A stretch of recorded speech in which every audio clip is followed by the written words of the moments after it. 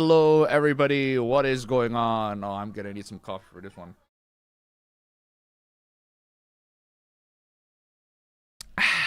Man, what a wonderful week it was. Crazy week as well. Anyway, how are y'all doing? Hope you guys are doing very well in this wonderful time, wonderful evening.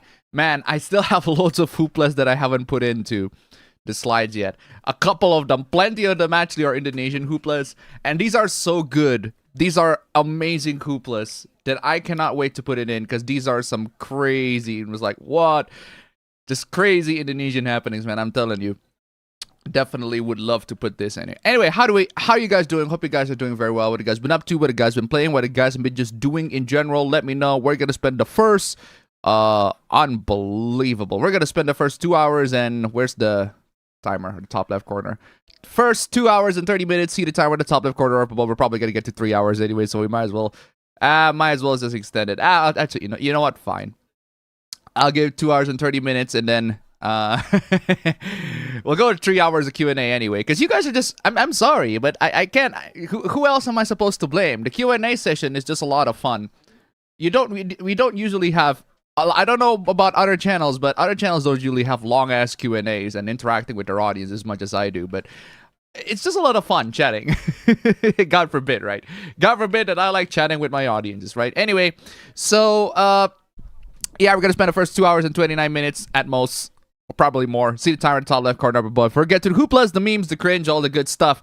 I got lots of stuff to discuss, lots of stuff to tackle, lots of hooplas that I have screenshotted, but I forgot to put into the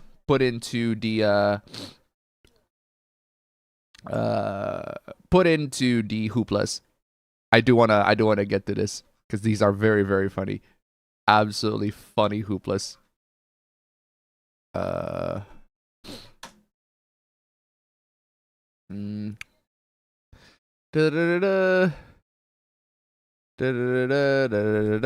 Let's see some of these.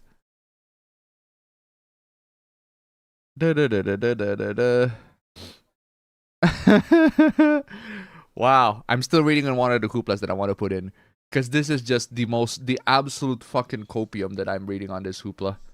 The absolute copium. My goodness. And you wonder why the job market is terrible. This is one of those hooplas. I'm like, you look at this and be like, okay, now I can see why people are not having jobs. It's because the people that gave them are such absolute incompetent douchebags. Holy God, this is some of the worst copiums I've ever read. And I cannot wait to read it with you all here. This is some good shit, I'm telling you. Some good shit. Oh, this is some good shit. Oh, I need that clip. I need that clip though. I need that clip of Ghostface going, it's some good shit. Oh, that is some good shit, I'm telling you. Also, why is the chat frozen?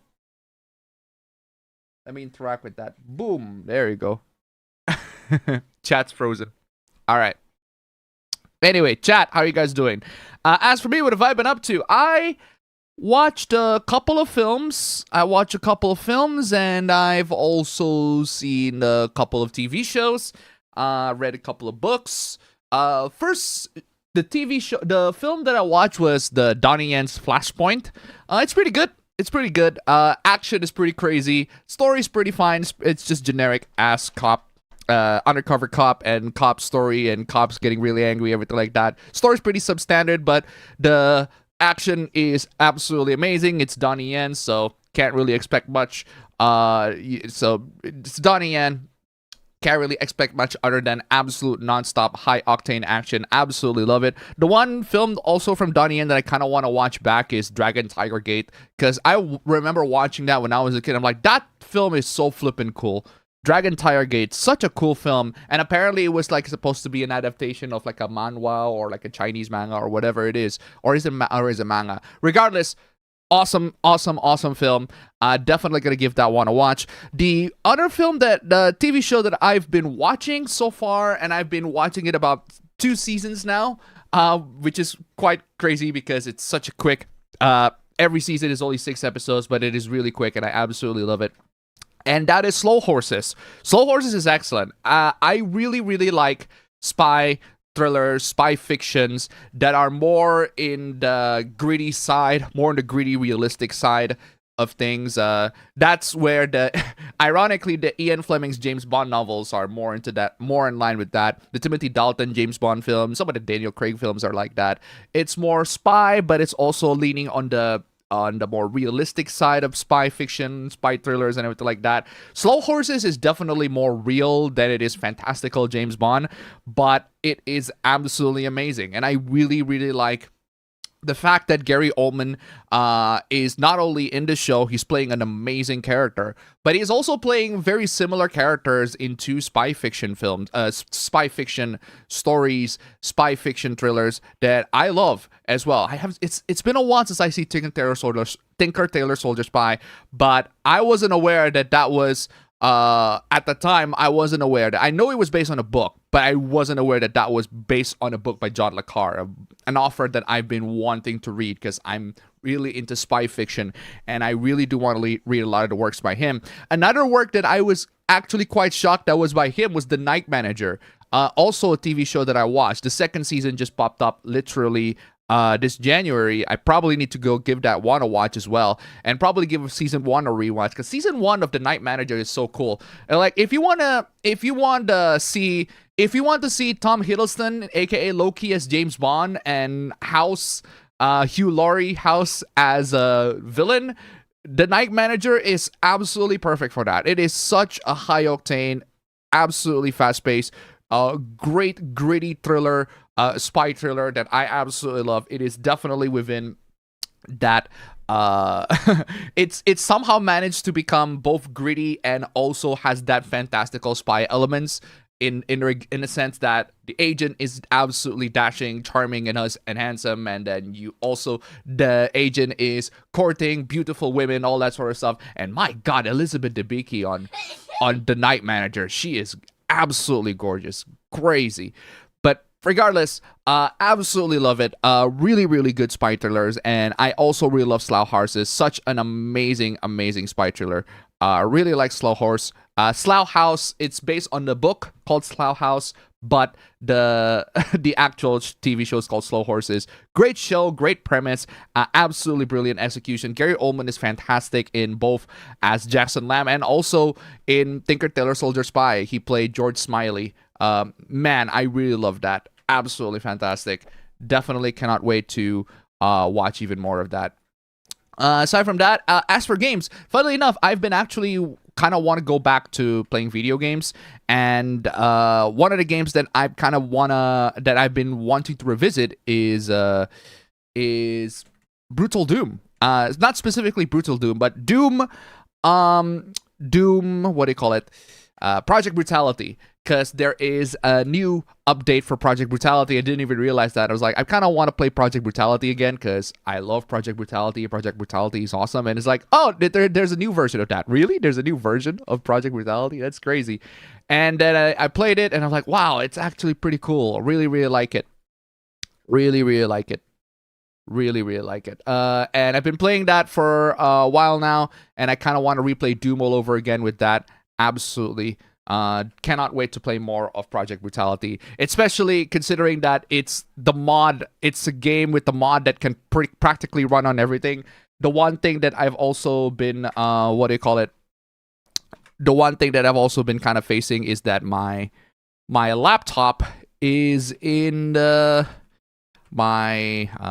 MacBook laptop. Bit of a kernel issue on that one. I had elementary OS there, but I have a kernel issue that needs fixing, and I was like, okay, you know what? At that point, I might as well just hop to another distro.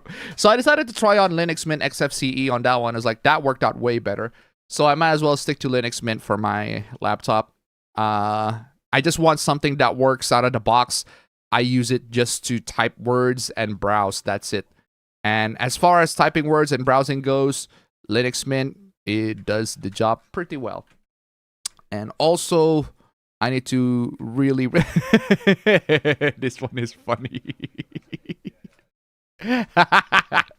Oh man, some of these Zooplas are so funny. They're so hilarious.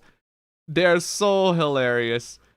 They are absolutely funny. We are actually approaching like hundreds of slides. Oh. Oh, I love these supers. I cannot wait to show all of these to you. Oh my god, immediately we got donations already. Thank you so much. Rapid Kirby 3K tip $1. Also, no. You have to, I'm gonna mute on this end. I don't need double notifications on that one so that I don't get confused. I haven't opened my Stream Elements page yet. Oh man. Rapid Kirby 3K tip $1. Bring me everyone. What do you mean everyone? Everyone! Compared to the Need for Speed Most Wanted and Leon the Professional, Gary Oldman did it better. Gary Oldman certainly did it way better. Thank you so much for the donation. Keep them coming. Absolutely love Gary Oldman in Leon the Professional. He's also amazing in that one. Man, crazy. I definitely want to grab a couple of interesting. This Hoopla is funny. This is such a funny callback. This is such a funny callback. Such a funny callback Hoopla, throwback Hoopla. And I can assure you, you're gonna have a lot of great time. We're gonna have a great time just making fun of this one. So funny. Such a funny callback. Such a funny callback Hoopla. Man. It's a shame that you guys can't see what I'm cooking. Not yet, at least. You're gonna see it, but I am reacting to it as I'm going I'm going full DSP when he played the virtual boy. It's like, yeah, I'm reacting to this garbage. But it is funny. It's juicy. Super juicy. Oh man. Also rich people, but still very juicy regardless. Oh man. Oh man, I am laughing at something that you guys cannot see yet. Oh, I cannot wait to show this. This is so funny. This is so funny. This is so funny. Oh, this is so funny.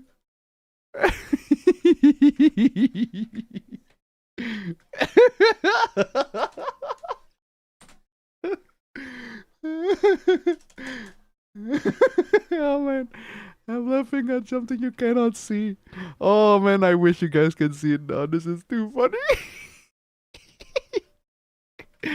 Oh man. Anyway, okay.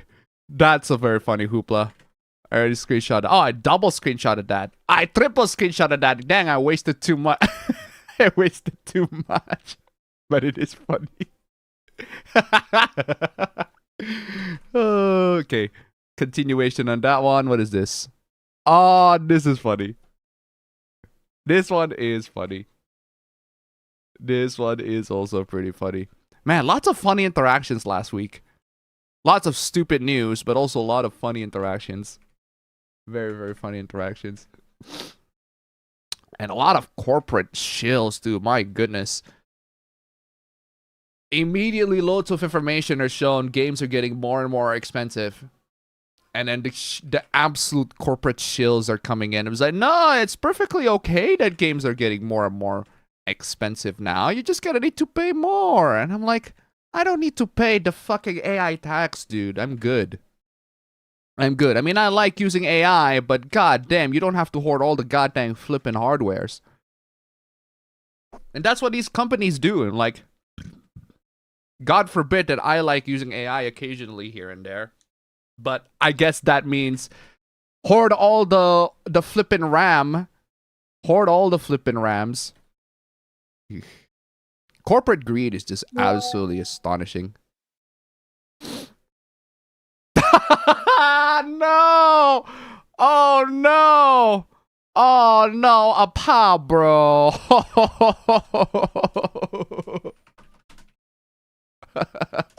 A pa, bro. Oh no. He just literally texted me. And looks like this is gonna be another week where we're going solo on this one. I am so sorry, guys. Man, a pa bro is caught with the sickness once again. That sucks.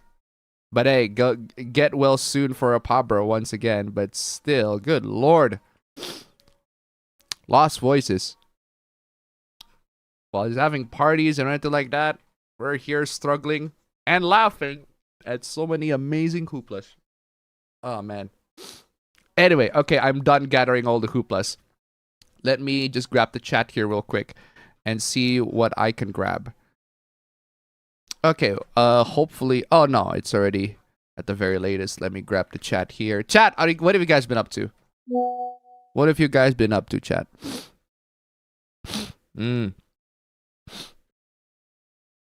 Oh, Kaede. I'm putting Kaede here as a hoopla. Not because it's Blue Archive for one, and for two because it's there's a Blue Archive hoopla, and it's an Indonesian hoopla, and also Japan hoopla, and both Indonesians and Japan, both Indonesia and Japan has a flag of red and white. Red and white is a color, so that's why I'm gonna make a theme. Red and white theme for this one. We haven't even gone to the Independence Day, and we're still getting resistance, I'm telling you.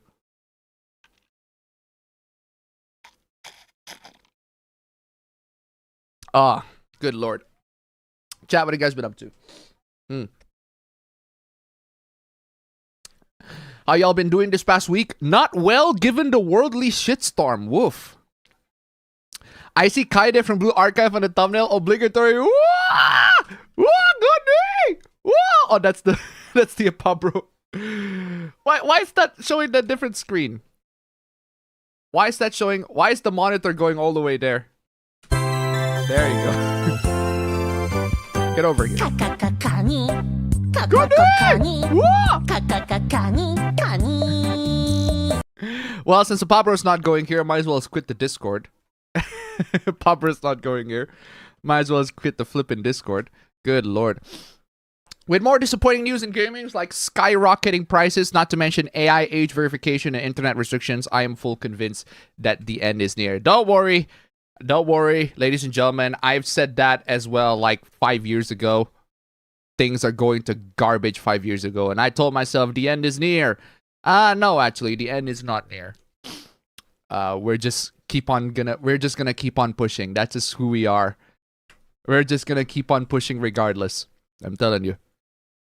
But also, I do want to see because I am seeing Xbox raise prices.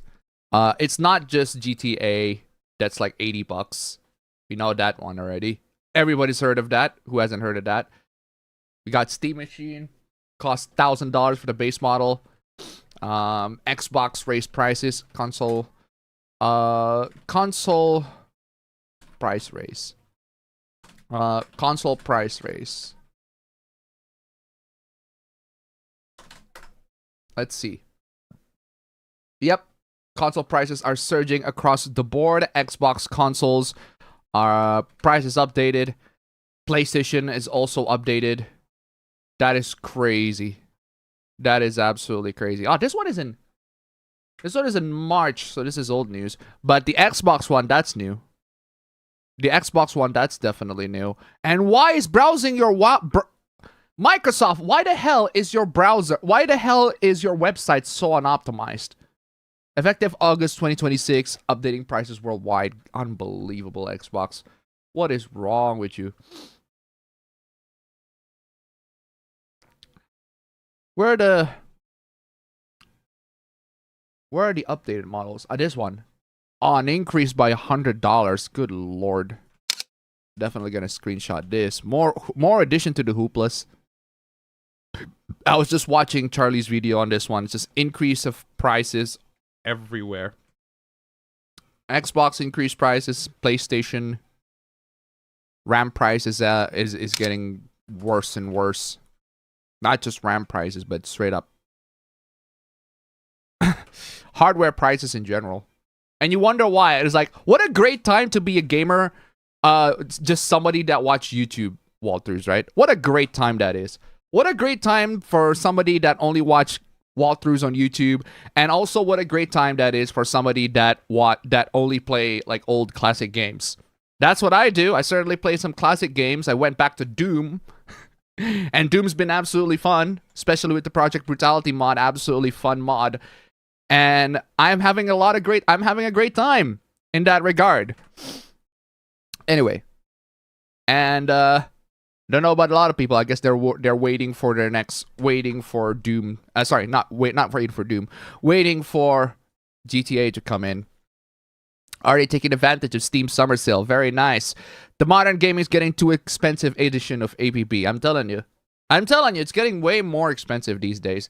It's to the point where there are loads and loads of people that are recommending you might as well buy those Android emulator consoles that let you to emulate, that let you to have a console that is portable, that lets you to emulate Android games. Not only just emulate retro games, but also play Android games as well. And you can also use that for Steam Link and link to your already existing PCs to play the games that way.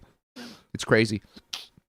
Ending Pride Month with EVO 2026 and Blue Archive Cunny Hoopla Edition.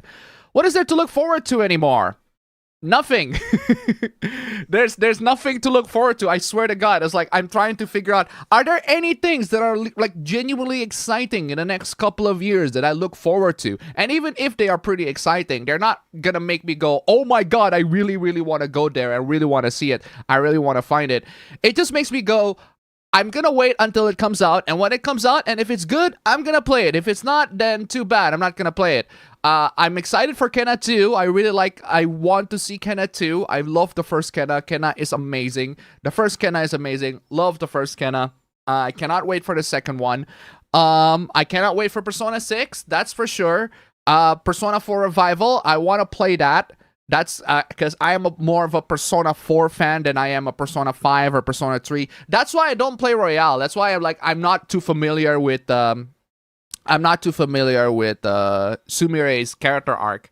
I'm not too familiar with Sumire's character arc in Persona 5 Royale because I haven't played Persona 5 Royale. I actually have Persona 5 Royale, but I just couldn't be bothered with replaying Persona 5 all over again, and also couldn't be bothered with just watching the social link or walkthroughs again. I can do that, but I'm like, I've seen the Persona 5 story already. Royale, it's definitely gonna update it in some way or other, but I just couldn't be bothered to get through it. I also not really familiar with the new social link with the character. I forgot the teacher, the physician teacher, the glasses one. I forgot his name, but yeah, I'm not familiar with him either, so I'm not familiar with those. Reload I'm familiar because I played FES, and Reload is just basically a remake of Persona 3, and FES, and most of the social links are there. They don't really not add anything that much. And if anything, what's very funny is that if you visit the Persona 3 Reload Wikipedia page, the plot of the Persona 3 Reload Wikipedia page literally just goes to go back to Persona 3, the original Persona 3 Wikipedia page, because the plot is basically the same. And that's what it is. Like, the plot's basically the same. With Revival, I am a huge fan of Persona 4. I played the original PS2. That's how I got into Persona.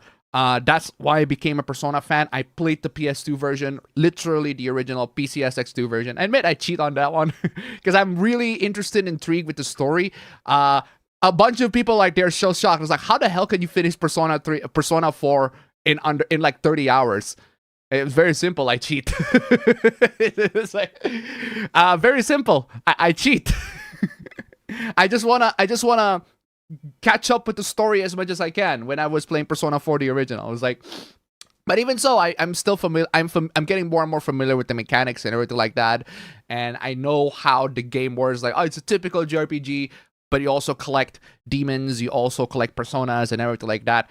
I got familiar with the gameplay, I got familiar with how the Shin Megami Tensei and Persona gameplay works and why people are really into it. It's more of the high school sim mechanic that makes Persona more distinct than any other JRPG. It's like, it's half high school sim and also half JRPG, and that hybrid and synergy between the two complement each other really, really well. That's why people love the the newer Persona games. They managed to integrate those two elements very well, and I cannot wait to see how Persona 6 is going to integrate the high school life sim and also the actual story, the high school sim, and also the JRPG aspects.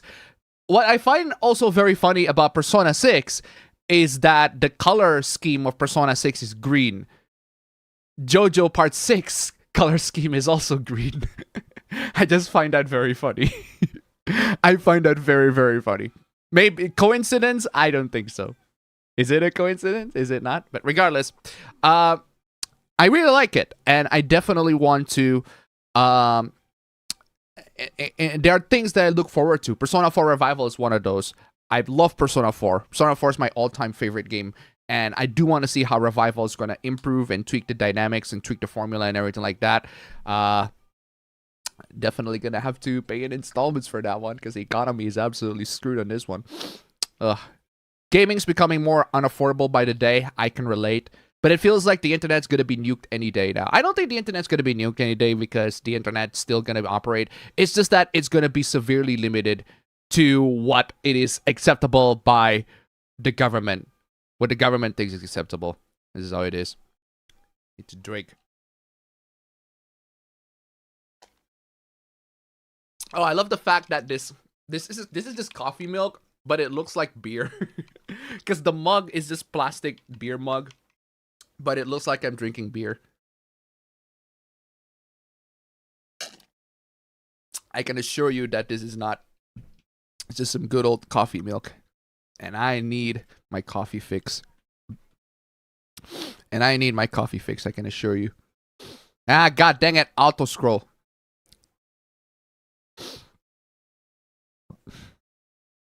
Oh yeah, I do. One thing I can say for GTA 6, I definitely look forward to the walkthrough.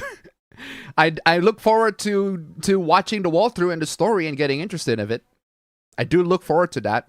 The one thing that you guys, because maybe most of you guys don't subscribe to YouTube walkthroughs, YouTubers that post walkthroughs. Like I do subscribe to plenty of them, and they always upload the full game, or at least parts of the full game, like day one. They always do that.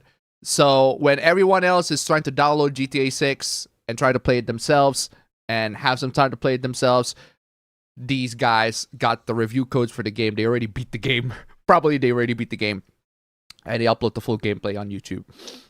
Anyway.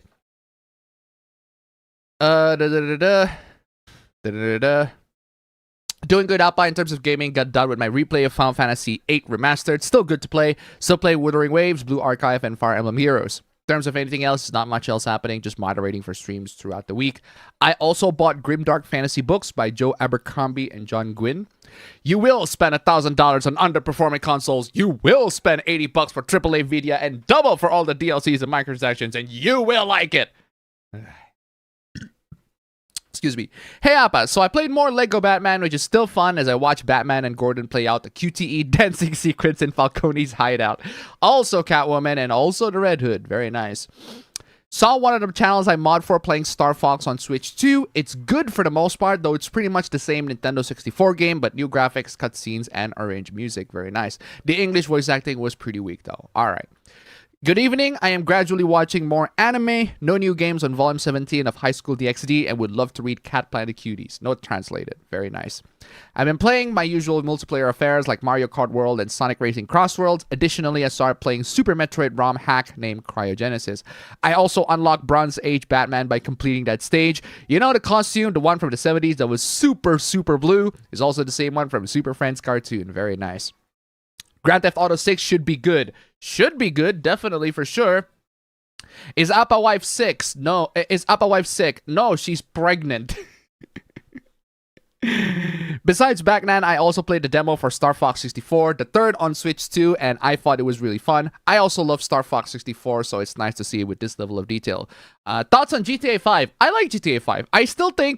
I still maintain that GTA 5 is the most accessible GTA game. If you want to get into GTA, you want to know the gist of it, GTA 5, just go ahead and play that game.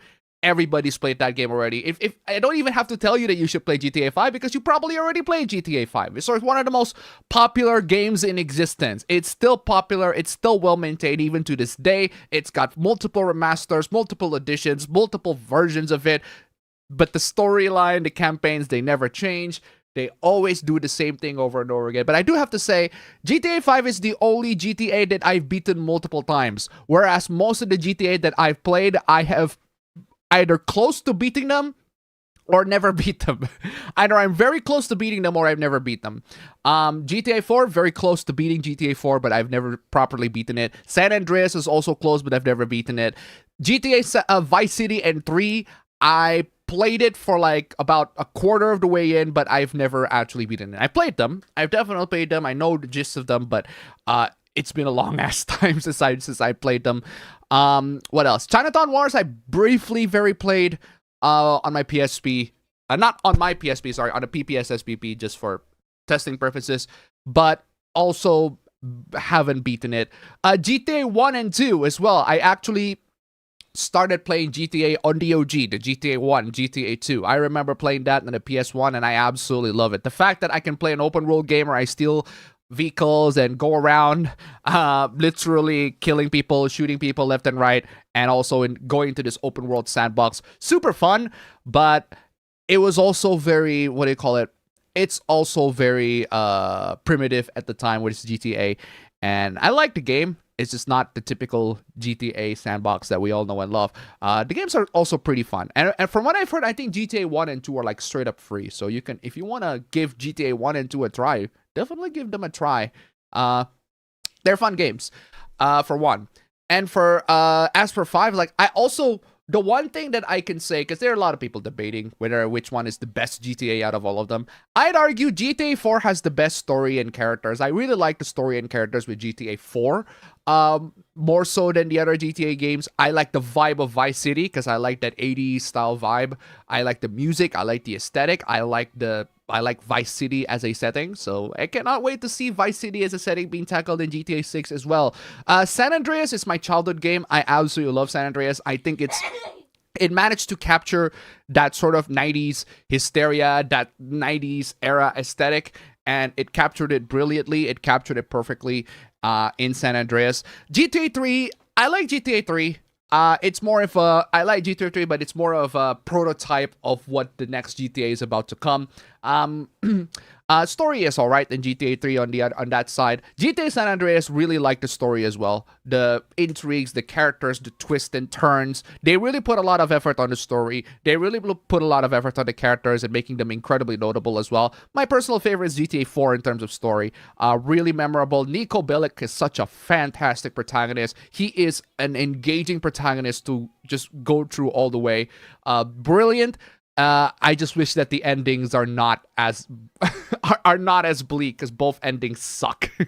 Both endings absolutely suck for GTA 4. GTA 5, that's why I said GTA 5 is the most accessible. Like all the characters, all the characters are incredibly likable. I like the characters, I like their journey, I like the story progression, everything like that. The only thing that GTA 5 is weak for are the villains. The villains are not that exciting.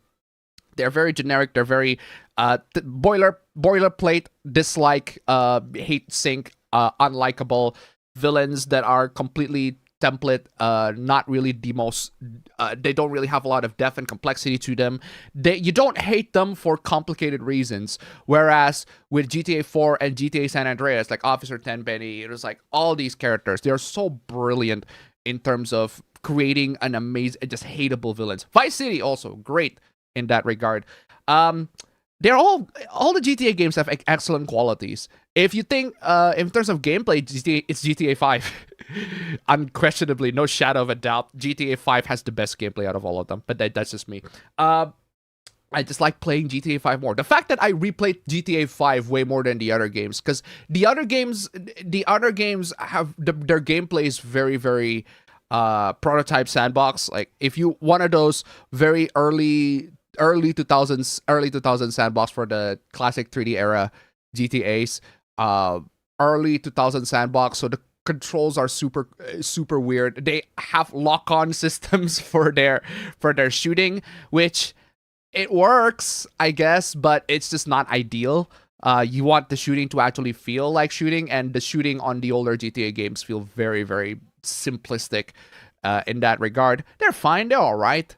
It's just not as fun as GTA 5 where they actually shoot. Another thing that I like with GTA 5 way more than the other games is that the wasted the ragdoll physics. GTA 5, straight up, if you're gonna talk about funny ways to die, it's GTA 5. GTA 5 is the only game out of the whole series that just gives amazing compilations. Like one of the YouTube videos that I love to watch because they're just funny is wasted compilations of GTA 5. Like genuinely, they are incredibly hilarious. I just watch them. If I'm stressed out and I need something And I need something that's super funny. I need something that's funny. I need something that's hilarious. I need something that just relieves some stress. I just go out and watch some GTA 5 wasted compilations. Like, they're so funny. Like, they're absolutely hilarious. They're absolutely funny. They're absolutely hilarious. I just keep on watching them because, like, like, people just find the funniest ways to die in GTA 5. And all of that combined with the ragdoll physics, and when you get to see them, the characters' expressions when they die, they're just so funny. Like, I'm like, how can you not laugh? How can you not laugh at this? He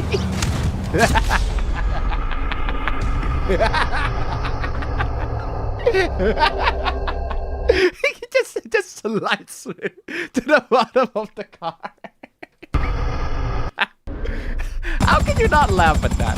I was like, just small things like that, man. Absolutely fantastic. Absolutely funny. If you want to have a good laugh, if you want to de-stress yourselves, one of the amazing gameplay videos you can watch is just compilations, GTA wasted compilations. They're just so funny. You'll see just ragdoll physics being thrown around, people experimenting ways to die with GTA 5. Lovely. Lovely. This is one of the most entertaining parts of YouTube, if you ask me. But alright. That's just me, though. Just watch Angry Joe cry over a bad movie, Supergirl. How far he fell off. But Supergirl, from what I've seen, Supergirl is actually a pretty bad movie. More like generic. Just meh all around. Not exactly the hard-hitting that was Superman. But yeah. On the final APB Pride of the Month, too. It's like he's been asking not to be paid. Down with the sickness for real. I'd probably make the 4th of July stream a longer one. You heard about the GTA hoopla? Who hasn't heard about the GTA hoopla? Who hasn't? Who has not? Prices are there pretty much. Spilling my drink. Spilling my ice. I first thought the end was near in 2005 before the 2008 recession happened. That sucks.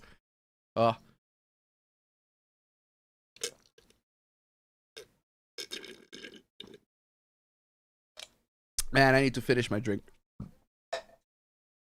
Okay. Done with the caffeine. Let's go. Hell no, I take my money elsewhere. Besides all that, not much else. I still intend to watch Superman and the many other movies I want to watch, but that's in conflict with other stuff I want to do. But that is life for you. Series X and S prices going up for the 3rd time. The 3rd time? Fuck me. I realize now too late that I should have bought a Ryzen 7 instead of Ryzen 5 since these prices are not going down till 2030 at least. Yeah. Crazy, right? Been thinking to buy Metaphor, another game for the Steam sale. If you have a PC that can run Metaphor, the game's already out on Cracked, so might as well just download the Cracked version. But if you want to enjoy the benefits of Steam, there's nothing wrong with downloading it, buying it as well. Series S 512 gig model will soon cost the same price as Series X launch price. Good lord. Man, everything is skyrocketing by the minute. Even the value of Indonesian rupiah. Wait, I have that upside down. Oh no. Is GTA 5 available where you live? Yes, it's very available. It is one of the most highly accessible, easily accessible entry in the GTA franchise. Like, you can buy this game pretty much on any store you can think of. It is the one game that has been played by literally every PlayStation rentals. Every PlayStation rentals play GTA 5. Every PlayStation stores that I go to play GTA 5. It's like, you cannot go to a PlayStation store without seeing GTA 5. The game is everywhere. It is the easiest to access, the easiest to buy GTA game pretty much around the world. Around the world. And that includes Indonesia. You can buy it on digital, you can buy it on Steam, you can buy it on PlayStation Store, you can buy it on Xbox, you can buy it, you can go to a nearby PlayStation Store and ask the PlayStation Store guys, yo, can I get the jailbroken version of GTA 5 installed on my PS4? And they will flip and do it. It's crazy. You can also ask if you have a PS3, because GTA 5 was on PS3, remember? It was released on the on the PS3, Xbox 360 era of consoles. You can literally go to one of the PlayStation stores here in Bali and they're like, can I have GTA 5 on my PS3? And they will give it to you. It is like spread like wildfire, absolutely crazy. It is the most easily accessible GTA game pretty much in existence compared to any other GTA games. It's like, you can ask for GTA 5, they'll have it. I have it ready. I got 1,000 stock of this one. Don't worry about it. You're not gonna be running out of stock of GTA 5. I can assure you of that. It's not especially here. As Detroit to $1, I wanted to repeat this response from my chat. I thought the world's gonna end in 2012, but we're still here. Exactly. I am looking forward to the release of Psychopomp 2. Also, thank you so much for the donation. And Detroit, keep them coming. Ladies and gentlemen, if we can make it to Stream Elements number 2. Sorry, not Stream Elements, just one. I want to do the normal Stream Elements again, but instead of multiplying it, I just bumped the what do you call it, the chat, so that you guys can know how much I earned this week. There's news on Rent a Girlfriend anime being still ongoing for 6 seasons, and Kazuya is still a chicken. Why are people still reading slop? Hey, don't get me wrong, Apabro also reads romance slop, right? But even he has way more dignity of reading romance slop than Rent a Girlfriend. I can assure you of that. Keep it Marsandy tip $1, and GTA 5 is also cheap, constantly on sale. On top of that, it often includes GTA Online, a live service game like that. No wonder the meme rings through. Thank you so much for the donation. Keep them coming. Again, GTA 5, the game that you can basically go anywhere and people will tell you, people will know what you're talking about. It's like, you know GTA 5? It's like, yeah, I know GTA 5.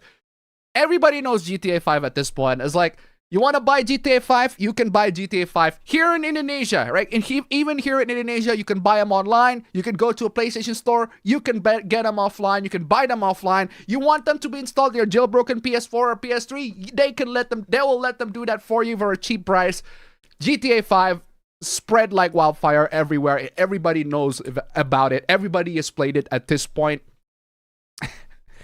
Anyway, Season 6 is a thing. Crazy. When Appa says he will play a game, he means he will click play on the YouTube video showing the game.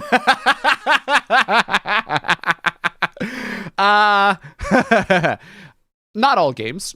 Not all the games. Sometimes I will definitely spend my money and time to play those specific games, but yeah, for the most part, I'll just gonna click the play on the YouTube because I ain't got no time.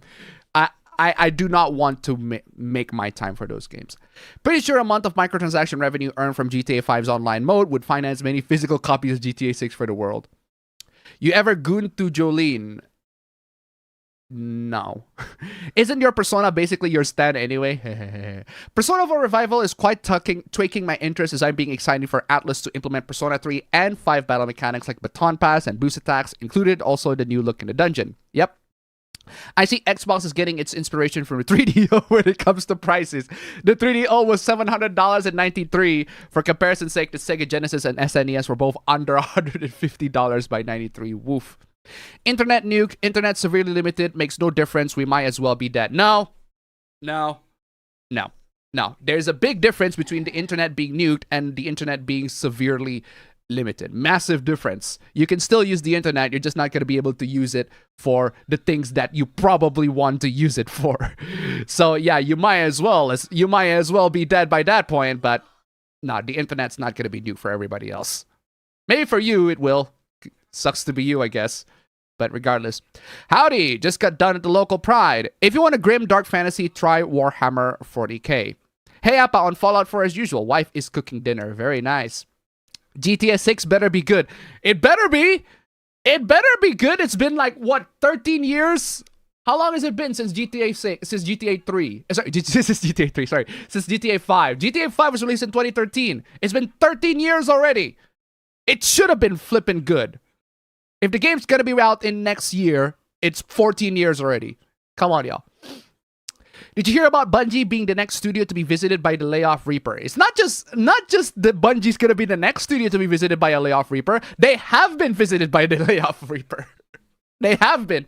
You know, the funny thing is, when I make that video and I talk about how games, video game developers, game developers are getting laid off. And I'm like, I was talking about the Xbox one, right? I was talking about the Microsoft potentially laying off developers. And then I look at the developer layoff counter, and EA does that. EA does that first, and then EA just decides to do that. You know what? EA decides to do that. Oh my god, what is this one? It's been 2 days since the last gaming layoffs. 2 days. The EA layoff was like a couple days ago. And this not even EA. Oh my god, it's like, we got new layoffs every week. New layoffs. How is that possible? There's a new layoff? I thought we'd talk about the EA one literally this week. There's another layoff. Hold on, no way. Oh my god, I talked about the EA layoff last Wednesday. I made the video when I talk about the layoff Wednesday, right? I have the schedule here. I talk about the video of the EA layoffs on Wednesday. And when I was making that video on Tuesday, right? I was making that video on Tuesday. And I go to the site that literally tracks 2026 gaming layoffs. And the site literally says, yesterday, EA laid off loads of people. I'm like, of course EA is gonna do that. But the fact that I revisited that and there's a new layoff aside from the one that I was about to talk about, the Xbox one, is absolutely crazy. So, but now you're telling me that 2 days after that, there's another layoff again? Keywords has laid off 128 employees in San Francisco. What the fuck? That's crazy. What is Keywords? Game service provider keyword. Oh no! No way! No, hold on. I'm screenshotting this. I'm putting this on the Hoopla. Okay, live Hoopla insert on this one. That's crazy. No way you're doing that. No way you're doing that. Oh, gaming continues to be, not only that gaming continues to be expensive, but also continues to be scummy. Because God forbid that you are a game developer and just developing games, right? God forbid. If you're a game developer and you develop games, you are screwed. It doesn't matter if your game is good. It doesn't matter if your game is amazing and well received. It doesn't matter if the game sells incredibly well. You're definitely gonna get axed by the developers, by the companies anyway, in some form of another. In some way or the other, the company is gonna axe you, and it is absolutely crazy. I'm gonna include the EA one because I just found that out. It's like, how is it possible? I took this screenshot literally a couple weeks ago. A couple days ago I took the screenshot, and there's already a new layoff. There's already a new layoff from this one. The EA one is at June 22, right? The EA one is at June 22. And then the keywords one is at, what's the date on this one? It's at June 26. It's like there's a new layoff every day at this point. It's like layoffs after layoffs after layoffs. It's like, how the hell is that possible? The Western gaming industry is absolutely fucked. I'm telling you. It's been, last time I screenshotted, it's like, it's EA's layoff. I'm hoping that that's the last one. But no, a couple of days later, another layoff from the Western gaming industry. It's like, the Western gaming industry is absolutely screwed. I don't understand how the hell how is it able to stay afloat at this point? It's crazy. Add Detroit tip $1. Tapping the glass on EA again. Unbelievable. EA. Absolutely. EA games. Piss off everyone! Piss off everyone indeed. Thank you so much for the donation. Keep them coming. I forgot to show it, but regardless. Audio is pretty good already. Goodness. Like, how is it possible? It's like these layoffs are crazy. Not only that gaming continues to be expensive, screwing the gamers,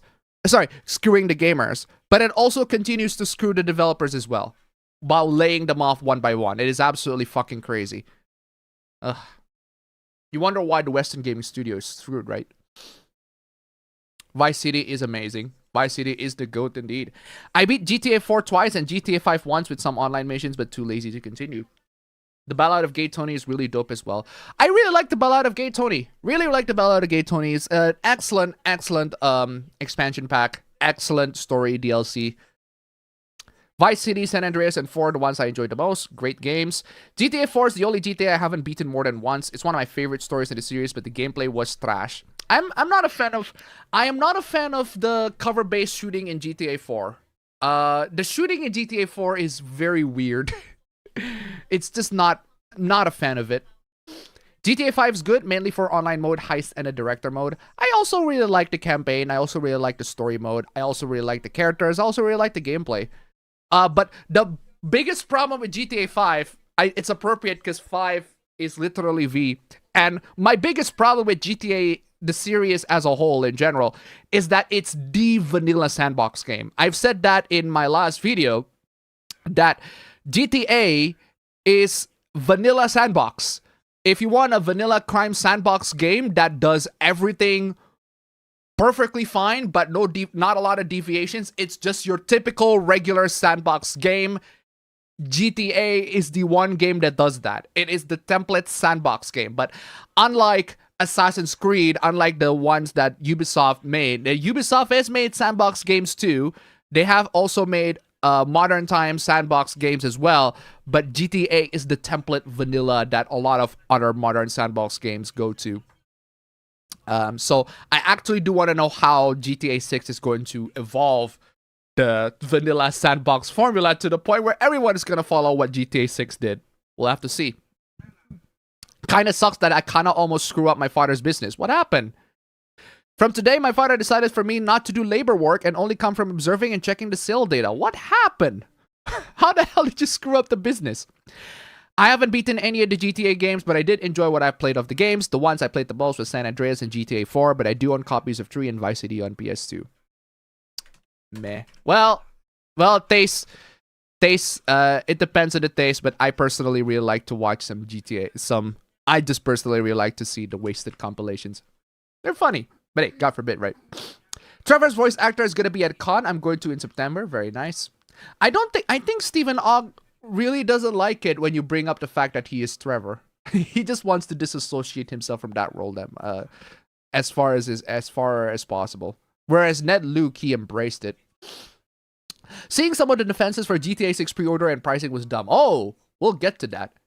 Actress Butterface from the 2000s versus 2020s one, but then let's compare the 1950s actress to the 2000s one. Okay. Also, this weekend is Evo, and I decided to bring this topic up, so I wonder why the FGC nowadays are so much hated, as some people from the certain minority group is considered a groomer? Huh? The notably dumb defense I saw was GTA 6 is cheaper than GTA 5 when it launched. It does not matter whether it's cheaper than GTA 5 when it launched. I don't care. I'm not paying for an $80 for that game. Not only that I'm not paying $80 for that game, I don't have a PlayStation. I don't have a PlayStation 5, and I'm not buying a whole ass console just to play GTA 6. Not to mention, like I said, GTA 6, Grand Theft Auto as a sandbox, as a franchise as a whole, is your vanilla sandbox game. If you've played a sandbox game that is a deviation, that is like a twist of GTA 6, sorry, if you played a GTA, because there are so much GTA clones right now, right? But the thing is, while their clones are not as popular, they have definitely done way better jobs at improving and building upon the sandbox formula that GTA builds upon. And GTA is still the vanilla sandbox game that a lot of sandbox games are built themselves from. But again, like I said, there are so many other sandbox games that do their sandbox, their shooting, their driving even way better. I really like one of the games I love to play was Just Cause 2. And Just Cause 2 is like a million times better of a game in terms of gameplay, in terms of fun, in terms of just the overall destruction and chaos that you can cause with Just Cause 2, the absolute craziness and the absolute madness that you can cause with Just Cause 2 is way above what GTA 5 is offering. And Just Cause 2 is still one of the greatest games of all time, if you ask me. Love Just Cause 2. Man, I want to replay Just Cause 2 right now. Such a fantastic game. Great game. It probably runs on everything right now. Just Cause 2. Such a fantastic game, that one. Just Cause 3 is like more modern, but Just Cause 2 is the one that I recommend. It's such a fantastic game. Although you have to install mods on that one. It's a lot more fun with mods, especially when you have mods that make the make the grappling hook so overpowered and so insanely cool, so insanely fun. The vanilla game is already pretty fun, but once you install mods, you just up the craziness. The same thing with GTA. GTA also has mods that you install, everything like that. But if you ask me, Just Cause 2 just had that. Oh my god, such a fun game. And that's like my biggest issue with GTA. My biggest issue with GTA, it's the vanilla sandbox game. It's just a crime sandbox game. Let you steal cars, let you shoot, let you go on missions.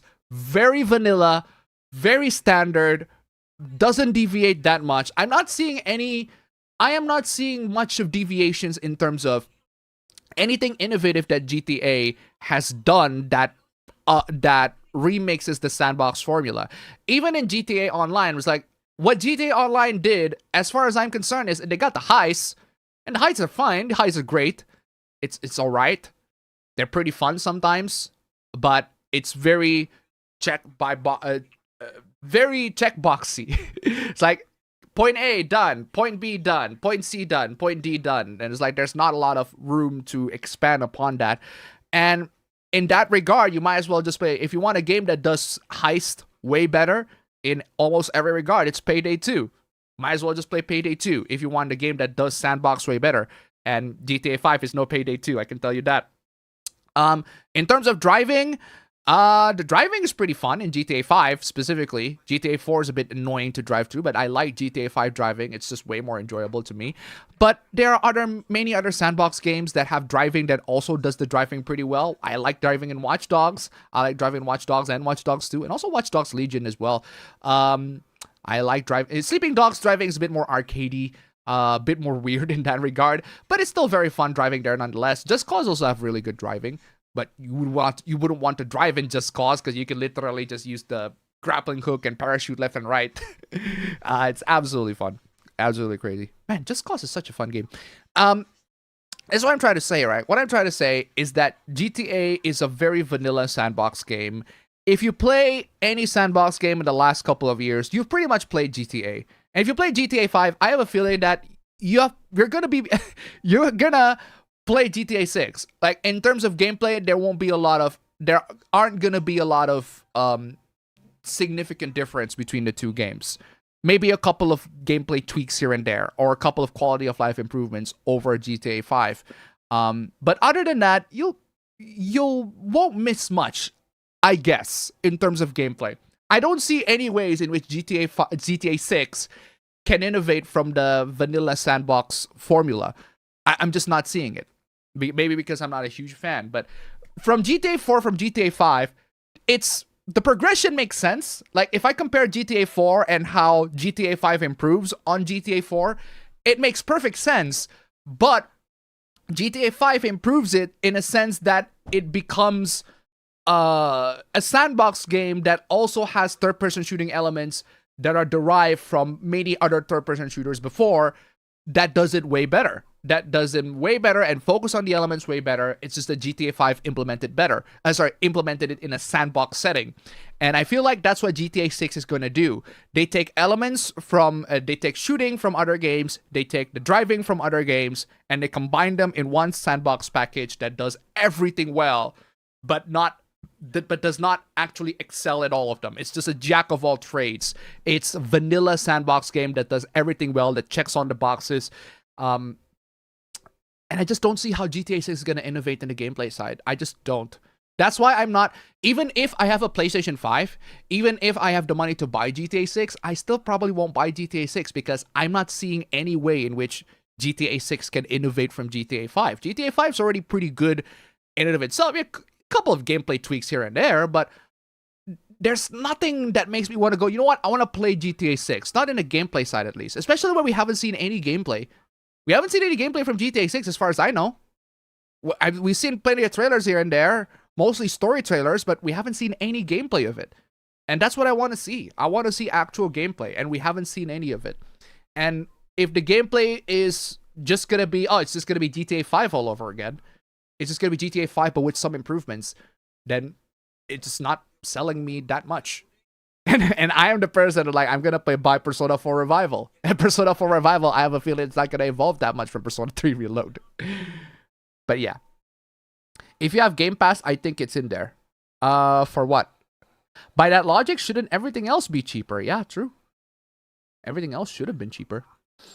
We have layoffs from Bungie after killing Destiny 2. The UK banning the use of AC in the middle of a big wave. I know that one.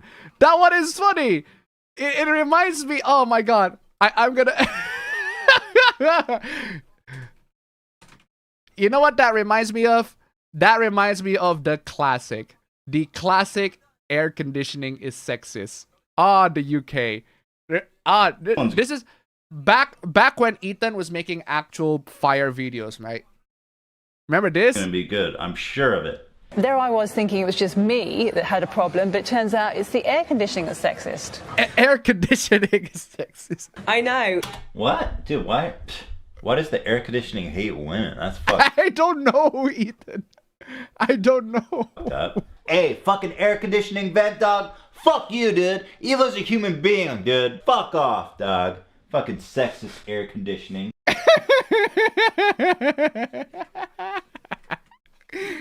Oh, the UK.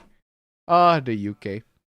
I mean, what else can you expect from the British? Let us commence forth. British? What else can you expect from the British, right? Anyway. And Angry Joe losing his mind over Supergirl. I'm not paying attention to that. I think the bubble will pop because of government regulation. Except the government hasn't made any regulation yet. They should have. Doesn't seem like it, and my pay hasn't increased that much. GTA 5 is free on Game Pass. Well, it's pretty much cracked already, so you might as well get it. Oh my god, man. After we had a school shooting in Philippines. There's a school shooting in Philippines? There goes the boomer in our government trying to invite the Gorebox Roblox game dev, linking it to the shooting. What? Huh? The main reason I never beat GTA 4 was because the digital version I have on my 360 kept telling me to insert the game disc whenever I exited Nico's apartment. It's the digital version! What disc? Israel is threatening people with nukes now. Oof. I read a few chapters of Rent a Girlfriend, stopped at season 2, episode 5. So the fact that you already stopped one season in is crazy.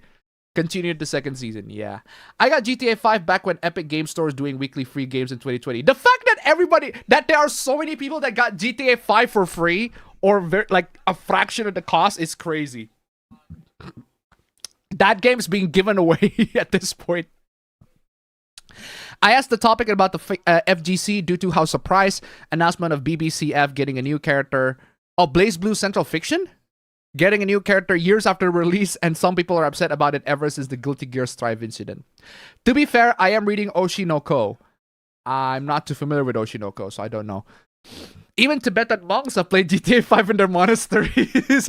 Honestly, I wouldn't have... I don't doubt that. I have a feeling that is exactly what's happening. Don't you think Jolene Cujo is hot, Appa?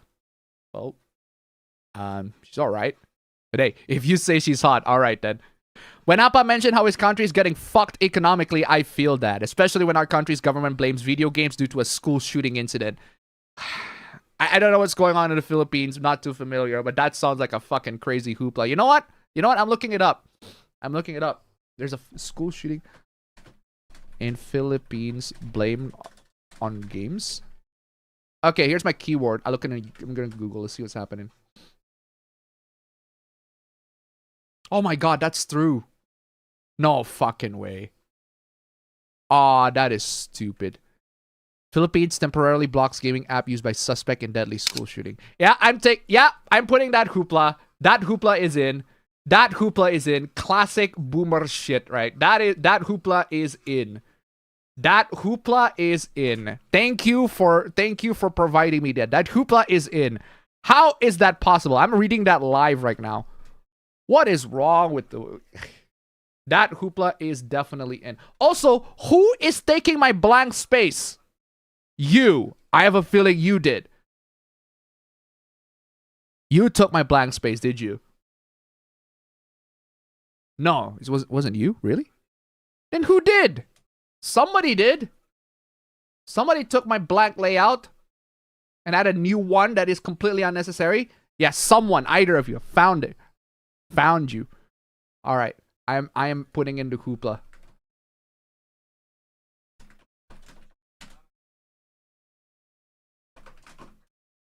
That's crazy. I am putting this hoopla. That's crazy. I am definitely putting this hoopla. How the fuck is that possible?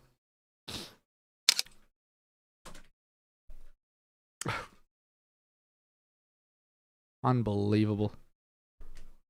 Well, I guess we now see the Roblox to school shooting pipeline. Right? Or is it Roblox? Is that Roblox? Or is it just something else? Oh, no, it's not. It's not Roblox. It's an entirely different game. Hey, gonna keep on blaming on that one, right? Unbelievable. How the hell can you even get guns in the Philippines? Is gun even legal in the Philippines? How is that possible? Yeah, I'm putting that on the hoopla because that shit's wild. That shit's fucking wild. Technically, I got laid off by my father after the laundry business losing customers because of you. How the hell is the laundry business losing customers because of you? What happened? What did you do? As interested as I am in Persona 4 Revival, I just want to know if we'll have the unlockable TV channels in Golden like Mr. Edogawa's. Oh, Mr. Edogawa's TV Classroom? Oh, no. Mr. Edogawa's TV Classroom, tennis trivia minigame, and galleries. Oh, hold on a second. Are we gonna get this one? Are we gonna get, where's that clip? Where's that clip? Oh, why don't I have that clip? Ah, this one. Let's go.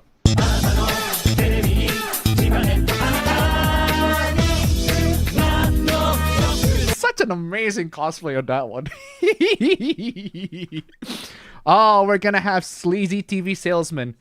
Sleazy TV salesman Tanaka-san back. Come on, let's go. Let's get the salesman. Oh, Bungie lost 50% of their staff and the remaining staff was sent to work on that shitty ass slop marathon. I'm excited for the Ackman's yearly layoffs counter. Bro, there's a website that literally does that for you. I'm telling you. Look up gaminglayoffs.com. It literally does that for you. The ABB is about to get layoffs if a Pabro doesn't step up his game. Oh. My hoopla's already, and it's a mega pack. So much it could be its own segment, featuring baseless racism from your comment section, femboy slander, and a shill with anger issues. Baseless racism from comment section. Oh, I cannot wait to read that. That sounds fucking juicy. What is that? Baseless racism. Madam Savvy is going down the Paul Tassi route and becoming Corpo Shill. I have no idea who that is. I have no idea what that is. Anyway, let me download your hooplas. Thank you so much. Let me download this real quick. Thank you so much for the hooplas. If you got some hooplas, send in my way. Oh, of course, I forgot to play the E. I forgot to play EA Sports. Where's my EA Sports? There you go.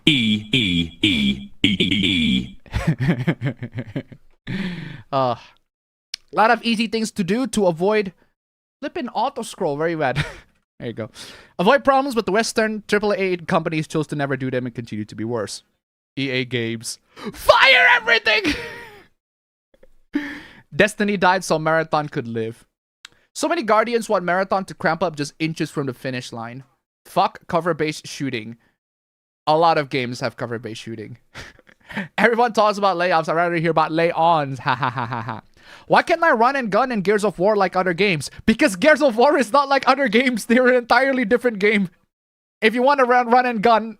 If you want to run and gun in Gears of War, I think you got the wrong game, dude. I think you should buy Doom instead. Running and gunning in Gears of War. You got the wrong game. I'd say it also screws the developers as well, since they're not the ones pricing the game. The upper management are. The higher the price, the less people that buy it, does the developer suffer. That, again, that's one thing, right? The thing is, even if the game is priced fairly, the developers are still going to be screwed anyway. I forgot I need to grab that Yahtzee video where is that Yahtzee video where he talks about layoff. Anyway, it doesn't matter. You're gonna get layoffs. You're gonna get layoffs regardless.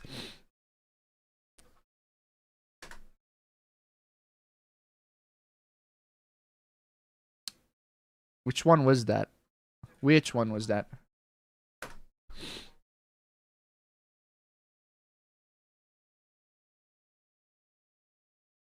Which one was the Yahtzee one? I mean, he illustrated so perfectly. It's like, oh, you do this, fired. You do this, sacked. You do this, you're still gonna be fired anyway. So screw you. Oh, your game is incredibly successful. Fired. Bye-bye. Crazy. But which one was that? Which one was his review that was what he was going that? Was that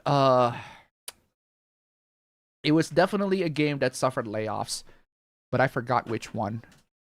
It's not Hi-Fi Rush, because Hi-Fi Rush got the layoff way later. Which one was that? I genuinely forgot.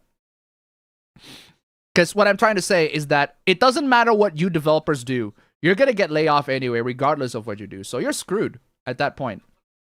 You are screwed regardless. That's just how it is. Unbelievable. Anyway, where is I? Destiny was murdered so that Marathon could live about 6 months.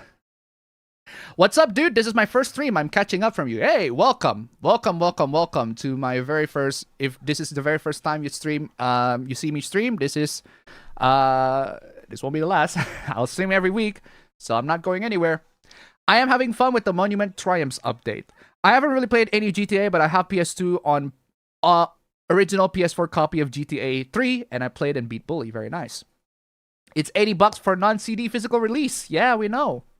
Did you hear about Twitter people claiming Maureen from My Dress Up Darling is a feminist icon? It depends on how you define feminist.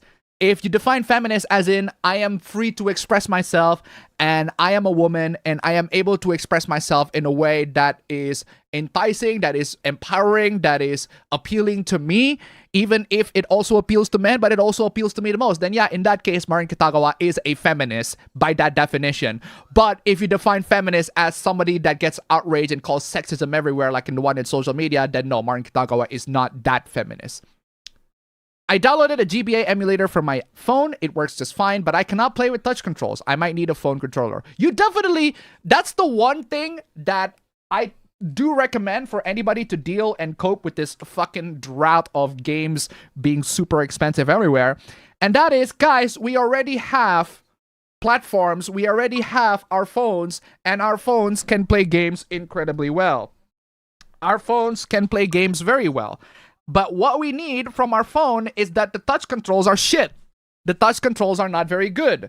And in order to mitigate the touch controls, let me give you a solution.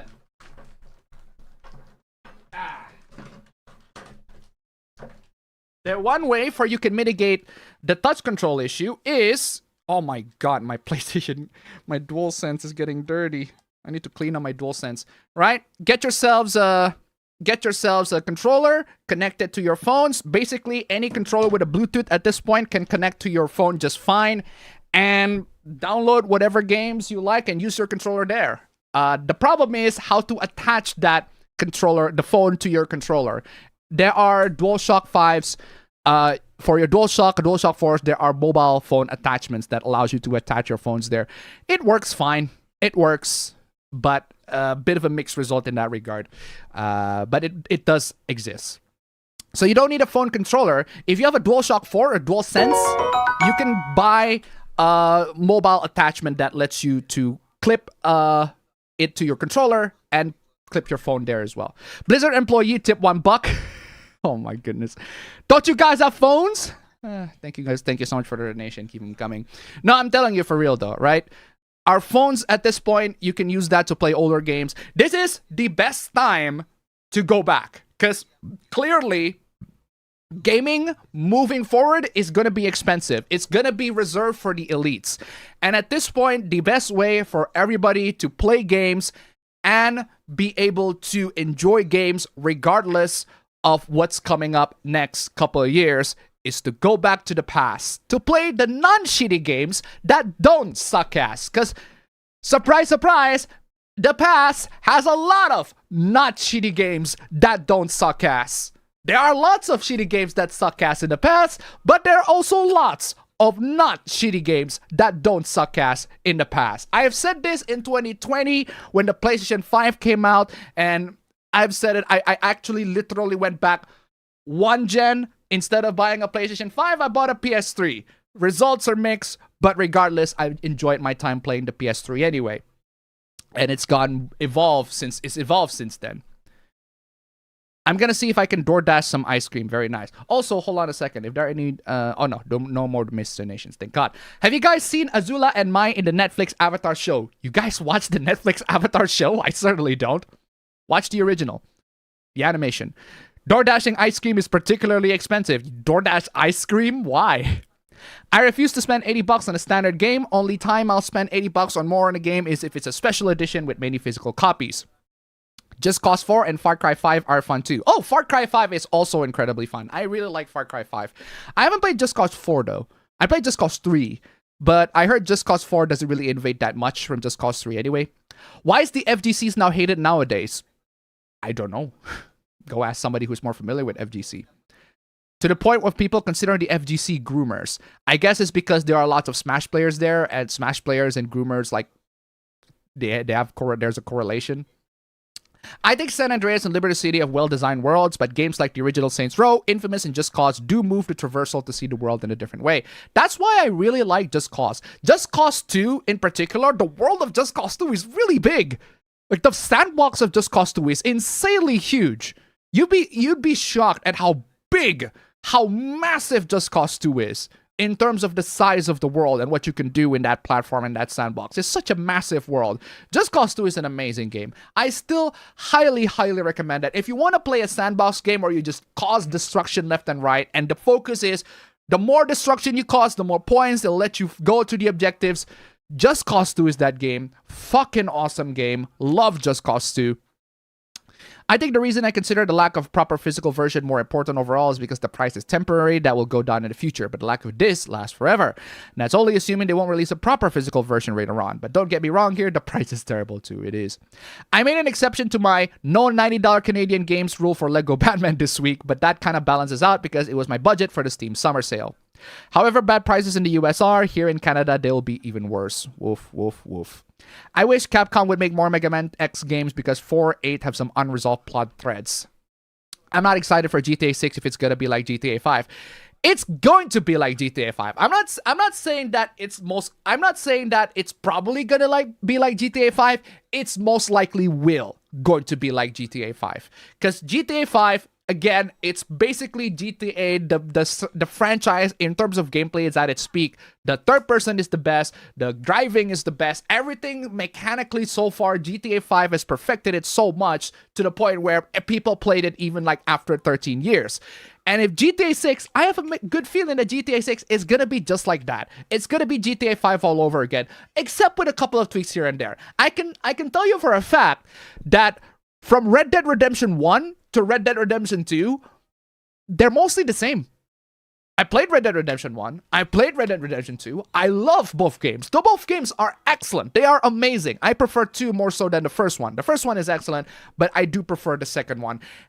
And even so, in terms of gameplay, in terms of the mechanics and everything like that, they're very similar.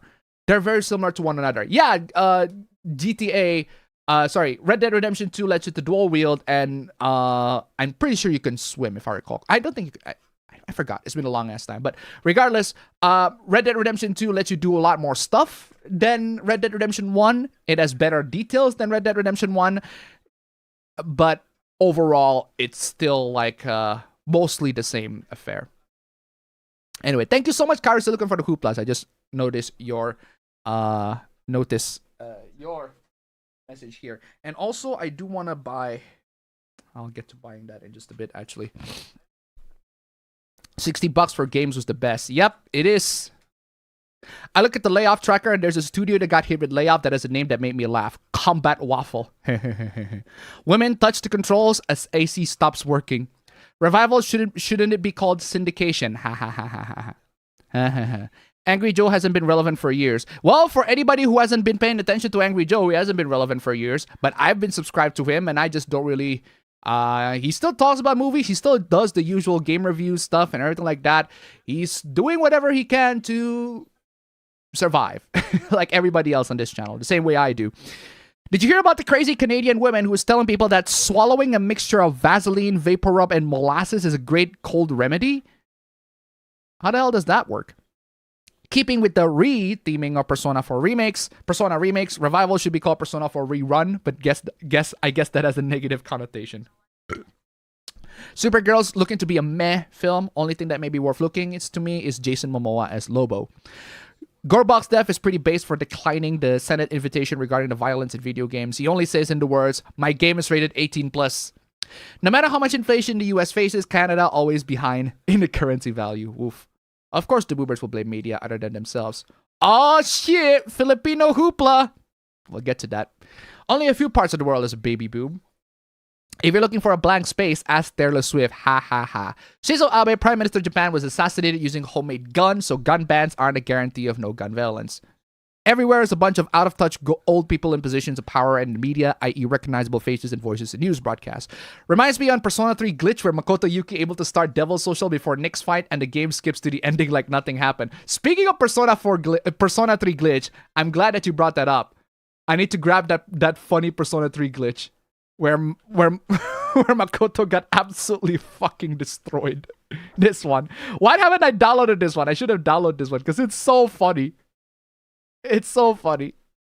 He's so bad. I'm playing this.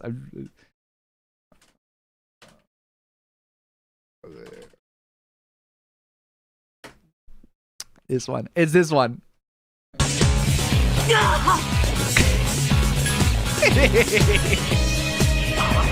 What is it?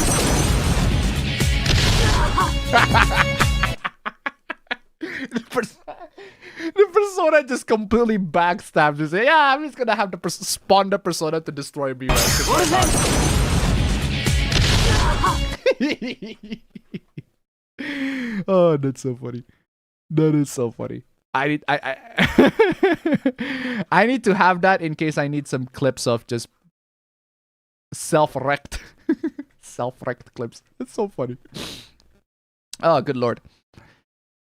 Not Mr. Edogawa, but still iconic. As a Filipino, it's legal to own guns here, but it's real difficult to own due to hefty paperwork, plus owning it is costly and hassle because of those permits and paperwork. Ah, so like America then.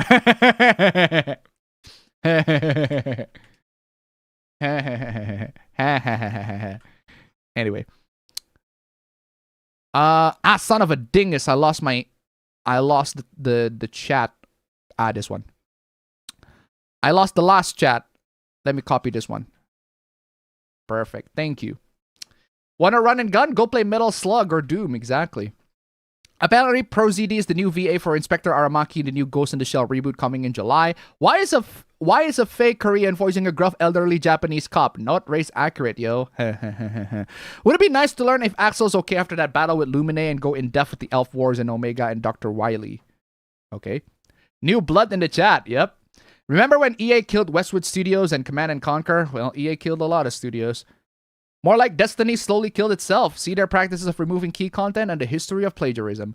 Marion ain't no man-hating cunt to be called a feminist icon. Yes, she is not the man-hating feminist. But if you're talking about an actually properly independent woman that does not care about what other people think and is able to freely express herself and gain her independence to express herself in a way that she likes to express herself in a way that she considers comfortable, then yeah, in that regard, she is a feminist.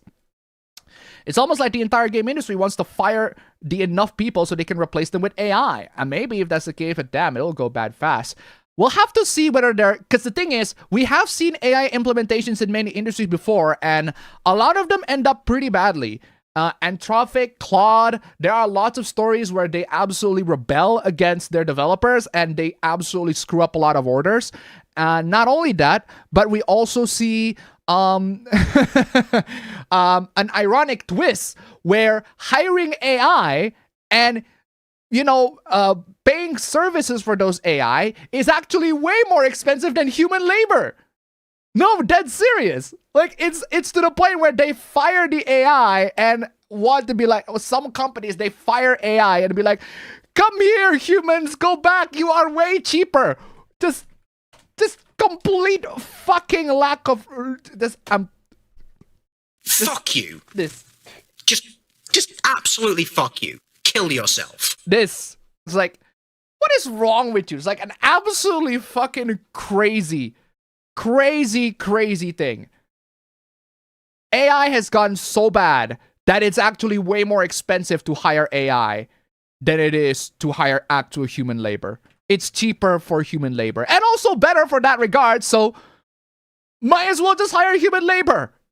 I mean, we're at a point, like Indonesia right now, it's crazy. Like, I'm telling you, we are screwed. This country is screwed, ladies and gentlemen. I'm telling you, I hate to say it. I'm gonna repeat it many times. Like, I'm gonna shove my politics here. I'm telling you, because this is concerning my fucking livelihood. I mean, I'm gonna need a platform to complain about it so that you guys can understand what the hell that I and many other people in Indonesia are going through. Our economy is screwed. Like, our economy is screwed. The fact that I am able to earn actual dollars from the outside means that I work outside of Indonesia. Technically speaking, I work outside of Indonesia. Apabro got it worse, the worst of all, because despite the fact that he is actually in Netherlands, he couldn't get jobs in Netherlands. My sister got lucky, got incredibly lucky in that regard. She managed to get a really good, well-paying jobs in Netherlands. She's probably going to stay there for like a long period of time. But not my brother, though. Not Apabro. He's coming back here. And he ain't got no jobs in Netherlands. He's definitely not going to get jobs here. Like, our job market is absolutely screwed. It's screwed, right? It is absolutely crazy. One of the things that absolutely pissed me off was like my wife, I was reading these articles. I was reading through the AI summaries. I was like, no way they did that. And I was like, I'm in so disbelief. I'm making noises to the point like my wife is like, what the fuck are you on about? What is it? What are you reading? And what happened is the Indonesian government, they tell everybody, yo, our unemployment numbers are at an all-time low. Right? Crazy. Wow. An achievement. All of us, our unemployment levels are at an all-time low. Isn't that crazy? Isn't our government is doing amazing in this economy? Are we doing amazing in this economy? We're doing great. Our employment rates are down because they changed the definition of employment. Apparently, according to the definition, if you work more than 1 hour during the period of 1 week, if you work for more than 1 hour out of that 168 hours, you are employed.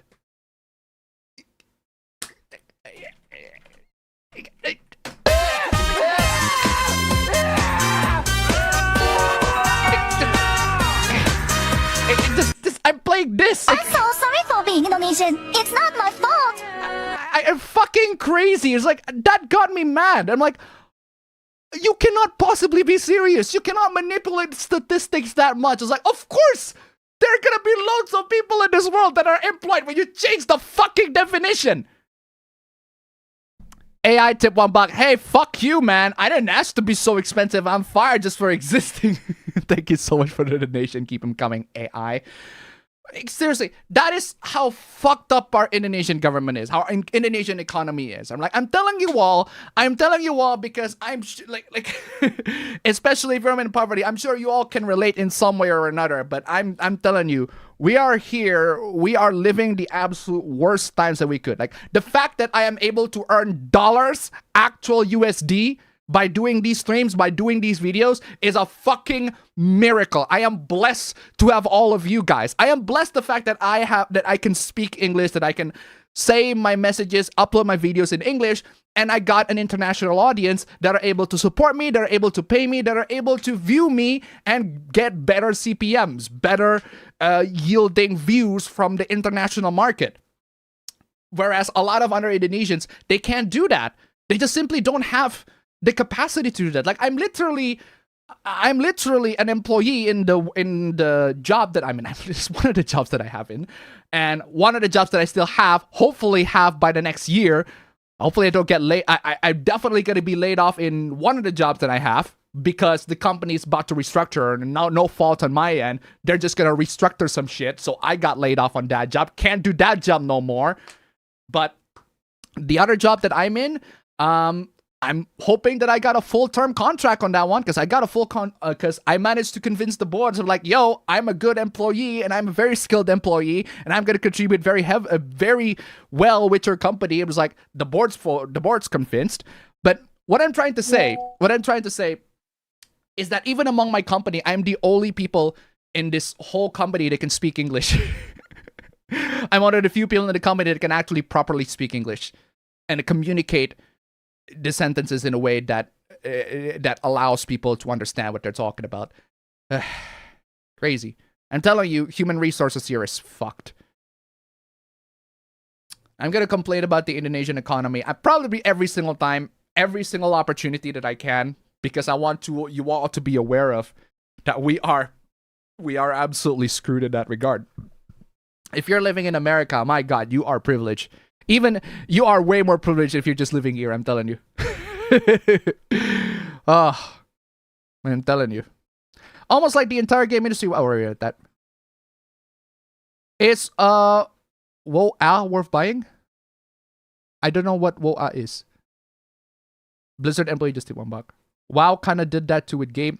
Well, XQC, I hope you're happy now. GTA 6 does indeed cost $100 for the complete edition, not regular complete edition, because that's what the ultimate edition is. Go fuck yourself, XQC. Well, there are loads of corporate shills in this regard. Appa, have you tried the mobile accessories that clip onto the phone that are controllers for mobile games? Yeah, that's pretty much what I was talking about. That's a reminder that there's been bad games since gaming has existed. Just see how many episodes of AVG there are after 20 years. Pretty sure most of the hated FGC is because of the damage the Smash Bros. Competitive scene did. I don't live this walking distance from a DQ and I don't drive. I would have played it just cause, but it pisses me off how many DLC it has. Pirate the flipping game, bro. Get all the DLCs. Still waiting on gameplay footage. Rockstar had a chance to show it at the game events at the beginning of the month, and they didn't show up. Dead or Alive 6 last round is out, and it's getting massive negative reviews. And review bombed for being literally the same game as before. I mean, is anybody shocked? Is anybody shocked? It's just the same game. Angry Joe turned into what he's against by becoming corporate commander. Wait. Okay, hold on a second. How is he becoming a corporate commander? Because I do watch Angry Joe. I do watch his videos. I do watch his streams. I do watch his reviews. I don't see him becoming a corporate commander. He's still talking reviews. He's still against corporations. Like, how is he becoming corporate commander? I don't know. World Cup attracted to sidekicks and witches for some fucking reason. As I've mentioned before, I don't really mind when a sequel plays like it's a previous game. Again, I don't mind that. That's perfectly fine. But what I do mind is whether that sequel is worth buying for me. Whether there's a purchase value for that sequel. And to me, at least, if it plays exactly the same as the original, there ain't gonna be not a lot of purchase value on that one. Mega Man has always been an example, as all 6 NES Mega Man games play almost the same, but they're all good. I'm pretty sure they are. I'm not too familiar with Mega Man, but I am pretty sure they're all incredibly good. Again, what I'm trying to say is that in regards to purchase value for a new game in this current economy, in this current year. F. Okay, next part of the chat. I think I am almost exhausted to chat. All right, there you go. CNC being Command & Conquer being killed by EA. Don't remind me. Remember when EA killed Maxis? Hello, Appa. I am from Nepal. I'm the person that says Dragon Ball fans are brain dead anti-fiction fans. Okay. Well, there are definitely lots of Dragon Ball fans that are anti-fiction, but most of them that I see, not really. Yes and no. Philippines only allows semi-automatic, but that doesn't stop underground workshops craft single-action revolvers and M1911s, so that you have to rack up just like a cheap airsoft pistol. Well, at least you can have guns. Did you hear about the one in Canada where the shooter tried to shoot up a Pornhub office? Wait, what? But shot and killed a couple of cops instead before getting neutralized. That's stupid. Gotta go for now. Just check the after stream. All right. See you. People complain about Steam Machine being 1050 and claim that they can build something cheaper. No. No. No. Hold on. No. Yes. Technically, in terms of performance, you can build or even buy something that outclasses the Steam Machine. But here's the thing. The Steam Machine is a portable device. Sorry, I would say portable device. The Steam Machine has a smaller form factor than what most value build are going to be. The one that I seen that beats Steam Machine, they are all like ATX form factors. Not MATX, not mini ATX, but ATX form factors, which means it's going to be a standard PC in the form of a standard PC, which is fine if you want to build a standard PC, but that's not what the aim for the Steam Machine is. Also, I do have to say, I forgot about mentioning this, but the one argument that I say that can be completely against the Steam Machine being $1050 is laptops. Because laptops are way smaller in terms of footprint, in terms of form factor, it's way smaller. It's not only that, but it's also portable, and you can have an RTX 5050, 5060 there that probably matches or even competes against the Steam Machine in that regard, and can actually play games properly just fine. It's like, I actually want to know what are the prices for the laptops here in my local store. All right, this is just the local store price in my local area, not the ones in the retail store online. So if I buy a Steam Machine right now, $1050 USD to IDR. If I buy a Steam Machine, $1050, that's gonna cost about 18 million rupiah. That's crazy. That's crazy. Hold on. Why is there no way for you to like convert it in a way that I can see the split properly? It's like it's 18 million rupiah. That's the more likely it is. 18 million rupiah. Okay, what do you got? The local store that I have. What gaming laptop or PC do you have that are under 18 million rupiah? Let's say an RTX 5050. 5060. Actually, hold on a second. I'm gonna verify this to Gemini first. What are the specs? Gemini, I want you to quick check. What are the Steam Machine? I want to know what are the specs for Steam Machine. If the Steam Machine costs Steam Machine costs 1050 for the what do you call it? The base model without the controller. I think I can get a laptop that's cheaper than that. A gaming laptop that's cheaper than that, but also has smaller form factor and portability. Smaller form factor, portability, and what do you call it? Better performance. Right? What are the specs for the Steam Machine? Would an RTX 5050 or 5060 gaming laptop be able to compete or against the Steam Machine? Again, I'm only talking out of my ass for now, but I do want a quick verification, quick check on Gemini. See what it says.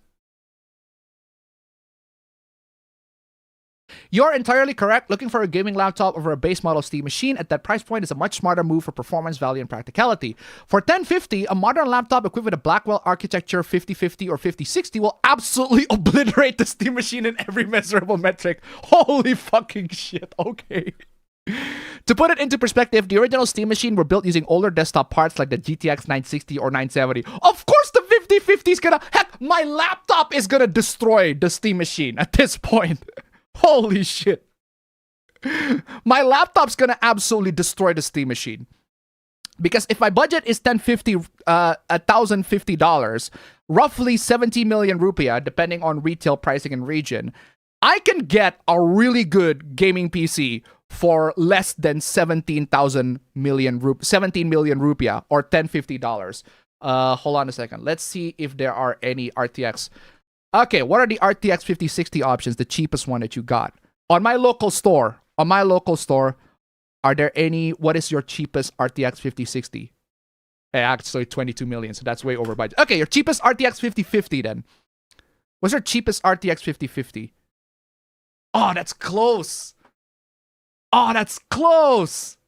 Never mind. Forget what I said. Okay, hold on. So the Steam machine is 18,753,000 rupiah. So it's about 18.7 million rupiah for the Steam machine if I buy it in Indonesian price. But if I buy, I can get a colorful. Colorful makes laptops? I didn't know Colorful makes laptops. But regardless, I can get a colorful Evolve P15 with an RTX 5050, 16 gigs of RAM, 512 gig storage for 16 million rupiah. Way cheaper. Wait, why does it say have 17 million rupiah? I thought it was 16. Sorry, why does it say 17? Why does it say 16? I thought it was 17. Well, that's way cheaper then. There's also the Asus Gaming V6, V16. Again, this is on my local store. Don't know what it is on your store yet, but on my local store, 16 gig, Core 5 210H, 512 gig, 5050, RTX 5050 for 18 million. That's slightly less priced than the Steam Deck. Sorry, the Steam machine. So I can get a gaming laptop that completely obliterates the Steam machine for basically the same price. You might as well get that gaming laptop and install Bazite in there if you want that Steam OS experience, if you want that Linux experience.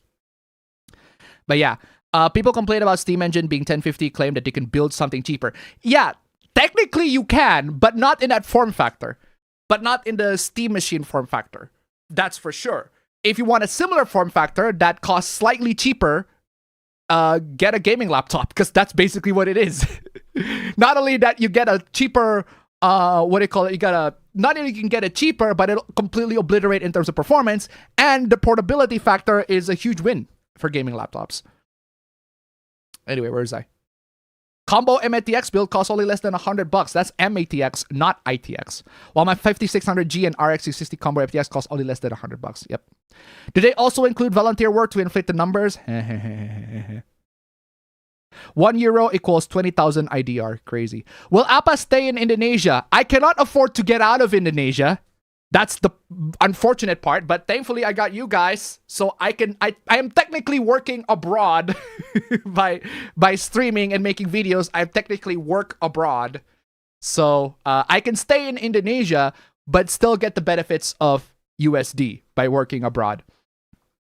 That has got to be the dumbest thing I've ever heard coming from a government that's not UK this week. I'm telling you. That's how fucked up the Indonesian is.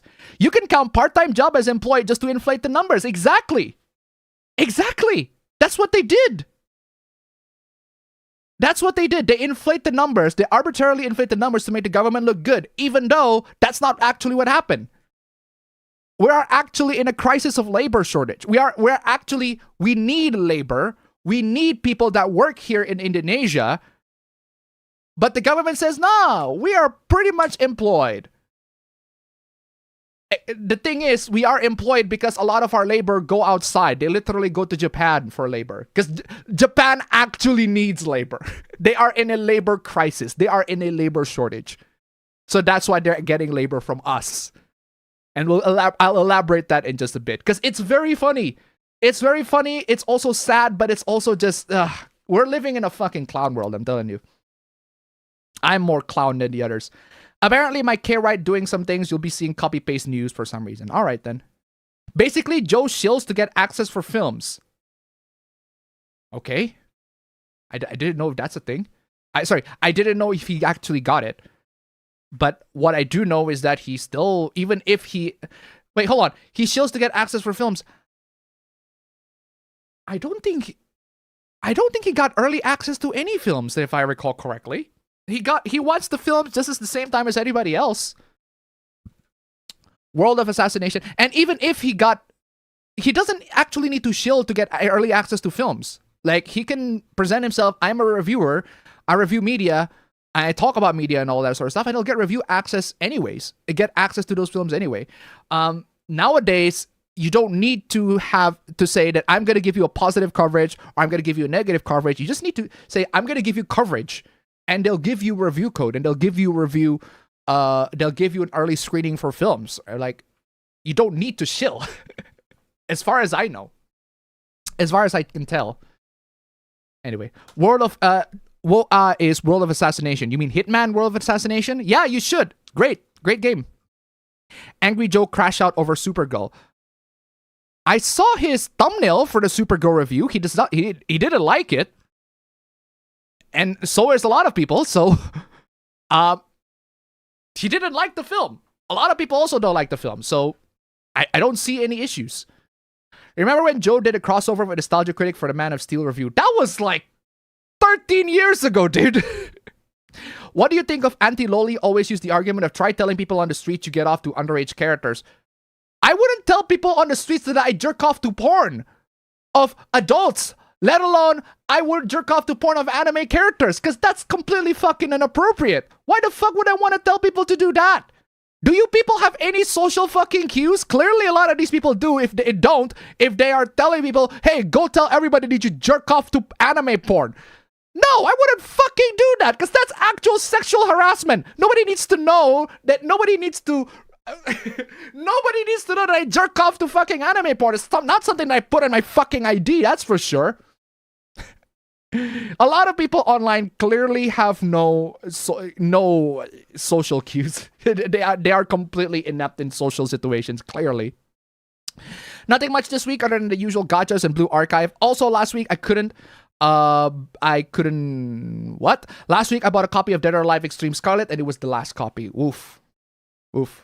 I remember the crossover review. Doug was right. I couldn't watch the last stream. Okay. There's more to the Canadian shooting case. The female cop on the side saw her partner got killed, ran to cover and accidentally shot and killed the civilian before running away and getting shot by the killer. Not familiar with that one. Should I get a PS4 or a newer flagship smartphone as a person living in Nepal? That depends entirely on what do you use it for. Do you want to play older games? And do you want to jailbreak your PS4 so that you can play older games for free? If so, then get a PS4. Do you want to browse social media? Do you want to play smartphone games? Do you want to take pictures? Do you want to basically do activities that are out of the PlayStation, out of the living room? Do any activities. If you go outside a lot and you browse your phone a lot and you use your phone a lot, you scroll, you browse, everything like that. If you do that way more frequently, then get a smartphone. Plain and simple. It depends. If you... son of a bitch, I overcharged my phone. Oh, almost. I almost overcharged my phone. Thank God. I always need to pay attention to my smartphone charging habits so that I don't overcharge the batteries. And also, I need to buy some stocks. Anyway, where was I? So yeah, get a PS4 if you want to play games on the living room and you need a platform where you can jailbreak. And if you need a gaming console in your living room, then get a PS4. If you want something new to browse, if you want a new phone to use for browsing and playing games, then get a flagship smartphone. And even then, don't get a flagship smartphone. Get a cheaper budget smartphone that still fits the needs. It depends entirely on what you need it for. Most people complain more about AI forcing Steam Machine to 1050 rather than Valve making it that price. I don't like Today Angry Joe because of his puritanical opinions and hate to Asian games. He doesn't hate Asian games. What? He does not. He does not. I watch Angry Joe and he does not hate Asian games. I can tell you that for a fact. I need citations on that one. I have watched basically all the Angry Joe reviews that I've seen, even the modern ones. I don't see him hating on Asian games. He likes playing Asian games, in fact. Nostalgia Critic thought the movie wasn't good. That's what I mean. Well, what do you call it? Man of Steel? I'm not a fan of Man of Steel. I can see... the thing about Zack Snyder is that he is able to create great vibes out of it. This is what I remember from that Nostalgia Critic and Angry Joe's Man of Steel review. What do you remember? Oh, I am Jesus. I am Jesus. I am Jesus. Thank you so much for the donation. Keep them coming. I also need to log into this so that I can buy some stock. Did you hear about the South African monarchist that is saying that there's nothing wrong with aborting unborn babies if there was a chance the baby's having autism or Down syndrome? You're playing with chances there, dude. You are playing with chances there. If you think that your baby has autism or Down syndrome, we haven't even figured out the reason why babies have autism and Down syndrome. If you immediately just like, you know what, I'm gonna abort my baby.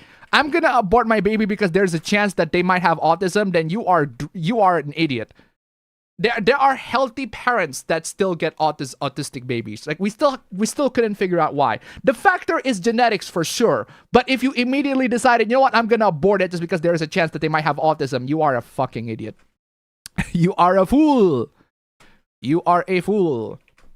Oh, got the number real quick.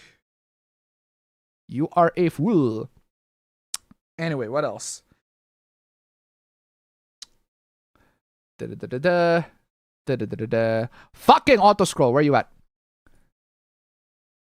It should have been about $700. Thanks, Sam Altman. Also, despite the price, Steam machines sell like hotcakes. That is crazy.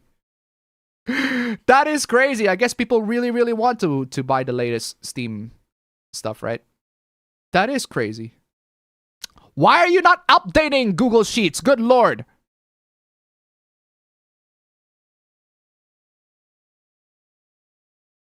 Okay, next one. Angry Joe is also a fake weeb who only watches Dragon Ball and shills for Crunchyroll despite the bad reception to it back in the day. He shills for Crunchyroll because he got sponsors, so that's normal for a lot of YouTubers back in the day. He shills because he got money. That's just how it is. But he genuinely likes Dragon Ball. He's not a fake weeb. He actually genuinely likes Dragon Ball. He is an actual fan of it.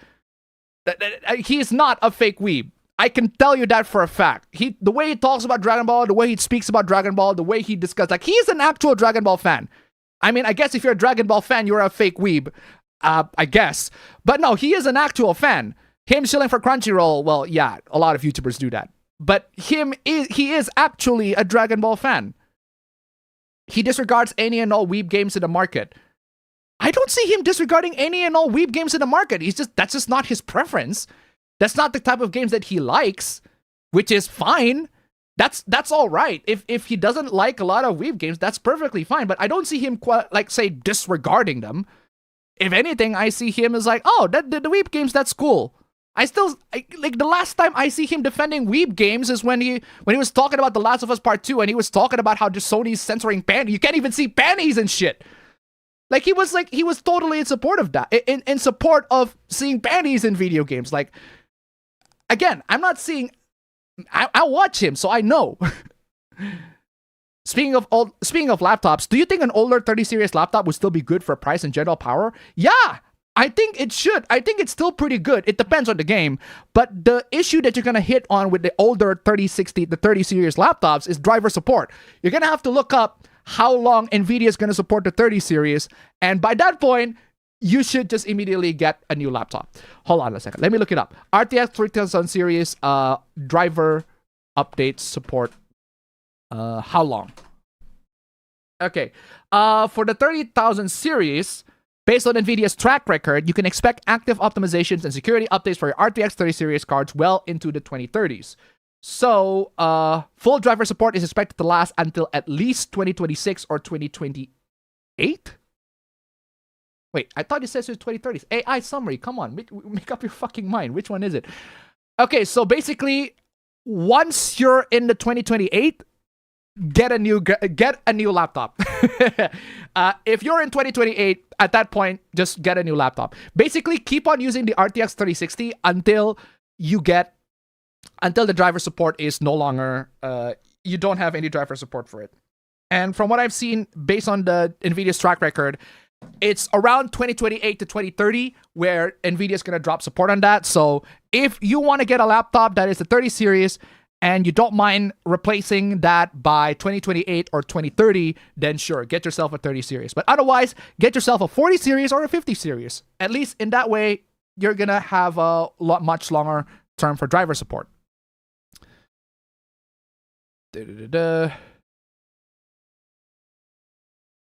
Hold on, let me just look up the. Oh, I can actually buy 20K. Dang, I'm sure I'm an idiot. Let me cancel this. I'm an idiot.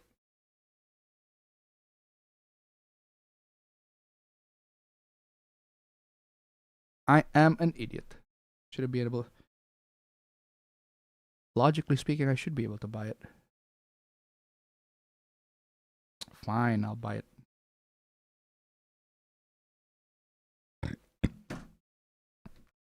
Okay, where was I? If you don't mind me just for a bit. Alright, perfect.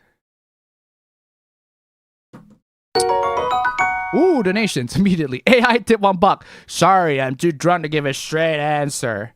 Well, if you're too drunk to give a straight answer, give a gay answer instead. Thank you so much for the donation. Keep them coming. If you're too drunk to give a straight answer, give a gay one. Pro tip. Anyway.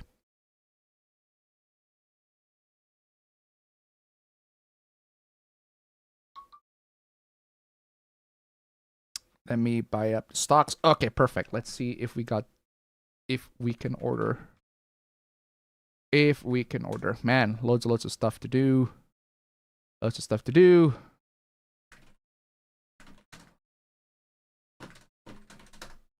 Oh, okay, perfect. That's done. Next part of the chat.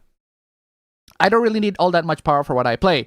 That's perfectly fine. If you don't need that much power, then the 30 series will do fine for you. What you might consider is driver updates. If driver update is a hurdle, then by 2028 or by 2030, you need to get a new laptop. Steam Machine getting owned by an entry-level GPU at full HD. Now, I'm dead serious. I'm dead serious. I just double check on the AI, double check on the answer, double check on the specs. I'm like, no fucking way that a 5050 is able to outperform a Steam Machine. And it is. Angry Joe is a normie with soft spot for sponsors. I don't think he shills Crunchyroll anymore. He doesn't do that. He doesn't shill any sponsors. He doesn't shill any sponsors other than no. The only sponsor that I see him shill is what's the name? What's the name? The drink. Is it Monster Energy? No, not Monster Energy. Oh, G Fuel. G Fuel. That's the one. That's the one. That's the one that he shills. He only shills G Fuel, which is not gaming and not media. So, isn't there a magical threshold for unemployment? Have you seen Citizen Vigilante? I have not. Why do you want to see Citizen Vigilante? That's it? This was the movie that caused Germany to ban it? I was expecting more. Appa has no choice but to stay in Indonesia, as he can't afford to get out Indonesia, for real. Maybe I'm just in a negative mindset because I'm imagining worst case scenarios regarding everything before they even had a chance to happen. Rookie mistake. Rookie mistake. All right? I have done that before, and no, it didn't get worse. It didn't get to the absolute worst. I have done that before. It didn't get worse. Don't worry about it. You'll survive. You will survive. You will survive. Slightly rough day at work. Misunderstood instructions because of fake accent. Oh. That's a dumb argument. Who the hell's gonna be talking about the porn they watch to random people in public? That's not their business. Exactly. It's a Twitter basement dweller. What do you expect with social things? Exactly. To gauge their reactions? Why the fuck would I want to gauge some stranger's reaction? Why? Why do I need to know what strangers' reactions are? It's like that makes no flipping sense if you ask me. I don't need to know what the stranger's reactions are. I do not need to know what the stranger's reactions are at all. Did Appa see my chat about FGC getting a lot of hate? I did, but I have no answer to that because I'm not too familiar. Hey man, do you want to know what porn I jerk off to? Who the fuck starts a conversation like that? I just sat down. New characters in Triple Z and tourists are complaining. Well, what else is new? I had hoped for Supergirl. Kind of wanted to see young female John Wick finding her place in the universe. Appa, do you have the ability to activate community in your channel? I do not know what that is, honestly.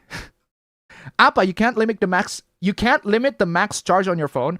Not for my Infinix phone, no. One, not on my Infinix phone, and two, I don't do it anyway because I want to have some genuine discipline. to make sure that I don't overcharge my phone. In handheld news, MSI Claw 8EX came out, and the G3 Extreme from Intel is super impressive. What sucks is the $1,800 price. Play the Angry Joe clip about body parts. I do not have the Angry Joe clip about body parts, but I do have the Angry Go chip. I do have the Angry Joe clip that is about this. This is fiction, all right? Amazing clip. Man of Steel is a poor adaptation of Superman. It's not an adaptation of any Superman story. It's just not a really good Superman story at all. I do not see on his recent videos that Angry Joe hates Asian games. I only see him hates the color blue. That's because you have to pay for the color blue. The color blue, you pay for color blue. Anyway. Soups isn't Jesus, he's Space Moses. How the fuck can you know that even before babies are born? Exactly. Down syndrome is because the chromosome the chromosome. Before the Supergirl movie was out, Joe was running around all over Twitter picking fights with conservatives and anti-woke reviewers like Nerdrotic, defending the movie and shilling it nonstop. I don't see him do that. I do see him going around picking fights with people, but one, that's just normal. Angry Joe does that, which is to his fucking detriment because he's an idiot in that regard. And two, I don't see him shilling the movie. I'm seeing him criticizing a lot of the anti-woke people because they were complaining that Supergirl is ugly before even the movie came out. They were complaining that she looks ugly, which again, that's subjective. And Angry Joe really shouldn't pick fights over that one. But it's not because he was shilling the movie. No, the anti-woke are telling you it's because he's shilling the movie. He wasn't shilling the movie. He was defending the movie. But if you ask me, it's a pretty fair defense. I'm like, are you seriously going to complain about how ugly she looks? Like, of all the things you're going to complain about, is it because she looks ugly? That's it? You want her to look fucking attractive? You want her to look a fucking bombshell? I'm seeing a lot of these anti-woke channels, they literally share AI-generated fucking edits of Supergirl so that it make her look quote-unquote sexier. Yeah, no wonder why Angry Joe's complaining about that, because I would also complain about that too, and I'm like, bro, stop using fucking AI-generated content to make her look quote-unquote fucking sexy, and stop complaining that, oh, she looks fucking ugly and everything like that. And I'm like, this is such a petty fucking complaint. It's such a petty complaint. I wouldn't pick fights over it on Twitter, that's for sure, but I wouldn't pick fights with people over Twitter, that's for sure. I'll just shut the fuck up. But Angry Joe likes to pick fights with people on Twitter over the dumbest, pettiest shit. And yeah, in that regard, it's just wrong. But it's not because he was shilling Supergirl. No, he was not shilling Supergirl. He was talking about how the people that complain about how Supergirl is fucking ugly, or the actors being fucking ugly, is fucking dumb. And I agree, it's fucking dumb. I think he meant the clip of Angry Joe where he says ass and titties. Oh, ass and titties. I do have ass and titties. I do have ass and titties. Ass and titties. Ass titties. Ass and titties. Dicks. What? Still very funny. Thank you so much for the donation. Keep them coming. Angry Joe's made some ugly comments on reaction streams or directs. That's just normal. Again, that's normal for Angry Joe. He does that. Again, I am a hyperactive autist. I found that baby have autism at birth take is ridiculous. Some folks actually bought some of the Steam games I suggested and they are enjoying it. Very nice. Joe, what you did during that period of time turned people off even more against the movie than for it. Worse than the actors said in those interviews about Supergirl being a queer icon. Is that it? Supergirl being a queer icon. Okay, that's a dumb thing to say, but it's not worthy of a bunch of fucking videos. Apple also has a price increase for all the computers. Valve also can't subsidize the Steam machine. They will get hit with another BS lawsuits if they do. In fact, Angry Joe said that Evie from Stellar Blade was a minor. Did he? Did he? I completely missed that. I wasn't paying attention to his E3 reaction because I can literally react myself. I don't need to see his reaction over something that I can react myself. Is Joe sponsored by Sony? I don't know. He likes Dragon Ball Z and Crunchyroll sponsor him. Does not make Angry Joe a fake weep or hates Asian games. I'm a huge Dragon Ball fan. Currently reading through Dragon Ball manga for the first time. I read the Dragon Ball Z portions. Currently in the Goku vs. Piccolo fight. Angry Joe, nobody's taking your anime boobies. Age worse than milk in the hot fucking street. I don't even think he says that. Even back in when he... I don't think he said specifically anime boobies. I mean, nobody's gonna take your titties away. Well, we still got titties. We still got games with titties. We still got games that are released with actual proper fan service. It's shown in Summer Game Fest, so in that regard, he is correct. In that regard, he is correct. We still got games with anime titties. It's just that the usual parties that give games with anime titties, they decided not to do it because they want to appeal to esports, seeing you dead or alive. 30 series isn't going to lose support anytime soon. The 900 series went for 14 years of driver support. Yeah, if you're going to go for the 30 series, based on NVIDIA patterns, maybe in 2026, 2028 or 2030s, definitely get a replacement. But again, it depends. Pay attention to driver updates. And when NVIDIA is like, no, we're going to stop support for the 30 series. The biggest issue with something like a 3060 is the lack of VRAM. 3060 only has 6 gig and it hurts in some games. I know because I have that. I have that too. And it can definitely hurt in some games. But again, it doesn't apply to all games. Some games are able to utilize that VRAM pretty well. If you're not going to need a lot of horsepower, the 30 series, it should be all right. Is an RTX 2070 super out of date? It depends on what you want to play it for. One, it depends on what you want to play it for, and two, it depends on whether you want to have a driver updates for it, because it'll lose driver updates in a couple of years for that one. I thermal throttled my 5600G and now have to buy an air cooler. Woof, woof, woof. 2070 should still have support for a while. It's 8 years old. It is slower by today's GPUs. Unless you're running into issues, there's no reason to replace the 2070. Yeah, again, it should run for a while, but NVIDIA is probably going to change their stance and it's like, we're not going to support the 2070, the 20 series anymore. Who knows? But you are definitely on that edge of not getting any support from NVIDIA because they stopped supporting the 10 series, if I recall correctly. They don't support for the 10 series no more. I think the 16 series still has support, if I recall correctly. Regardless, you are on that edge of NVIDIA basically not axing that support of that. I am happy with my AMD RX 7600. Understandable, have a nice day. Understandable, have a nice day. At the end of the day, as long as the games that you're playing is able to play it just fine, I don't see any issues with it. Okay, next part of the chat.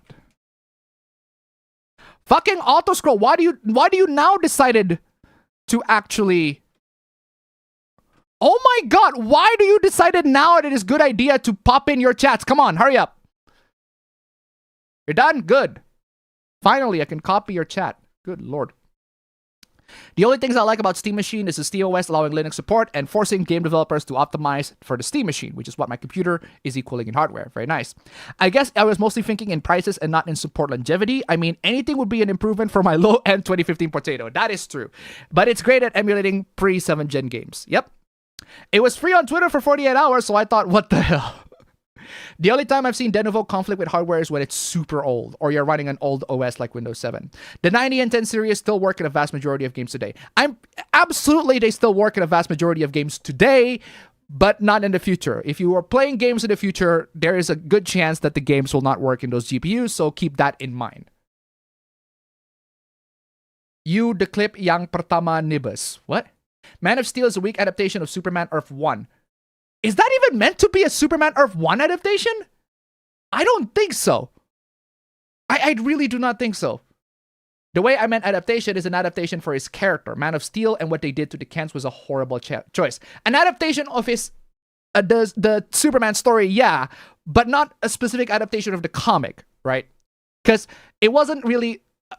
The Superman, it wasn't really adapting a specific comic book story. Like, unlike the DVD, the direct-to-DVD animation DC films, they do adapt specific stories based on whatever books that they were adapting. Like Superman versus the Elite, that's adapting What's So Funny About Truth, Justice, and American Way. That's adapting specific comic, but Man of Steel, I don't think it's adapting any comic at all. I certainly think that most of the films in the Zack Snyder's DC extended universe do not adapt anything specific from the comics. Any specific stories from the comics, at least. Community in YouTube is basically something that allows your subscribers to have a subscriber-only social media. Basically Twitter, but for your subscribers only, they can post pictures and posts. Why would I want to do that? Why would I make restrictions for the people that that are members and the people that are like just fans for free. And I'm like, just join in my stream and let's share whatever we want to share. I have 2 smartphones. The first is my OnePlus Nord 2. It's my personal smartphone. The second is an Oppo F17. I want to use as a portable gaming emulator. Very nice. Anti-woke reviewers saying she's ugly, huh? Who? None of the ones that I've seen. A lot, actually. The ones that I see, they compare it to Jabba, what's the Jabba the Hutt? No, not Jabba. Compare it to a fucking Star Wars character. Or some fucking ugly creature, or some, that furry ass fucking ugly creature. I think that's the one that Angry Joe retweeted. I think the actress for Supergirl looks fine in a new movie. Well, there you go. I've never seen anyone call Supergirl ugly. I guess that's the one that I'm seeing on Twitter. Have you ever read a comic book or watched a DC cartoon? I have read DC comic books. A couple of them, not all of them, but yeah. I have seen DC cartoon. I've seen Teen Titans. I've seen Batman the Animated Series. I've seen Young Justice. I have seen Superman the Animated Series. I have seen Justice League. I've seen Justice League Unlimited. I've seen Batman Brave and the Bold. I've seen Static Shock. I've seen loads of DC shows. There are a lot of them here. Who says Angry Joe don't like Asian games when he has that clip? Joe probably shouldn't go that hard with arguing about the Supergirl film. The only mistake that I see Joe did is that he picks too much fights with people on Twitter. That is an absolute stupid thing for him to do because it just gives a lot of people free content for people to make fun of him. That is the only mistake that I'm seeing.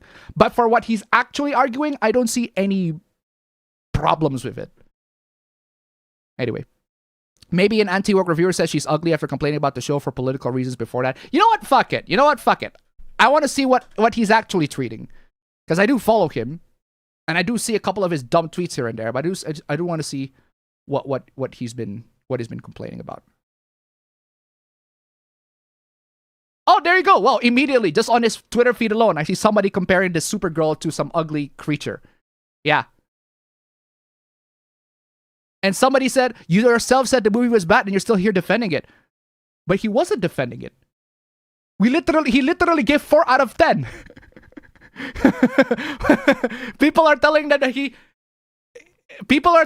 he defended the movie when he literally gave the movie 4 out of 10. Wait, what? Okay, let me see.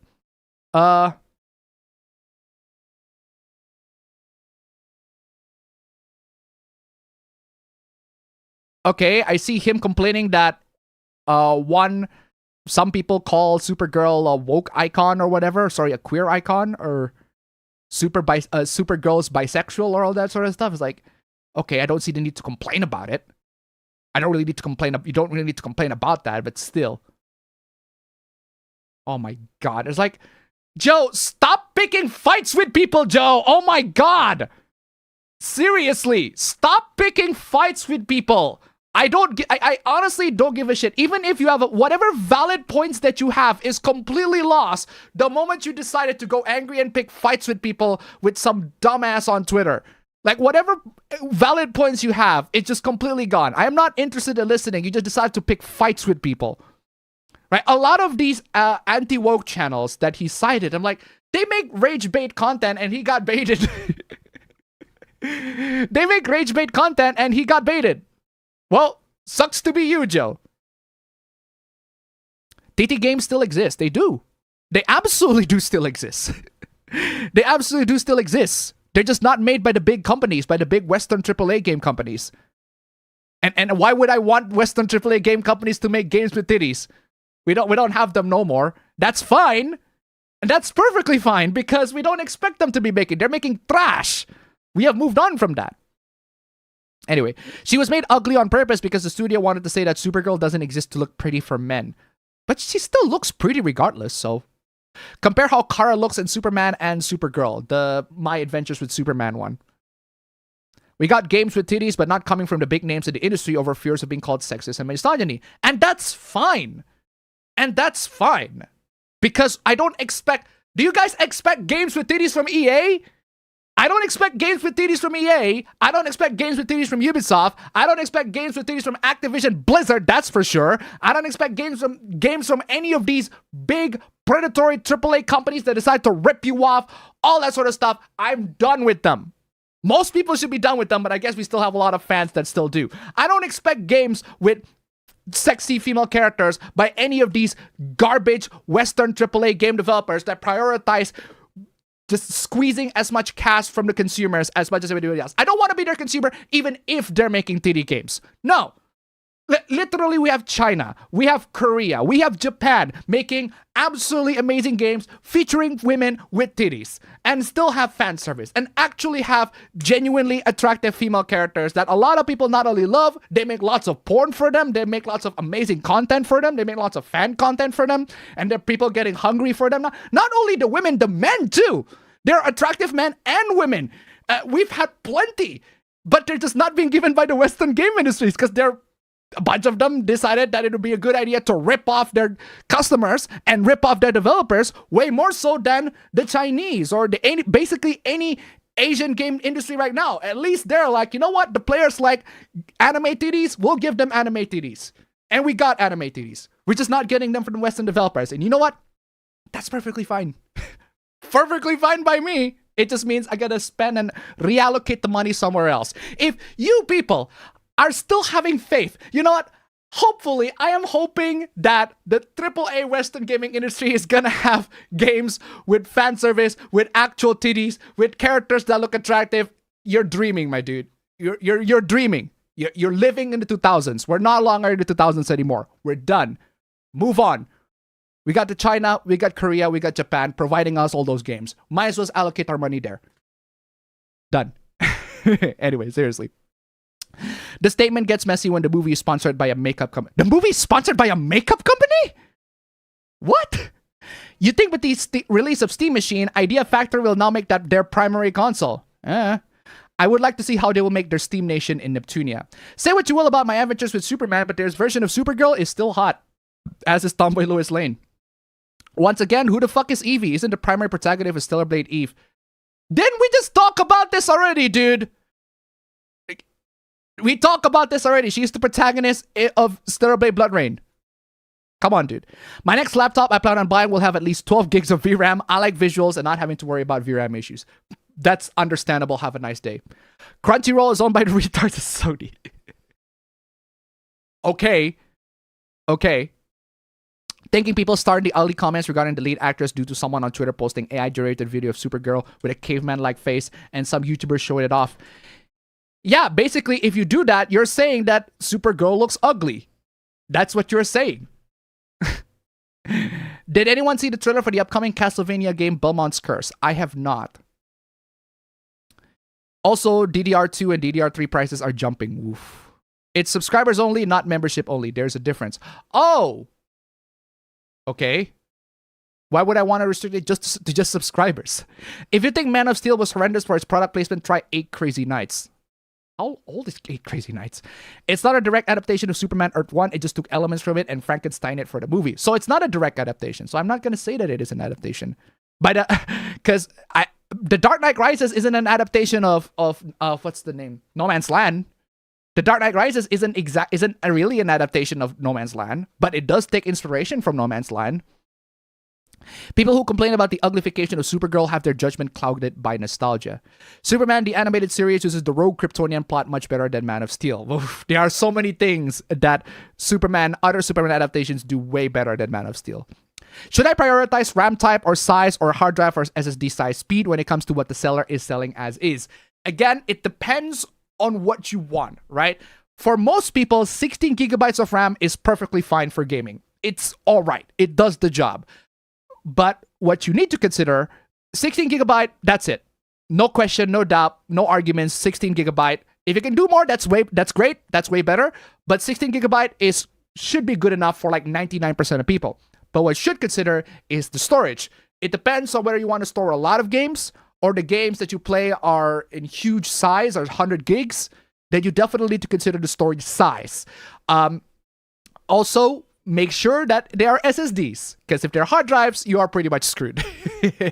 If they're hard drives, especially for booting operating systems, you are pretty much screwed. Don't buy that. Get one that has a proper SSD. It doesn't matter if it's SATA or NVMe SSD. Either one, just get an SSD. Straight up. So yeah, prioritize prioritize SSD and storage more so than the RAM, if you ask me. RAM, just 16 gigabyte. DDR4, DDR5, in my opinion, doesn't really matter as long as it works. 99% of the people wouldn't care much about the difference between DDR4 and DDR5. 16 gig, that's all you need to know. But for hard drive and SSD, you're going to have to put that one in consideration. Modern DC movies would never adapt Power Girl. She's the other Kryptonian on Earth. Clark and Clara are supposed to be attractive. Yes. Most of us here aren't even interested in the Supergirl movie to begin with. His crash out just steered us away from the movie even more. I don't think his crash out steered us from the movie even more. I think his bad review is going to steer people from the movie even more. But that's just me. I don't really care about his crash out. I just look at that Supergirl movie and I thought, that looks boring. That looks really, really boring. To be fair on the actress, she didn't say that Kara Zor-El was gay. A dumbass reporter ambushed her with a question whether Supergirl was a queer icon. Oh, well, there you go. So she wasn't even saying that. She got ambushed by a reporter. So it's another journalist. Also, the series does do the redhead erasure with replacing him with the black version of them. Why does this happen with redheads so much? I have no idea, man. Jimmy Olsen was that in My Adventures with Superman. We're gonna have Supergirl movie remake, the same that happened with Sonic the movie. Wait, what? Wish me luck, Alpha. Gotta file 6 appeals. What the fuck? What are you filing 6 appeals for? Whatever you're filing that 6 appeals for, good luck. Jeez. It's more probably for AI prices to go down than Western games having a shot like the intro the Prince of Persia Warrior Within had. Caveman, Unga Boonga time. Let's not forget Supergirl Earth 2 counterpart, Power Girl. In Belmont's Curse, you get to play as Lady. Power Girl, the character with the leotard and booba window. I'll take the slower SSD over slower RAM. Yes. SATA SSD, NVMe SSD doesn't matter. Just get that one. 16 gig is still good enough for the majority of, not just gamers, but like most people. Most people. There is such a thing as a loose adaptation. That is true. There is such a thing as a loose adaptation, but in the context of Man of Steel, I don't see it adapting any Superman story specifically to consider it be a full-fledged adaptation. But mechanical hard drives aren't more cheaper. Yes, but the cheaper, it's not worth it. It's not worth being cheaping out on an SSD compared to a mechanical hard drive. Unless you're using that hard drive for just storage, not to install games on them, that's fine. But if you're using it for operating system, don't do it. I don't like Lobo, that's why I don't have interest in it. Well, fair enough. Sonia was originally meant to be Trevor's mom, and that's Alucard was the father. All right. Okay, think I'm reached to the end. The games I play aren't that big, but the anime I watch is. All right, then just put it, at that point, just put it on an external drive. You should be fine with a 512 gig SSD laptop. 512 gig SSD should be fine for your specific use case. If you're not playing games that much that have a lot of big storage. If you're going to store most of the anime in the hard drive anyway, might as well just get a 512 gig. Okay, I'm at the very end of the chat. For the chat, I'm going to grab Tombstone 3 Who Plus. What do you got for me? Okay, Tombstone 3, what do you got for me on the Who Plus? What do you got for me on the Who Plus? Oh god, even more insane comments. Lack of white women in GTA 6. Hey, where are the white women at? It's literally that clip. Hey, where are the white women at? That is funny. What are you talking about, dude? Okay, next one. For fucking auto scroll, where you at? For someone who claims to not like this discourse, you're taking it way too seriously. Did I say that I don't like the Naoto discourse? No, I actually love it. Because I get to talk about that all the time. I get to talk about it again and again. It's just more content for me. This discourse happened when Persona 5 made Persona popular, and then people came out of the woodworks to talk about Persona 4 and miss everything about Persona 4 and its characters. Now it's gonna resurge and probably be way worse. I'm not saying that I hate the Persona 4 discourse with the Naoto and everything like that. I love it. Keep on giving it, because that's just more content for me. That's just more content for me. I'm gonna keep on talking. I don't care. Okay. It's not exactly like that, but it's been shown over time that fictional crushes have set unrealistic beauty standards for real-life people. Wait, what? Fictional crushes have set unrealistic beauty standards for real-life people. No. No. No. Fiction does not do that. Fiction does not do that. If you look at fictional characters and think, you know what, real life people, I want my real life people to look like that, you are a fucking idiot.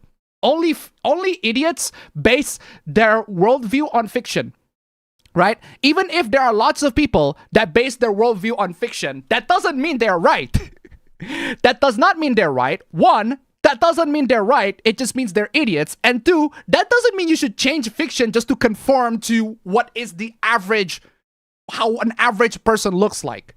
You should not change fiction because some people think fiction is reality. How the fuck does that make sense? Just because some people think that fiction is reality doesn't mean you should change fiction according to some dumbasses or morons online that think that fiction is reality. How does that work? Mainly affects teens, but also young adults. Educate? This is what mainly affects teens. Yeah, you know what you should do to those teens? I don't know about you guys. If there are teenagers or fetuses that think that fiction is reality, I don't know about you guys, but I think we should, I don't know, teach them some lesson. I don't know about you guys. If there are teenagers that think that fiction is reality, if there are people that think that fiction is reality, we should teach them some fucking lesson. I don't know about you guys. But it's not, we should not be changing fiction just because some people got the wrong conception, the misconception of it. Come on. That is such a stupid thing to suggest. He's not fully wrong. He's not fully wrong. Oh no, are you talking about Asmongold? No! No way! You are not defending Asmongold. Oh my god, no! You are not defending Asmongold when he said, oh, fictional attraction equals real attraction. No! No, no, no, no, no, no, no, no. No, you do not do that. Hold on. No. You do not do that, dude. You do not do that. You do not just defend Asmongold for saying fictional attraction equals real life attraction. No. You are wrong. He's absolutely wrong on that one. Absolutely wrong. He's not fully wrong. No, he is fully wrong on that one. Objectively wrong. Loving furries won't make you a zoophile. Well, there you go. So, what's the problem? But having a crush on women with oversaturated bodies can cause you to find regular women less attractive or not at all. Hey, terminally online doofus who only looks at the world through the lens of fiction, because it's clearly what you're doing, all right? The reason why we don't find real life women attractive is not because of fiction. If you think fiction makes us think that real life women aren't attractive, you need to put that phone down. Why don't you put that phone down? You are terminally online. You only look at the world through the lens of fiction and think that it affects you in the same way that every fiction affects everybody else. No, you're the only person here, dude. Fiction does not determine whether you like a woman in real life or not. Like, I'm glad that you show Akihiko in this one. Akihiko, on the short thumbnail that I have, right? He looks cute. In my eyes, Akihiko senpai looks absolutely cute. But I can assure you that guys in real world, I think y'all look fucking ugly. I'm sorry. I think y'all look fucking ugly. Y'all look fucking ugly in my eyes. But Akihiko senpai looking flustered like that, he's adorable. He's cute. I can see why the girls like him. But I'm telling you, fictional boys, fictional guys are not the same as real guys. I think y'all look fucking ugly. But that's just me. I'm sorry. I'm telling you. But seriously, no. Fictional attraction is not the same as real life attraction. I can tell you that for a fact. There are fictional guys that I would simp for. But there are no guys in real life that I would simp for. Because y'all look fucking ugly in my eyes. Because, again, anime guys look fundamentally different to a real life person. Straight up. Okay, what's next? I think the main reason some people react negatively is that Shiro acts childlike. So? Okay, this is in context with the hoopla where they're talking about the Shiro from No Game No Life, the figurine, right? It doesn't matter when Shiro like acts quote unquote childlike, right? You know what also acts like human? AI. Should we treat AI the same as a real life human being just because they talk like a human? No, we should not treat AI because they talk like a human, just like we should not treat them the same as human beings just because they talk like human. In the same way, we should not treat fictional characters just because they act like a child or act like a girl or a boy in real life. Just because they pretend or act like one doesn't mean they should be treated as if they are an actual girl or a boy in real life. You are an idiot. Oh my god, that is so stupid. Acts childlike, has a childlike voice, and is treated like a child by the other characters in the story. If you are a character in that story who is attracted to her, then yes, you are a pedo. Because you are in that universe and that character is real to you and you can touch that character in that context, yes, you are a pedophile. But we are in the real world looking at fictional characters. They are not the same, my dude. Oh my god. Seeing her portrayed in a highly sexualized way can feel uncomfortable to some viewers. Well, if those people feel uncomfortable for that, they need to realize that fiction is not reality. Myself included. I'm not saying everyone has to agree with that perspective, but I think that's where a lot of the criticism comes from. The criticism makes no fucking sense. I don't understand. The characters are fictional. That's it.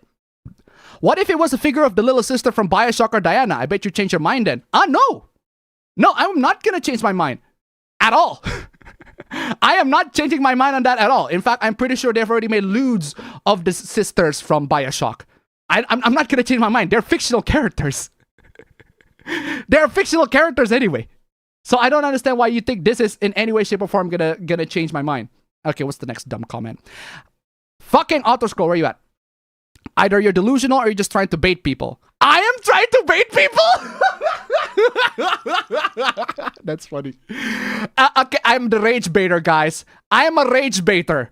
I am a professional rage baiter. I am trying to bait people with my rageful comment. I am trying. Oh my god, I am rage baiting people. Wow, that's amazing. I love it. That's funny. Yeah. I get it. It's just timer. I get it. But I want to read this comment. It's funny. Your theory holds no water. What's my theory? This is in context for DEI. Okay. What's the theory? What is the theory? If it was about making money, explain Concord, Dragon Age, The Veilguard, Assassin's Creed Shadows, Suicide Kill the Justice League, Star Wars Outlaws, then you have Dustborn, Mixtape, which were government-funded games. I never said that they successfully make money, you dumb fuck! Oh my god, you are an idiot! Oh my god! You are an idiot! Oh my fuck! You fucking idiot! I can't believe you! What the fuck is the matter with you? I made the argument that DEI, game corporations investing on DEI, investing on these consultation firms, at the end of the day, it's all just to make money. To gain money from investors, not from gamers. If they're trying to gain money from gamers, they're not gonna do that. They're gonna actually make a good game that is viable, that is actually purchasable for the product. No, they get money from investors. Not from the gamers, for one. And for two, even if I made the argument that it is to gain money from the gamers, I never said that they are successful at it. I said that that's their intention. That's the intent for them to consult to those DEI and consultation forums. The intent was to make money from investors, not from gamers. You brought examples like Concord, Dragon Age The Veilguard, Assassin's Creed Shadows, Suicide Squad Kill the Justice League. These games do not sell well because gamers don't like them. Yeah, I agree. I absolutely agree. There is a huge difference between creating creative decisions to appeal to investors and to make it look good for investors to invest money on the company, and making creative decisions to make the game to look appealing to gamers. And to the examples that you provided, Concord, Dragon Age, Shadows, Suicide Squad Kill the Justice League, These games do not look appealing to gamers. They do not. They do look appealing to investors because guess what? SBI is credited. Oh, that means that we are a good company. Invest on us, please, investors. These games do not sell well because they're not looking for your money, you dumb fuck. Unbelievable. Sweet Baby Inc. explained these recent losses. Also, how many studios did they tank? Oh my god. Some people genuinely have... This is why I don't engage in comment section. Some people genuinely have like zero comprehension. The point of Sweet Baby Inc., the point of these consultation firms and DEI is not to gain money from gamers. Because if that's their intention, then those games would sell incredibly well. The point is to gain money from investors. My god, you cannot tell the difference. You are an idiot. Oh my god. Move on. What is that? Anyway. Why do you talk so annoying in every single sentence? Do you think it's funny? Yes, I think it's funny. Literally can't watch the video. Very fucking annoying. You can comment. Thanks for the views, dipshit. Yes, porn should be banned. In the fucking comment section of my video, porn should be banned. Oh, you fucking idiot. It's destructive to people's lives and society in general. No, it's not. It's not. It's literally not. Give my sanity to $1. Speaking of mixtape, Sleepy Slides did an out of bounds video on it. For all the games problems, it has some very clever behind the scenes trickery going on, even having a somewhat hidden soundstage motive in some scenes. Thank you so much for the donation. Keep them coming. Again, mixtape. I don't think mixtape is financially successful, just critically not successful. Everything you said was factually wrong. Okay, how is it factually wrong then? Please. But then again, I wouldn't expect you kind to be telling the truth. My kind? My kind? What do you mean my kind? Excuse me?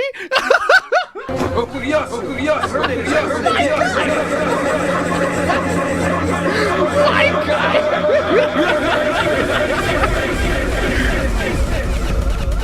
My kind. That's crazy. My kind. Oh, hello, sir. We's on the same team, I promise you. While you sit there and goon to cartoon children and claim jacking off to men doesn't make you gay. You clearly cannot differentiate between fictional men and real men. Also, fictional characters and real people, but alright. Literally, the gay Indian meme LARPing as a right winger. Wait, hold on! I am LARPing as a right winger?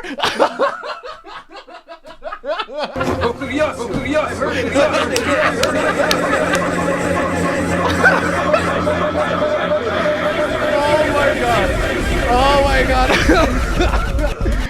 I am apparently an Indian LARPing as a right winger. That's fucking amazing. That is crazy. Oh, that's actually amazing. Oh, sounds like somebody has a dose of this schism. Thank you so much for the donation. Keep it, Master Andy. Keep them coming. Oh my god. You need their labor. That isn't a good excuse, lest the society would literally collapse otherwise. The Black Death ended feudalism because it made peasants rare enough they need some rights, actually. And we have seen in America and Europe, it often ends up as cultural and genetic replacement. Does America suffer from low birth rates? And Europe? Does Europe and America suffer from low birth rates? Because I don't recall they do. Japan does. America and Europe does not suffer from low birth rates. So them importing immigrants from other countries to their country, if you ask me, is a bit weird. It's way too excessive. They do excessively import a lot of immigrants to their countries. And yeah, I can see at least the argument in that regard. But not for Japan. But not for Japan. Japan actually needs labor. They do. They absolutely do. Their birth rate is actually pretty bad. Because most of their workers are too busy working instead of reproducing. They are in shortage of labor. That's why they got the labor from us. I'll get to that talk. We'll talk about that in just a bit. Not saying this makes Indonesians immoral or anything if all they're doing is going to work or visit or whatever. Because that's what all they do. This has been proven. Saying children should be on the internet is like saying children should be outside. Yeah. Yeah. Yes. Yes, actually. Yes. Children shouldn't be outside by themselves. Yes, I agree. Yes. Yes, children shouldn't be outside unsupervised by themselves. I agree. That's yes.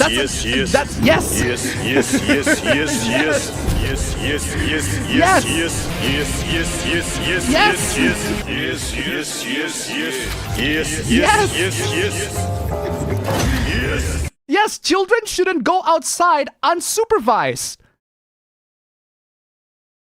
I don't know about you guys, but children should not go outside unsupervised.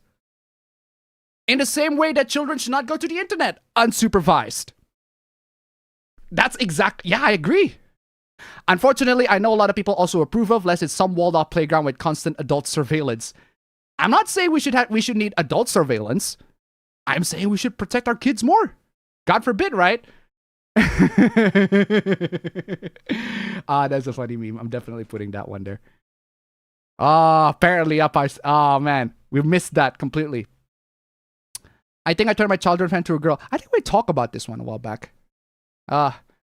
Loads of couplas on this one. All right. What a level-headed response. What is that? Crazy. A lot of crazy hooplas on this one. Thank you so much for the hooplas. The comment sections are very funny. They are hilarious. They are actually very funny. But I do want to go to the comments that I got. Okay, what do you got? Anyway, going back to chat. Oh my god, I actually spit. There's a point in which I could buy a better RAM later, but that might end with me spending more money than I needed. I have zero expectation for AAA game companies. I don't either. I don't. Which Digimon series is your favorite and why is it Tamers? Why do you need to ask the first question? You already know which one is my favorite. My favorite is Tamers. I like it. The story is dark. The characters are riveting. They're intriguing. They have genuine character arcs. Nightmare fueling stuff, even as a kid. Pretty good arc. Great music. I started to lose faith in SSD. There's too much lookup and they are fragile. It depends. It depends. Zero white women. Shouldn't that be a positive nowadays? Appa, did you see about some people hating on The Weeknd for liking Persona and being invited for a preview of Persona 6? Oh, God forbid that he's a Persona fan, right? I don't hate all AAA game studios. I still like Respawn at EA, Square Enix, Nintendo, Capcom, and Sega, to name a few. Yeah, Respawn at EA is the only Western game company AAA studio that you mentioned. I've said it's mostly Western AAA studio that are the big problem. Your comment section sure is something, eh? Like, I can't believe, like, I've seen, the funny thing about my comment section, right, is that you got those people that completely, these are the kinds of people that I appeal to, that a lot of the YouTubers, the rage bait YouTubers, like, these are the kinds of people that they appeal to. And I'm like, I would rather not have their subscription at all. I'm like, do you think, because I am the kind of person, right, that introduce nuance to the conversation. I want people that are smart. I want people that are smart, not people that are dumb. And a lot of the comments that I'm seeing, or at least the ones that you show, these are dumb. These are idiotic people that are unable to understand or grasp the nuance that I'm talking about. I made it very simple in the video. Very, very simple. And you talk about, and except with that person I talk, I always end my sentence with, you know how I always end my sentence with, he crashed out in the comment section over it. It's all fictional. I don't care. I like doing that. If you're gonna be annoyed by that, bye-bye, bitch. I'm gonna keep on doing it. Bye-bye, bitch. Anyway. Some brain-rotted people think you're in the wrong for dating the teens in Persona as an adult, even though they're all fictional. Exactly. I hate these YouTube ads so much. I'm looking at your live stream. I have already seen 2 ads. Oof. Sorry about that. My interest is what I like in fictional women, isn't what I like in real women. Do you know how many traits in fictional women I find highly distasteful in real life that are fine in fiction? Exactly. Most people look average in real life. Yeah, most people look average in real life. That's why I said most of y'all look fucking ugly, guys. In my eyes, the guys, y'all look fucking ugly in my eyes. Sometimes I see Indonesian couples, like I see the Indonesian women, the girls, like, wow, she's actually pretty. She's actually look pretty hot. But then I see the guys, like, that guy looks ugly as fuck. Why are you dating this dude? Or something along those lines, all right? There's something along those lines. I'm not saying you should date me, but I'm saying, why are you dating that dude? It's just a bit weird. I already have a beautiful wife right next to me. The only type of women that I like in both fiction and reality are tomboys, but my interests are generally pretty different between fiction and reality, as it should be. I'm glad I don't report comments, Supla. Just don't, okay? Sometimes it's the comment section on my videos are only for the people that have that are able to sustain their sanity. Straight up. You can find something distasteful, but in the end, it's not a real life person. I think most people's ideal partner is unrealistic. Yeah. Most people's partner is unrealistic, but it's not enforced by fiction. They just have fantasies, God forbid, right? Do we get a tourist Supla again? We'll get to that. Comment Supla is a lot feel good moment because you feel done something stupid crap. Comments prove that there are people dumber than you. Oh, that range of comment Supla, exactly.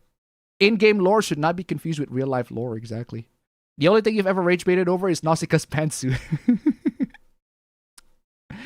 Dragon Knight's Veilguard is a failure in terms of sales. Yes, it is a failure in terms of sales because it doesn't appeal to gamers. But it is appealing to investors because they can point at that game and be like, hey, we have consultants feed baby for this game. That means we are a good company, right? Invest in us, please. And they do get investors' money. They do. They absolutely do. Some of them even government funded. Straight up. I agree. Some of them are government funded. We'll get to that. Pandering to activist investors should be considered choosing to not make money because it is. Because it absolutely is. Again, the motivation at the end of the day is money. It's money at the end of the day. The motivation is what it is. Except, again, the problem isn't progressive. The problem isn't being progressive. The problem is that they just want to make money. Except they're making money in an incorrect way. The correct way to make money in this video game industry is to make a game that is good. That sells very well. And it's appealing to lots of people. Or there are loads and loads of old IPs that could have been resurrected, and a bunch of people are going to go get excited for that. You could make games about that and get lots of people excited, and people get excited, they buy your game. Plain and simple. It's a pretty simple formula. It's worked for decades now, and it's worked for lots of games in the past. It's definitely going to work for games today. But no, that's too much work. You know what's easier? Just have a consultation firm consult stuff for the game that we are already making. That's a lot easier. It's a lot easier to just hire them. Spend money on that. Boom. It's cheaper, definitely. It's cheaper to spend money on those consultation firms than to actually spend money on the developers that are working on your game. You know why developers are getting laid off left and right recently? It's because they don't want to spend money on making the game or developing the game. They want to spend money on buying another yacht, or that Bungie developer that literally bragged about his new car to his employees that are about to lay off 2 days later. That's fucking scummy. And I'm like, that is some fucking crazy cartoon villain shit that I'm seeing these big ass AAA game companies do. A lot of these executives in AAA game companies do. And I'm like, how the fuck can you brag to your companies in their face that you have a new car and then lay them off the next couple of days? Fuck off with that shit. That's actual villain shit. What is wrong with you?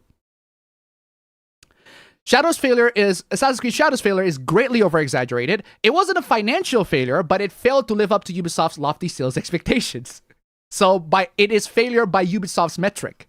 Still a failure regardless, but yeah. The main issue with Shadows is that they thought it would sell more than it did. Why are people not understanding they add these DAI concepts? Because it looks attractive to investors, which then would get them to invest because they think it'll be a safe bet. Again, the motivation is to make money. But there's a difference between making money the right way and making money the easy way. And a lot of game companies chose to make money the easy way. And that is to gain money from the investors. Making it the right way is to make games that are actually good. That's why you get games like Concord, like Suicide Squad Kill the Justice League or Assassin's Creed Shadows. Games that are absolute mediocre garbage flop. They don't appeal to gamers, but they do appeal to investors. Game companies are tanking the developers, not SBI. Battlefield 6 is successful, but they still tank the developers. I just remembered another stream I must attend. I'll be back if you're still alive. All right. Their source, they're made it up. Ugh. Crazy. Appa's kind Seeger. Exactly. Appa has never portrayed himself as a right-winger. Exactly. Who is this freaking idiot? I'm telling you, people in the comment section, there are just fucking wild people in the comment section just saying shit. But you don't see them on the stream. You don't see them. All people on the stream that I'm seeing, that I'm chatting, y'all fucking intelligent people. Y'all smart people that are able to understand complexities and nuances. We had these disagreements here and there, but that disagreement is fair and balanced and nuanced. And we are able to take differences of opinions respectfully, which is not what most people on the internet can do. They're gonna take disagreements of opinions by accusing you of being a right-winger or accusing you of being accusing you of being a fucking Indian. It's crazy. To be honest, you are left-leaning and it can be seen clearly. Well, yeah, it's pretty evident that I am left-leaning, but I am never gonna call myself a leftist. I'm definitely pro-LGBT. Yeah, that's pretty evident. I am pro women's rights. God forbid, right? I am pro-LGBT rights as well. I guess that those issues count leaning. I am pro-life. I am pro-choice in that regard. I guess those issues make you count as left-leaning? I don't know. I just saw a dumbass post saying the nurse in Persona 4 is grooming us. Not really. I mean, she is being seductive, but it's not for the purpose of grooming you. She just really, really is. She's just really, really lonely. Anyway, this person doesn't know what being a right wing is. A lot of people on the comments do not know. Yes, both the US and Europe have low birth rates for native citizens. Well, I guess you suck on that one. Germany has some of the lowest birth rate in the world and is the second oldest population right behind Japan. Yeah, except, well, in the Germany's case, I don't... is that the reason why the immigration is so open? It's more lax because they want to import laborers more. And you got screwed because you're importing the wrong kind of people, I guess. I don't know. I'm not familiar with Europe's immigration stuff. I am familiar with Japan immigration. I know because they import here. They literally import from here. I've got my company, the company that I work for, literally exports labor to Japan and to many other countries around Asia. I know about that. I don't know about Europe. I don't know about America. You talk about those on your own terms, on your own times. But I'm talking about mine. Anyway, Europe also requires repopulation still because 2 world wars in the span of 20 years does that to a motherfucker for real. Ababen says, stop working. Stop working and start fucking. Seriously. The internet ain't outside. More first world countries have low birth rates. Maybe everyone should stop working. Each generation... Yeah, actually, no, that's not just that, right? Everybody should stop working hard, so hard that it takes like 24 hours of your time. Unfortunately, we are living in an economy where we have to work 24 hours every day. We straight up cannot work. We straight up cannot work only part-time. We have to work full-time. Usually, I remember my parents and my wife's parents back in the day, they're talking about how they work part-time. They're still able to afford a lot of stuff. They can even afford houses and lands. I certainly cannot do that. Not in my time, at least. Not yet. It's easier to catch a predator in the real than on the internet. Gen Alpha is absolutely tiny compared to Gen Z. Anyway, where's I? Gen Alpha can't even read. It's a mystery that would haunt us for the rest of our lives. China also has a really low birth rate thanks to the one-child policy. Their population is expected to crash in about 50 years. India also has a decrease in birth rate. SSDs are less fragile than hard drives. It depends on how you see it, but yeah. Many factors of low birth rates like edicts such as one-child policy in China, but also economic slums and rising cost of living in countries. India has been experiencing a decline for a while, at least in the south. Only northern states have good birth rates. The Middle East might actually see population decline soon. The more crowded the area is, the lower the fertility rate too. I mostly play Japanese games, so that's why I mostly name Japanese studios. I've always enjoyed Japanese games mostly. Yeah, that's fine. Exactly. That's why I said a lot of, in the case of Western studios, because I do used to buy games from Western studios, not anymore. I realize I'm farming your comment section at this point, but they're so funny that I can't help but show them each week. There are lots of crazy people in the comment section, and it will never stop. And I don't care. I don't care if those people are not happy with how I presented my content. I'm going to present my content and my takes anyway. If you're not happy, then bye-bye, leave. Then please bye-bye, leave. Either leave or engage in a conversation. Engage in an argument. Come here and we'll talk about what specifically at which point that you don't agree with. Right? Environmental factors also contribute to fertility rates as well. The type of people you're seeing in your comments like things are the ones invading the anime community. Wait, hold on. The type of people you're seeing in your comments like things are the ones invading the anime community. Singapore has far lower birth rates than even those two. Oof. That's why I rather watch you live than in videos. Cost of living is one, but the reason why people have fewer children has to do with the fact that more children in many of these countries no longer means more money. Maybe you, I look gorgeous. Ha ha ha ha. It used to be that having more children meant more money. Societies that focus on majority farming are some of these. More children means more people working on the farm. I swear YouTube can tell when I'm not looking. Twitch too. When I'm looking, Twitch too. They can go for hours with an ad, but when I start typing, suddenly an ad. Used to be this way in the West until the Industrial Revolution and migration to urban environments. Do the rest of Southeast Asian hate Singaporeans? A lot of times, yeah, because they are incredibly privileged and rich, but that's most of the arguments that I'm seeing. There are good comments on your shorts and videos for the most part. It's just that the bad ones are really bad. I'm pretty sure there are. There are lots of supportive comments indeed. There are people that were shocked, right? There are people that are shocked that I am married and I have a baby. There are people in the comments that are like, they're genuinely shocked. Like, oh my God, Appa's married? Oh my God, Appa is a baby? Yeah. Yeah.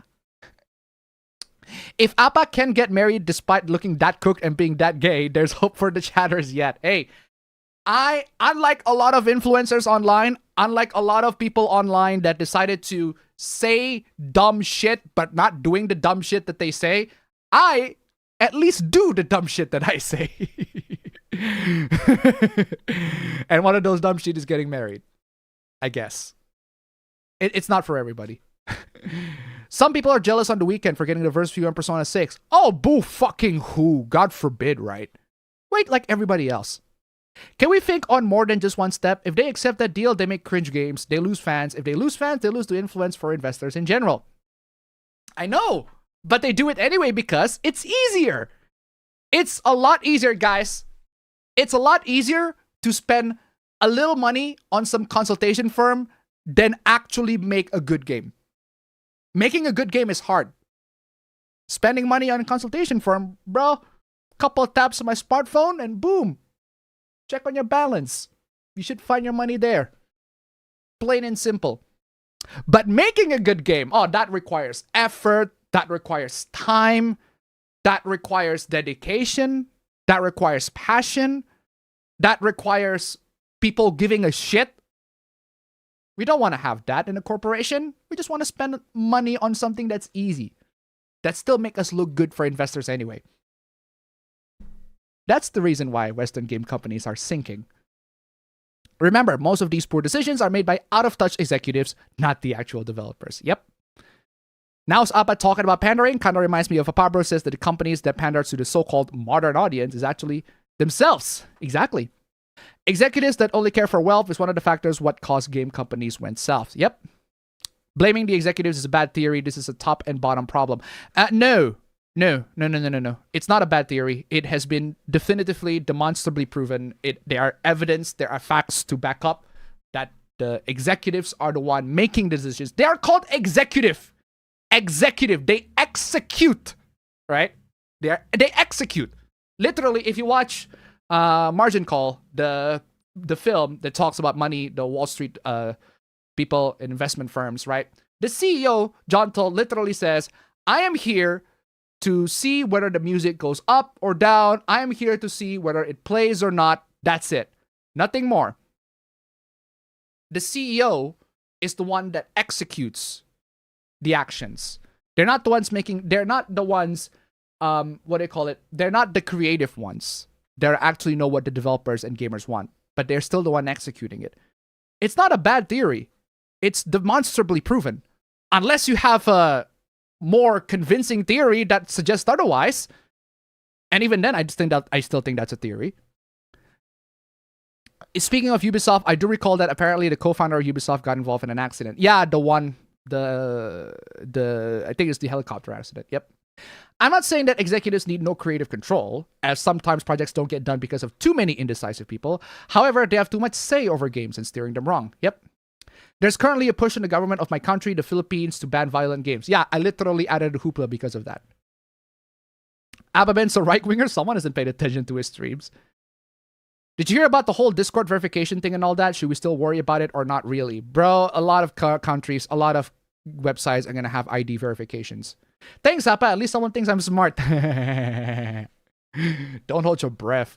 I just noticed that this month makes the first anniversary of Umamusume Global version. Very nice. Vera Dark claims that all Japanese companies are pushing more DEI. The problem is not that they're pushing DEI, right? The problem is... Actually, I don't know what the problem is. If they're pushing DEI, but they're still making good games, at the end of the day, who fucking cares if they push DEI? You can push whatever DEI they like. Oh no, Appa is saying the same things as Asmongold by being pro-choice, pro-LGBT, and pro-women. The horror. I don't even know that Asmongold is all that. The immigration was a mistake, even by the political cast, from words. Well, I do think that there are more reasonable ways in which we can solve the labor shortage, other than importing immigration from the outside. Yeah. I do think that there are ways in which we can solve the labor crisis, the labor problem, outside of importing people from the outside. But clearly the government is not too smart enough to figure that out. Germany's immigration policies have less to do with low birth rates and more to do with the officials feeling like they need to help less fortunate people. Okay, that's already a wrong fucking mindset. That's already the wrong fucking mindset. Because you're not making a deal, right? If you're going to import people from outside of your country, if you're going to have people to immigrate to your country, have them contribute to the economy. At least Japan is more pragmatic in that regard. Anyway. Still, Europe can't compare to the amount of immigrants the US imports. The good old boomer era where money was cheap. Yep. And a lot of stuff was cheap, actually. Anyway. Immigration in Europe is causing cultural issues as is a bunch of people with different cultures clashing. Slowing it down will reduce the issue and allow for integration. The standard in history, you stay in your family house your entire life. Immigration is good, but too much at once can and will cause conflict.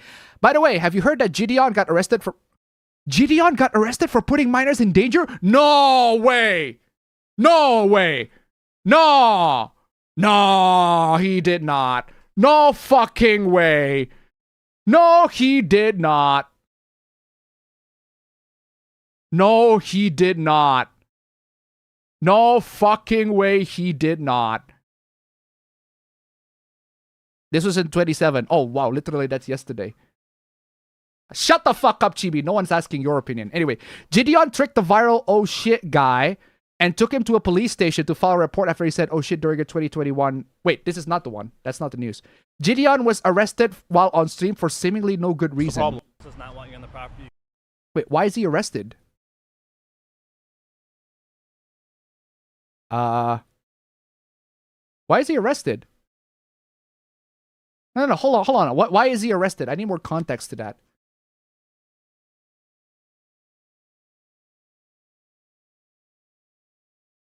Flat out gets told he will be arrested if he keeps doing stupid shit. Proceeds to get arrested after the video says okay, so he's arrested for doing stupid shit. But what is the stupid shit? I want to know. I want to know what the fuck is the stupid shit. He walked on the sidewalk, which is public property. That's not a stupid shit. Bro went on the sidewalk, so I don't understand why that cop went on a power trip.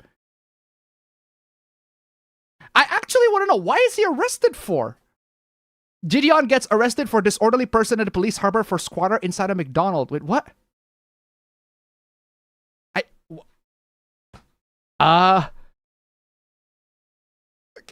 I don't wish for him to get arrested. No, I don't want him to get arrested because he's black. I can't believe that people were doing that in 2026, arresting people for being black. But what is he arrested for? I want to know. Is the police actually having a power trip, or do he actually have something? Ideally, for immigration, you want the immigrants to integrate and not segregate. Exactly. Suddenly an ad. Ugh. Is that my wife in the background? Yes, that is my wife in the background. She is asleep. She is fast asleep. Should we start calling you Papa Ben when my baby comes in? Yes. There are things that you said I personally don't agree with, but that's normal. That's normal. There are YouTubers that say things I don't agree with. And I still subscribe to them because guess what? Disagreement with somebody, with another person, means you're still human. right? A lot of people on the internet, they unsubscribe for the most minor disagreements. I've also mentioned how slowly you talk in your videos, but I also never told you to change that. I've also told you here on stream instead of on your videos. That other guy was too angry. I talk slowly in my videos for emphasis. One, for emphasis. And for two, because people need to pay attention with what I say. If you find me enunciating my letters, enunciating my pronunciations at the very end annoying, I am glad that you find that annoying. Because I want you to pay fucking attention. But right.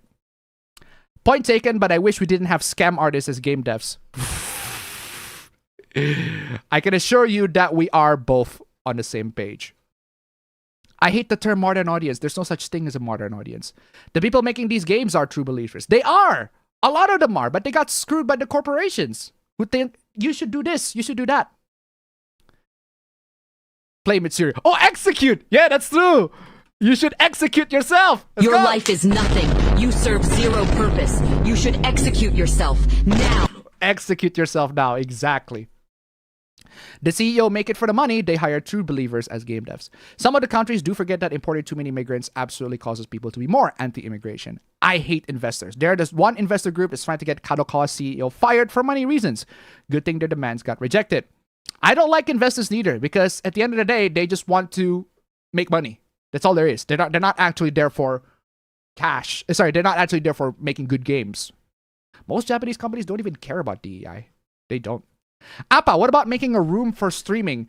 There is a room upstairs for streaming, but I'm too fucking lazy. One, I'm too fucking lazy, and two, I'm too fucking busy for doing other shit. But that's just me. The best way to deal with the worker issue is to promote more people to have children. That's exactly what Hungary is doing and has done it successfully. Immigration hate is mostly from the people who think that the immigrants will change European countries to turn into Aceh. Exactly.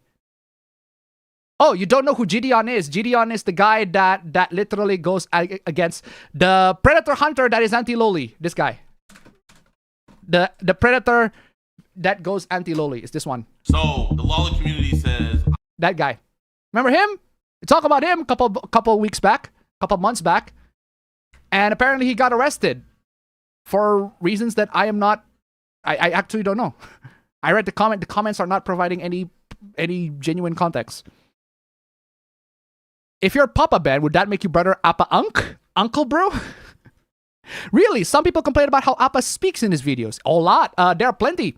Some people say I speak too slow. Others say that I speak too fast. Some people don't like my tone. Hey, I can't change that much. That's not a valid criticism. That's your personal, subjective, philosophical point of view. If you don't like my voice, then fucking leave. I don't tell people that I don't like their voice. I literally just leave. But the fact that you are spending your precious time to point that out means that you genuinely do care. I am touched. Gideon get arrested needs more context that he quote-unquote hate Chibi reviews. Now, Chibi reviews is just completely banking on that. And I'm like, oh, look at this. One of the haters, one of the people that hate me and spread lies about me is now getting arrested. Like, just shut the fuck up, Chibi. Seriously, just absolutely shut up.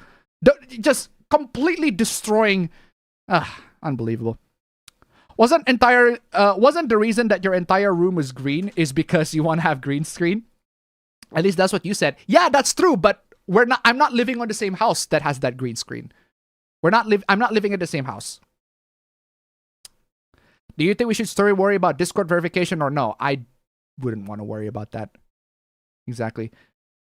Finally, if you know how strict Sharia law Aceh is, Sharia law is fucking crazy, dude. Guys, I'm telling you, to put it in perspective, Aceh is like the most backwards flippin' region in Indonesia. They still whip people there. They still whip people in public there. They still do that. They still stone people in public there. Now, I'm not even fucking joking. I am not even joking. They literally do this. They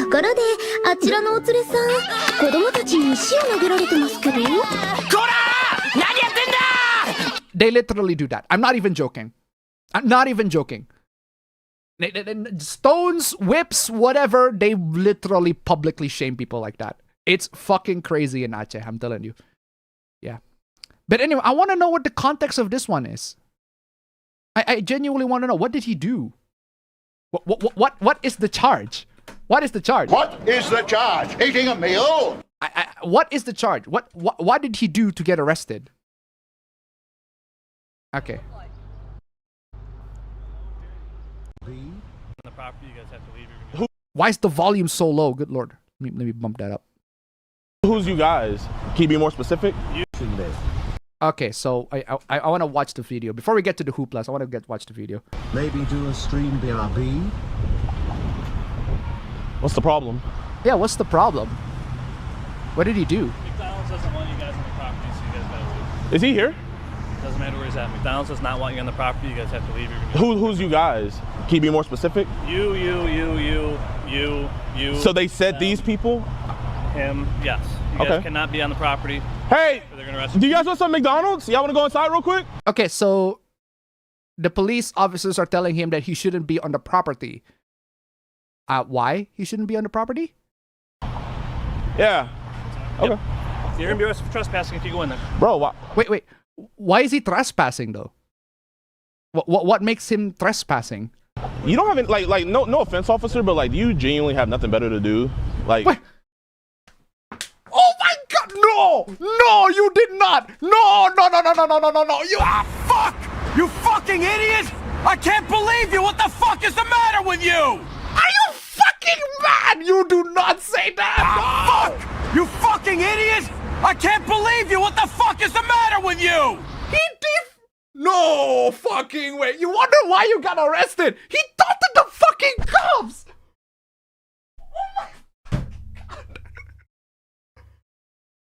No way, dude. Bro, forget getting caught in 4K, dude. The dude taunted the cops. What? What is wrong with you, dude? No, you got this fucking coming, though. That is what is wrong with you. The cops tell you to leave the property. Leave the property. Oh my God. I don't even care, right? It does not matter why he was being reported for trespassing. The fact that he literally said, "Don't you guys have anything better to do?" to the cop's face. Yeah, no wonder why you got arrested, dude. Oh my God, what is wrong with you, dude? Officer, you're actually like supposed to protect and serve. All right, get off the property.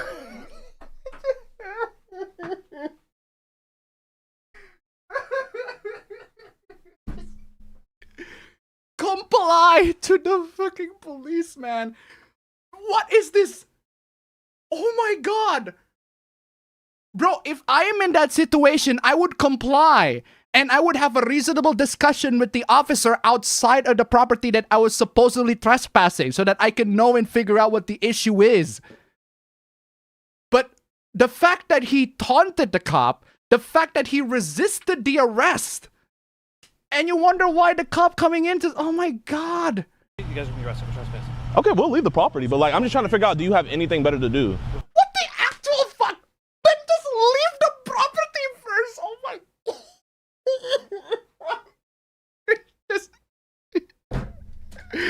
just oh my God. Fuck!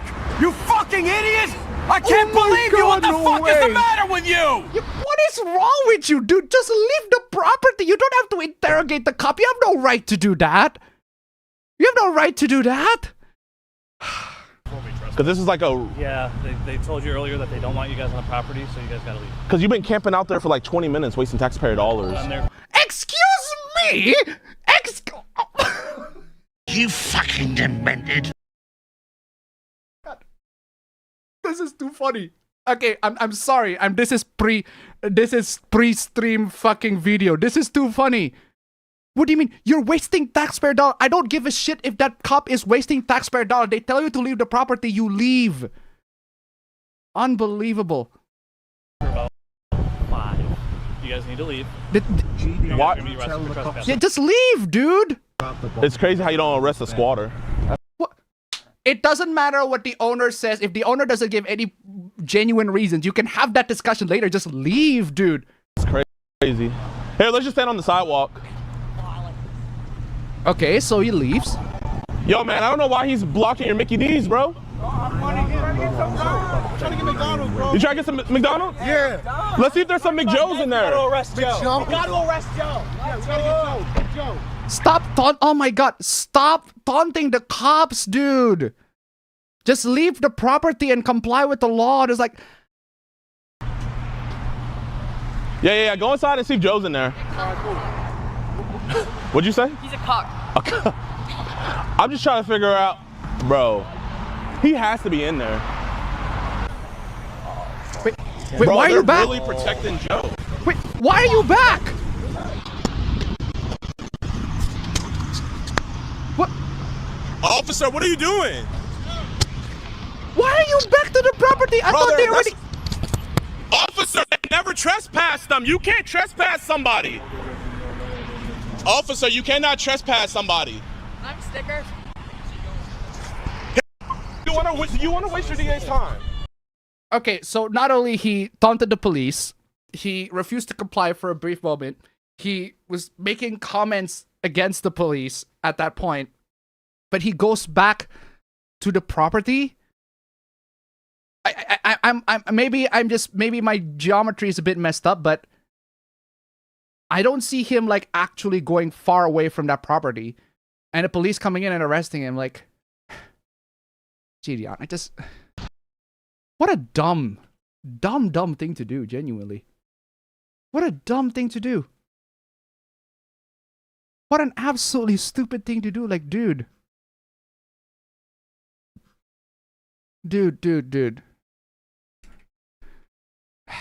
Yeah, he's an idiot.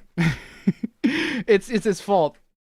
Immediately the first time. Like, guys, I'm just saying, we all should learn from this, okay? One, do not taunt the cops. Right? Do not taunt the cops. Straight up. Lesson number 1, do not taunt the cops. If the cops tell you you're trespassing, please leave. Do not cause any more problems for yourself, then just leave. If you comply and they still arrest you anyway, okay, you got recordings of that. You can sue them if that's the case. But from what I am seeing, that's not what happened. The cops tell you, don't do this stupid shit, and you could keep on continuing doing stupid shit. No wonder why they arrest you. I'm sorry. I'm not a fan of the cop, but in this case, they are correct. Kyra Silicon to $1. As one song said, you are Hitler in the bunker. You are Hitler in the bunker. Fucked. Thank you so much for the donation. Keep them coming. Exactly. Did you see the Deme and Chibi drama in the Deme Not Safe for Work stream? I saw it. I know that, and I literally don't give a shit. Chibi made it worse for himself. He's the one dealing with the fucking drama on that one. I'm not fucking defending him. I ain't doing that. You brought that drama on yourself. You defend yourself on that one. Whipping and stoning people in public. Yep. They do. They absolutely do. Do you think people are making the whole Discord verification thing a big deal for no reason? You decide for yourself on that one, because I'm not too familiar with that issue. What's wrong with getting stoned? You can't roll the weed? No kiddos? Oh, hey, I use Lyft. Oh, who doesn't? Yeah, he did taunt the cops. He did taunt the cops.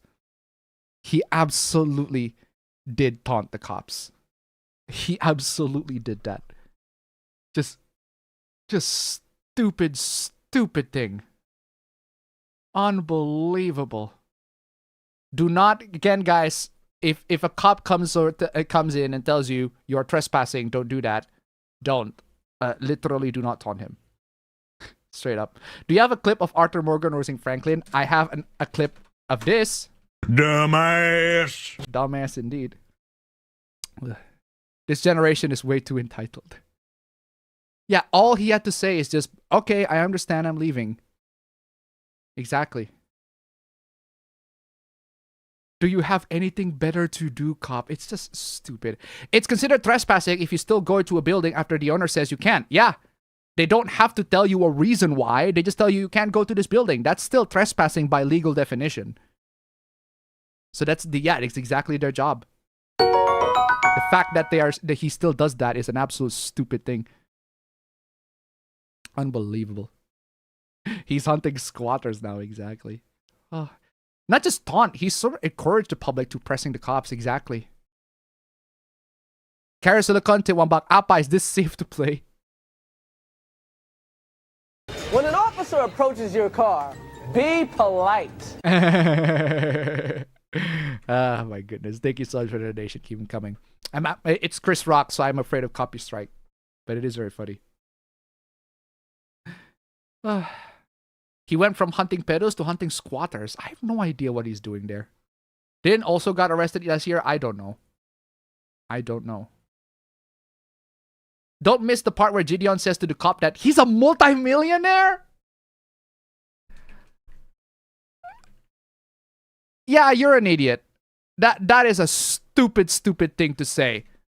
Who gives a shit that you're a multi-millionaire? That does not give you any right to break any law, Gideon. What is wrong with you? Unbelievable.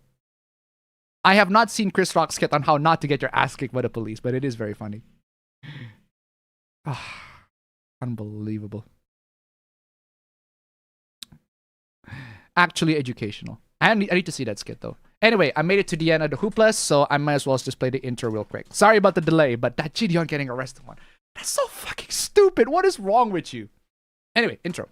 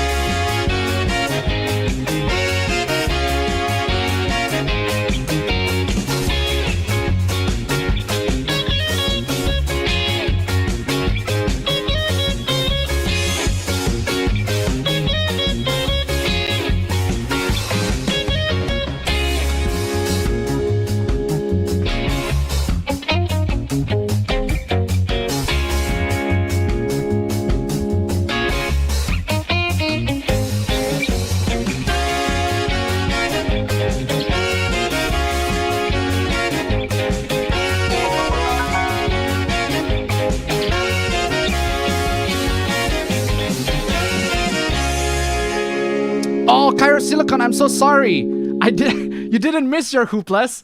I forgot to read it. My bad. I forgot to read it. My bad. I am so sorry. I was too caught up with Gideon's being arrested. Okay. Just for you, I'm reading it. All right. I'm sorry. Okay. What are the hoopless that you got? Anyway, sorry about that, Silicon. My bad. I forgot. Kadokawa Anime has released the newest trailer for Higurashi When They Cry. Very nice. Very nice. Microsoft stated the latest patch for the following the Windows search bar can now turn off internet suggestions. Bro, that should have been implemented in the first place. But hey, nice that you finally got caught out on that. Verizon got a lawsuit. The corporate software formatted the customer's phone, including a video of him with his grandmother before her death. Woof. Woof. Scalper economy is so bad that they're now carrying firearms just to secure their goods. Oh my god. Scalpers having to... Security carrying firearms on scalpers. That's crazy. To counter scalpers, many stores are now damaging the plastic seal purchase. Oh my goodness. YouTube will expose your account if you share videos. Copying the share URL of a video while logged into a channel will expose that name to anyone who clicks your link. God. That's fucking stupid. One game, exclusive focus. Sony's now planning to keep their single-player games exclusive to their consoles. AMD is raising their price again because this sucks. Hopium is still on high demand, due to increasing rate of desperate data miners. Valve has been planning codes in all their games. Woof. Cancelled products. Nothing Bones. They planned $279 unit, but it's been cancelled due to DRAM prices. Polymarket has reportedly been paying creators. Oh my god, the Polymarket. See Charlie's video on that one. That's crazy. Just betting market in general. Bank of Korea has claimed that Samsung and SK Hynix bonus for chips workers will cost 2% above target inflation for the South Korean economy. That's crazy. Last week, I reported that they will remove TSME for consumer-grade CPUs and lock it to pro models only. Bullying works. AMD has announced that they will restore TSME for all CPUs that are actively supported. Oof. Nvidia and Nintendo is now replicating Steam's anti-scalper strategy. To gain access and purchasing Switch 2 from Nintendo, you have to meet the following requirements. Oof. 50 hours game time with the Switch 1. AP and English teacher in Washburn High School implemented a no-tech period At the beginning of the school year, 46% of the students reported they have confidence in their reading abilities. By February, 93% of them now confident, with 80% prefer pen and paper to organize their thoughts with a paper on a screen. Thank fucking God! Go back to good old traditional pen and paper. Fuck yeah, let's go. Let's do that instead of the tablet bullshit. We're not restrict children from their tablets before. Just get these fetuses off of their tablets and screens. Get them to use good old pen and paper first. 30,000 jobs gone? Another day, another layoff. 30,000 jobs gone. Mass redundancy loss. 35,000 jobs in one fell swoop. Gone. 35,000? 35,000? Yes. Peter, there's only 25,000 people at the plant. 30,000 jobs gone. 30,000. There are only 25,000 workers. Oh my God, my chat's broken. There you go. Sorry about that. Anyway, Meta Hoopla, Zuck really loves data so much. No private information. They have to pause a program because who would have guessed the private data's got leaked. Minutes to midnight on the AI Hoopla. The bubble's not popping up yet, but signs are showing. Signs are showing. Dead internet theory. You can never hate AI companies enough. 294 of the first 500 videos recommended are AI slop for a new user. God, that's crazy. Lots of AI slops. Recommendations for YouTubers are AI slop. Just keep on banning channels at this point. Stop killing games. Continue to fight on. Let's see where it goes on that one. Poor Messi. I know that one. That is very funny. Back to regular programming for something we never knew for a long time. Elon is currently having issues with SpaceX. Oof. Rare Twitter win demonetized. Mr. Domestic Abuse tagged another person alongside Elon. Oh, it's the John guy. Apparently he got community noted. Woof. Woof, woof, woof. Oh, he's complaining that he got ad revenue. The domestic abuser didn't get no ad revenue. It's crazy. Corporate Hoopla, stop tagging me. DoorDash Twitter account is spamming posts for the World Cup for NZ defender Tim Payne. Oof. Instead of clearing slop of their platform or hiring actual humans to check on complaints, thought the best thing to update is to remove the dislike. Removing the dislike button on shorts. Well, can't do that no more, right? Ugh. Starting September, many movies purchased under the One Game Store will no longer be available to purchase. Okay, thank you so much to Hoopla Cairo Silicon. I'm so sorry that I forgot to read it for you. That is entirely on me. I'll be sure to read that on time next time. But anyway, let's start the timer real quick. Thank you so much, guys, for the Hooplas. Thank you so much for all the suggestions, all that sort of stuff. Thank you so much for joining in. We got loads and loads of stuff to tackle, loads and loads of stuff to discuss. And as always, we got into previously on the APB show. Previously on the APB show. Previously on the APB show. I thought I'm gonna recap it a little bit longer when the Pabro's here, but no. Last week's APB show, compilations of my face, absolutely crazy. Loads and loads of Indonesian hooplas that are absolutely funny. Cringe Trump anime ad that actually makes me want to puke. Like I genuinely feel sickness out of watching that. Lesbians hate men, apparently. Resident Evil is a turn-based combat game. The person is confusing Resident Evil with Parasite Eve, like I did a couple of times. Play the games or not play the games. Loads and loads of people, non-gamers, making excuses about playing or not playing games. Persona quote-unquote fan hates the dating mechanics. Xbox layoff is blamed on DEI. Talk about that already. Dead meat slander, absolutely unforgivable. Jojo LARPer got caught in 4K. Lots of people got caught in 4K with LARPing. Localized manga is bad because the translation is, we was kings and shit. Brazilian maker in GTA 6 is bad, apparently. LARPing. Wait, those are it? Wow, those are it. Huh. Wow, last week we don't have a lot of hooplas last week, don't we? Well, at least we got loads of hooplas this week. So, ladies and gentlemen, where's my timer so I can split the time properly? Ladies and gentlemen, last week we don't have a lot of hooplas, but this week I can assure you we have loads. The hooplas metric shares are a bit disproportionate, but regardless, we have plenty more. But as always, before we go to the hooplas, ladies and gentlemen, our stream elements are halfway to number $30. If we can make it to $30 in stream elements, that'll be amazing. No super chats yet, but that's perfectly fine. If you can just $1 on that super chat, at least $1 super chat, $30 super chats, that'll be great. That'll be grateful. $1 from you guys is like, I'm telling you, Indonesian economy is so screwed that $1 donation from you guys is greatly appreciated. I'm telling you. Absolutely fantastic. Thank you so much, guys. And also to Hoopla from Doomsday 3. We all know about Pablo's latent gayness, but what if he wasn't alone and we all missed something? It turns out I am trans.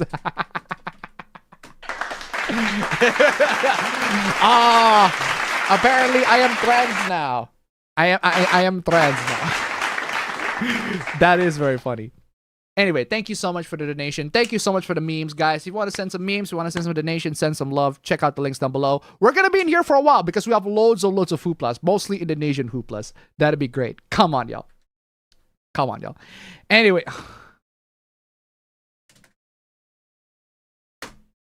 Let us commence forth. British?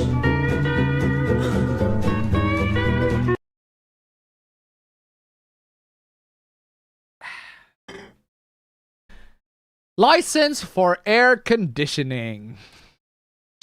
Ladies and gentlemen, welcome to the UK. Council have sent me an enforcement notice to take down my air conditioning within 28 days in the middle of a heat wave. License for air conditioning. You know what that reminds me of, guys? It reminds me of the H3H3 Classic. It reminds me of the H3H3 Classic. Back when Ethan is making actually good videos. That's fucked up. Hey, fucking air conditioning vent dog. Fuck you, dude. Evo's a human being, dude. Fuck off, dog. Fucking sexist air conditioning. Sexist air conditioning, man. You know, we just sit there absolutely freezing at our desks trying to type. You can probably tell I've got a cold right now, which I blame all on the AC. Fucking AC, dude. You causing all the problems, dude. You're a sexist and you cause sickness, man. No wonder my doctor told me I had hepatitis. I was wondering how I got hepatitis. It was from the AC vent. Crazy, right? But yeah, man, I really wish that Ethan could go back to those. Those are fire videos. And he does this podcast thingy, but not exactly as fire. Anyway, council have sent me an enforcement notice. Background is I bought an ex-council house in 2022. I fitted an AC unit after a hot summer. Oh, God forbid, right? Neighbors are both still council houses. After they found out I had AC this year, they went to the council and asked for it. Housing association refused the request and they came over for me asking how I got mine. I own my own home and I paid to get them. Oh, God forbid, right? Apparently this caused jealousy and bitterness. Why can't he do it when he can't? What I didn't realize is that you need planning permission to install an AC unit in England. You need permission to install an AC unit in England. Let us commence forth. British? Oi, you got a license for that for that AC unit, mate? You got a license for that AC unit, mate? Sorry. You got a license for that AC unit, mate? Unbelievable. Keep my sandy, 2 Canadian. Thank you so much. The window tax has returned. Thank you so much for the donation. Keep them coming. Yeah, apparently we need a license for the AC unit in England. We need a license for that, mate. What is wrong with you? The council have served me an enforcement notice telling me to get rid of my AC within 28 days. Is there a way I can challenge this? Just get a AC planning permission? British, just... Let us commence forth. British? Or can I be granted planning permission retroactively? I don't want to lose it in the middle of a heat wave. Well, neither do I. Yeah, at this point, just do this.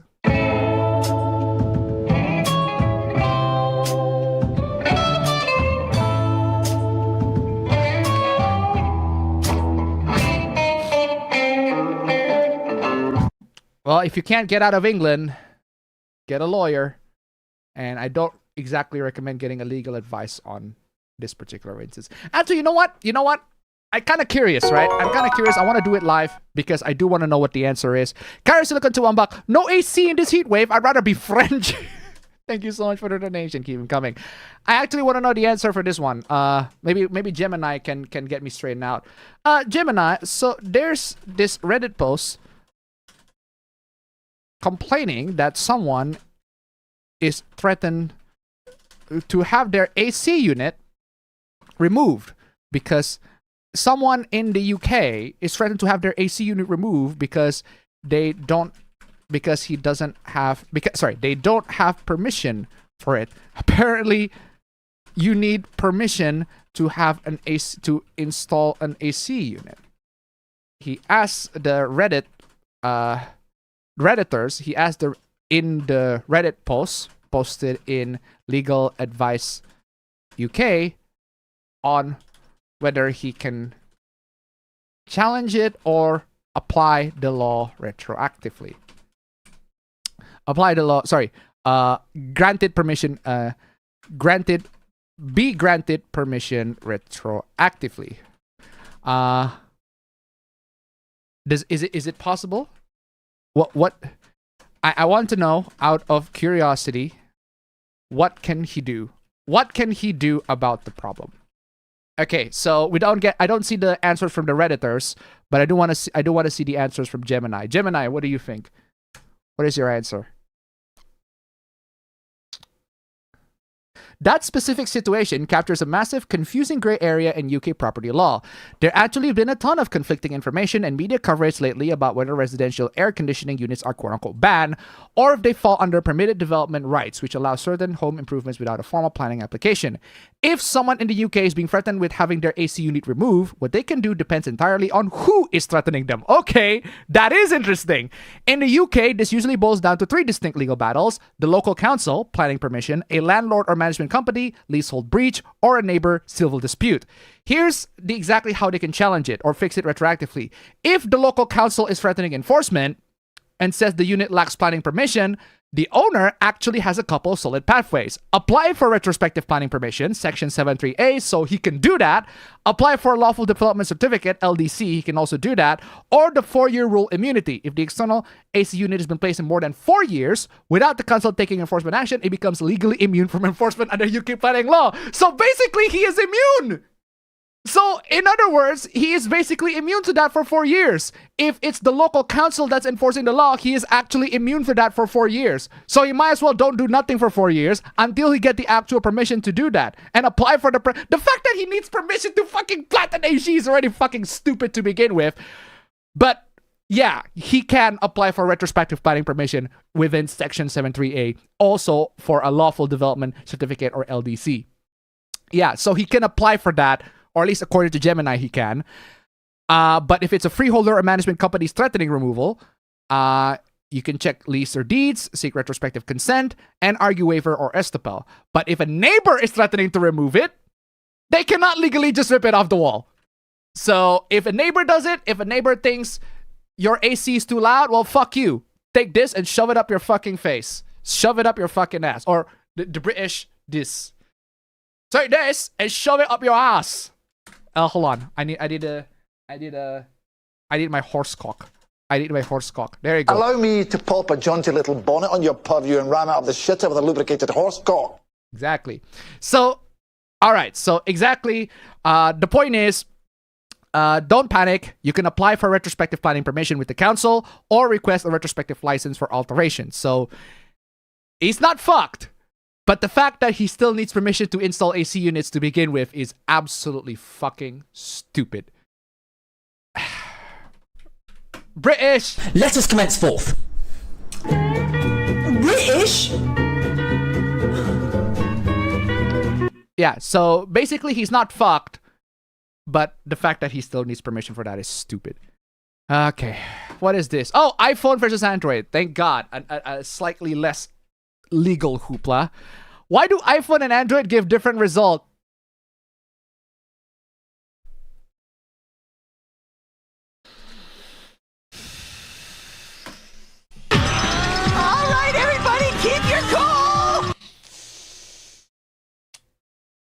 Gee, I don't know. Maybe because you typed it differently. You.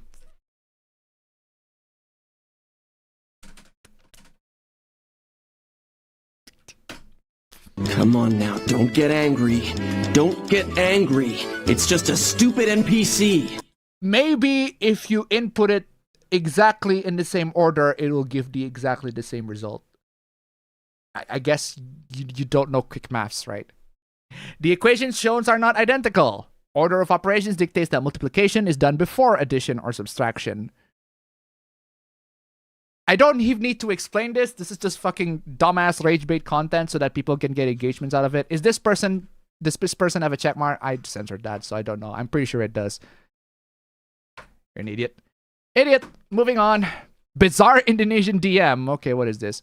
Okay, so apparently this is from an Indonesian. What is this bizarre DM? Assalamualaikum. Oh, assalamualaikum. Assalamualaikum. Where's my okay gas? Okay gas. Okay gas. Assalamualaikum. Telah berlangsung program gas LPG. Assalamualaikum. 3 kilo gratis. Sasar program untuk masyarakat miskin agar masyarakat Republik Indonesia semakin okay gas. Okay gas. Assalamualaikum. Okay gas. I am from Indonesia and my Q is 75, higher than the average 67.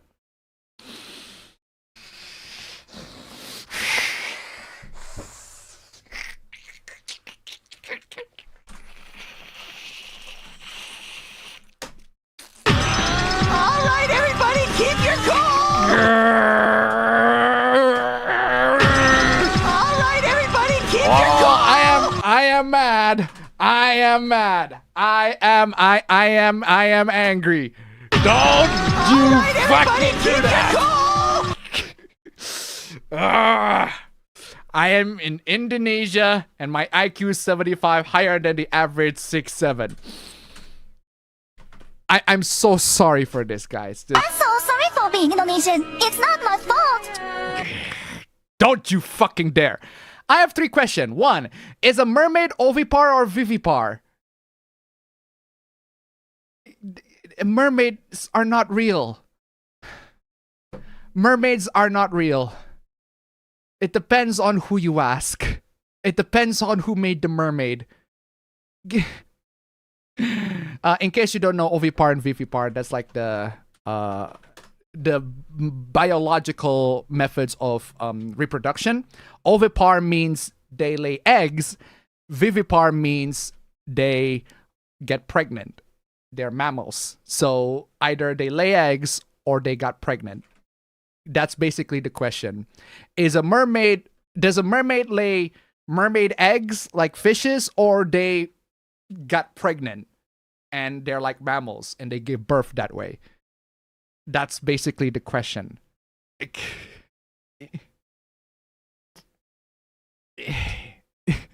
Okay, 2. Which better between tomboy or femboy? It depends on what you're looking for, dude. Neither are better than the other. 3.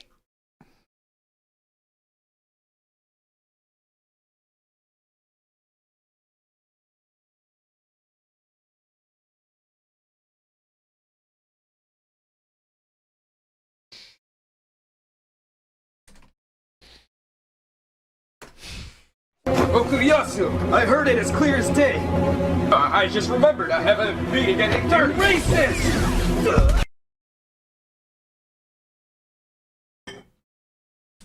How to become white. How to become white. I can show you how to become black. 美国人也排队就读读，操，这鸡巴玩意读的吗？扯的吗？大家来！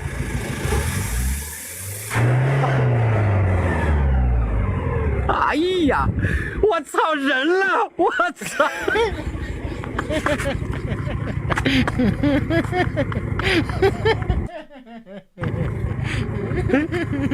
我操！你这个要干嘛啊 That's very funny. Whoa, dude. Is that fucking blackface? Whoa. Is that blackface, dude? That's still funny. That's still very funny. Why do I have a clip of man with blackface appears? What are you doing here? Why did you do this? That is funny. I remember that one. I do remember that one. Oh man. Instant blackface. That was very funny. I used to have that in my intro. That is very funny. How to become white. I don't know how to become white, dude, but I know how to become black. And literally just see that clip. Anyway, moving on. Crazy Indonesian names. All right. Okay. Thankfully, this one does not require translation, but apparently a lot of Indonesians are naming their kids all sorts of stupid names. You remember how somebody said, literally the last Supla said that Indonesian IQs are like double digits. Apparently, they're average 6'7". I don't know if that's even true or not. What is the average Indonesian IQ? Indonesia IQ average. 78 and 93. Okay, so at least it's not 67. Okay, so the average Indonesian IQ is still in the double digits. What is the names? Vicky Shaputra. Why do you spell Vicky like that? Why just remove the H? I don't understand why just remove the H, dude. You don't need the H right there. Shaputra, okay, that actually this H should have been here. It's Shaputra. Not you put the H on the wrong place. You should move the H to somewhere else. Okay, so Vicky. Okay. 2. Darissa Virstia. Okay, that's weird. T. Shunona Exikistyajola.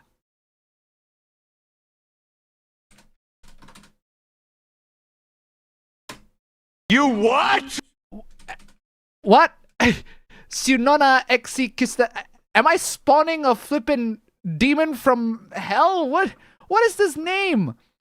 Rexy Haigo Genji Viksyo. I'm an Indonesian. I have no idea what these names are. Ziksa Xzadera Viksya. Sizid Ban Bambang Kiwich. Bambang Kiwich. Bambang Kiwich. Bambang Kiwich. Bambang Kiwich. This is the only one that makes perfect sense. Yeah, let's combine an Indonesian name and BJ Blazkowicz's name. Just like, yeah, Bambang Kiwich. What? 7. Przemysław Haryanto. Okay, Haryanto is at least a normal name. What the fuck is Przemysław? Huh? 8. Krzywicki Ramadandika. Ramadandika is a normal name at least. What the hell is Krzywicki?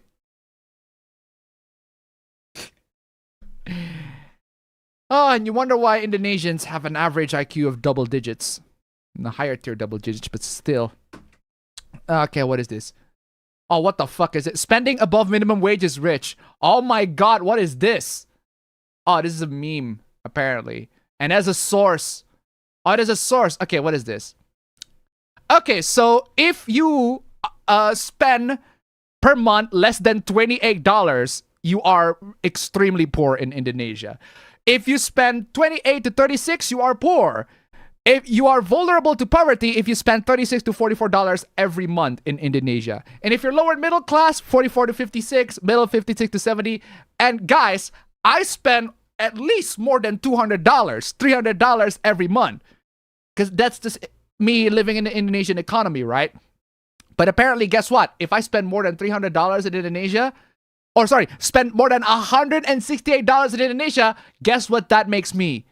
According to the Indonesian law, because I spend more than $168 every month in my monthly spend year, it's me spending this amount of money, right? That makes me super rich. I am apparently super rich according to the Indonesian government because I spend an average amount of money that Indonesians spend every month. Being Indonesian, it's not my fault. Kara Silicon to $1. Did you country flip the flag for a day and become polished for these names to spawn? I have no idea. Thank you so much for the donation. Keep them coming. Just I might as well just play the Indonesian economy, right? I am legally super rich.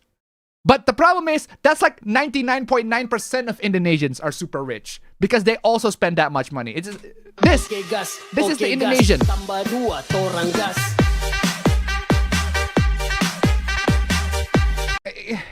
I am, according to the Indonesian law, apparently I am super rich. This is how I feel now, right? Fucking, I feel like Michael Sheen's character. That's absolutely crazy. I am super rich. But apparently this post is a hoax.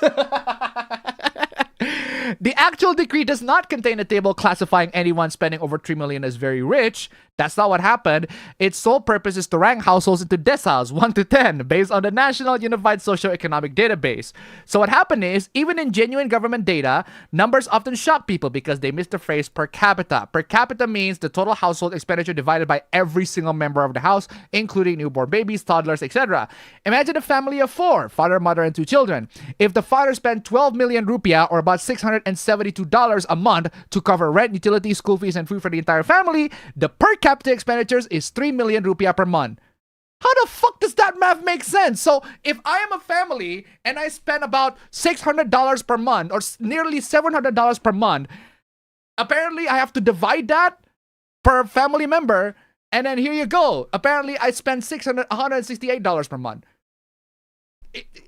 Indonesia just I'm so sorry for being Indonesian. It's not my fault. Indonesia! While 3 million sounds small for a single working adult, a family of 4 needing that disposable expenditure of 12 billion per month puts them well above the national median for basic survival. Most people in Indonesia, they got debts, they got needs, they spend way more than $168 per month. Not per week. That's crazy if you spend $168 per week. You're fucking rich if that's the case. But per month, yeah, there are loads of people that spend this amount of money per month. But apparently, if you do that, you are considered super rich. No, if you do that in Indonesia, if you spend this amount of money per month in Indonesia, you are actually at middle to lower class, right? You are actually on that area. But here's the thing with the Indonesian government. They are thinking, well, if you spend this amount of money, you're better well off. You're good. You don't need our help for the going, I need your help for the... You wonder why I'm doing YouTube, right? Because at least when I do YouTube, I got dollars. The dollars are legit. I'm telling you, guys, I spend way more every month. And this is not something that only I do. Like most people in Indonesia spend way more than this. Oh my god. The Sorman Drake tip 28 dang Indonesia. That's all that I can say. Thank you so much for the donation. Keep them coming. I'm sorry that I'm shoving my Indonesian politics here, but I want you all to... I'm telling you all, I need to vent out about the crisis of the economy that we are going through right here, right now. Because we've experienced poverty, right? We have all experienced poverty. I'm telling you. Okay, Gus, indeed. To give you some real context on how low the government baseline actually is, in mid-2025, the national poverty line at approximately $33 per capita per month. So if you spend $33, right, every month, you are incredibly poor. You are incredibly poor, which is at least fair. There are people that only spend that much money every month because Indonesia's economy is screwed. Like, the fact that there are people that are survive, which is $33 per month. In Indonesia, there are people in Indonesia that survive, which is $30. They only spend $30 every month. How much they earn every month? Probably like 40. They could barely have enough money to spend on saving their money, let alone having a sustainable income. It's fucking crazy. Ugh. This is how it is, right? We here in Indonesia got screwed. Again, I'm not talking about, this is economy. Everybody understands economy. Everybody knows what it feels like to survive. And this is the state of our survival. The fact that we people in Indonesia, we are surviving as much as we can, which is $30 per month. Crazy. Absolutely fucking crazy. The Ministry of Social Affairs only focus on the bottom 30 to 40% of the population to distribute welfare. Their data tracking completely clusters the bottom. Anyone spending substantially more than the poverty baseline is simply filtered out of the system as independent or capable. I do my best to survive here, but I certainly wouldn't call myself independent or capable. A lot of people in Indonesia need help. They need better jobs. They need places where they can work and earn a reasonable amount of money. And also, the prices for the objects, the products that they're selling need to be at a reasonable price. But we're not living in that economy. We're living in a backwards economy where people around Indonesia are going outside to find work. It's fucked, I'm telling you. Ugh. Speaking of fucked, right? Ladies and gentlemen, I want to bring you all back in the World War II era. Back in the World War II era, Japan invades Indonesia. Japan invades Indonesia, or the Dutch East Indies specifically, right? At the time, they invaded us. They colonized us. And apparently they're gonna do the exact same thing. The Japanese attacks the Indonesians. Oh, we'll get to that. Oh, well, I'm telling you. I'm telling you. Oh, man. I do want to have a World War II throwback, right? Let's do this. A certain bus stop, out with the family on a weekday afternoon. Don't you have a job? Okay, what the hell is going on? What's going on is this random Japanese Twitter user just take a photo of this Indonesian, presumably Indonesian family in the road. God forbid that they are in the road. Wait, why are you taking pictures of these strangers? First off, why are you taking pictures of these Muslim family? Presumably Indonesians, right? Taking pictures of these is illegal. Japan has very strict privacy laws that do not let you to just take pictures of strangers like that.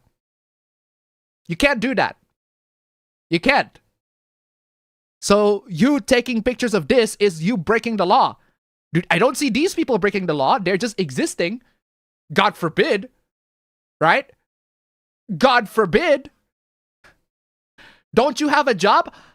Do you seriously think, oh, God forbid that these people are taking a holiday in the work days, right? God forbid that these people are having fun. Or maybe they're just tourists. Like me.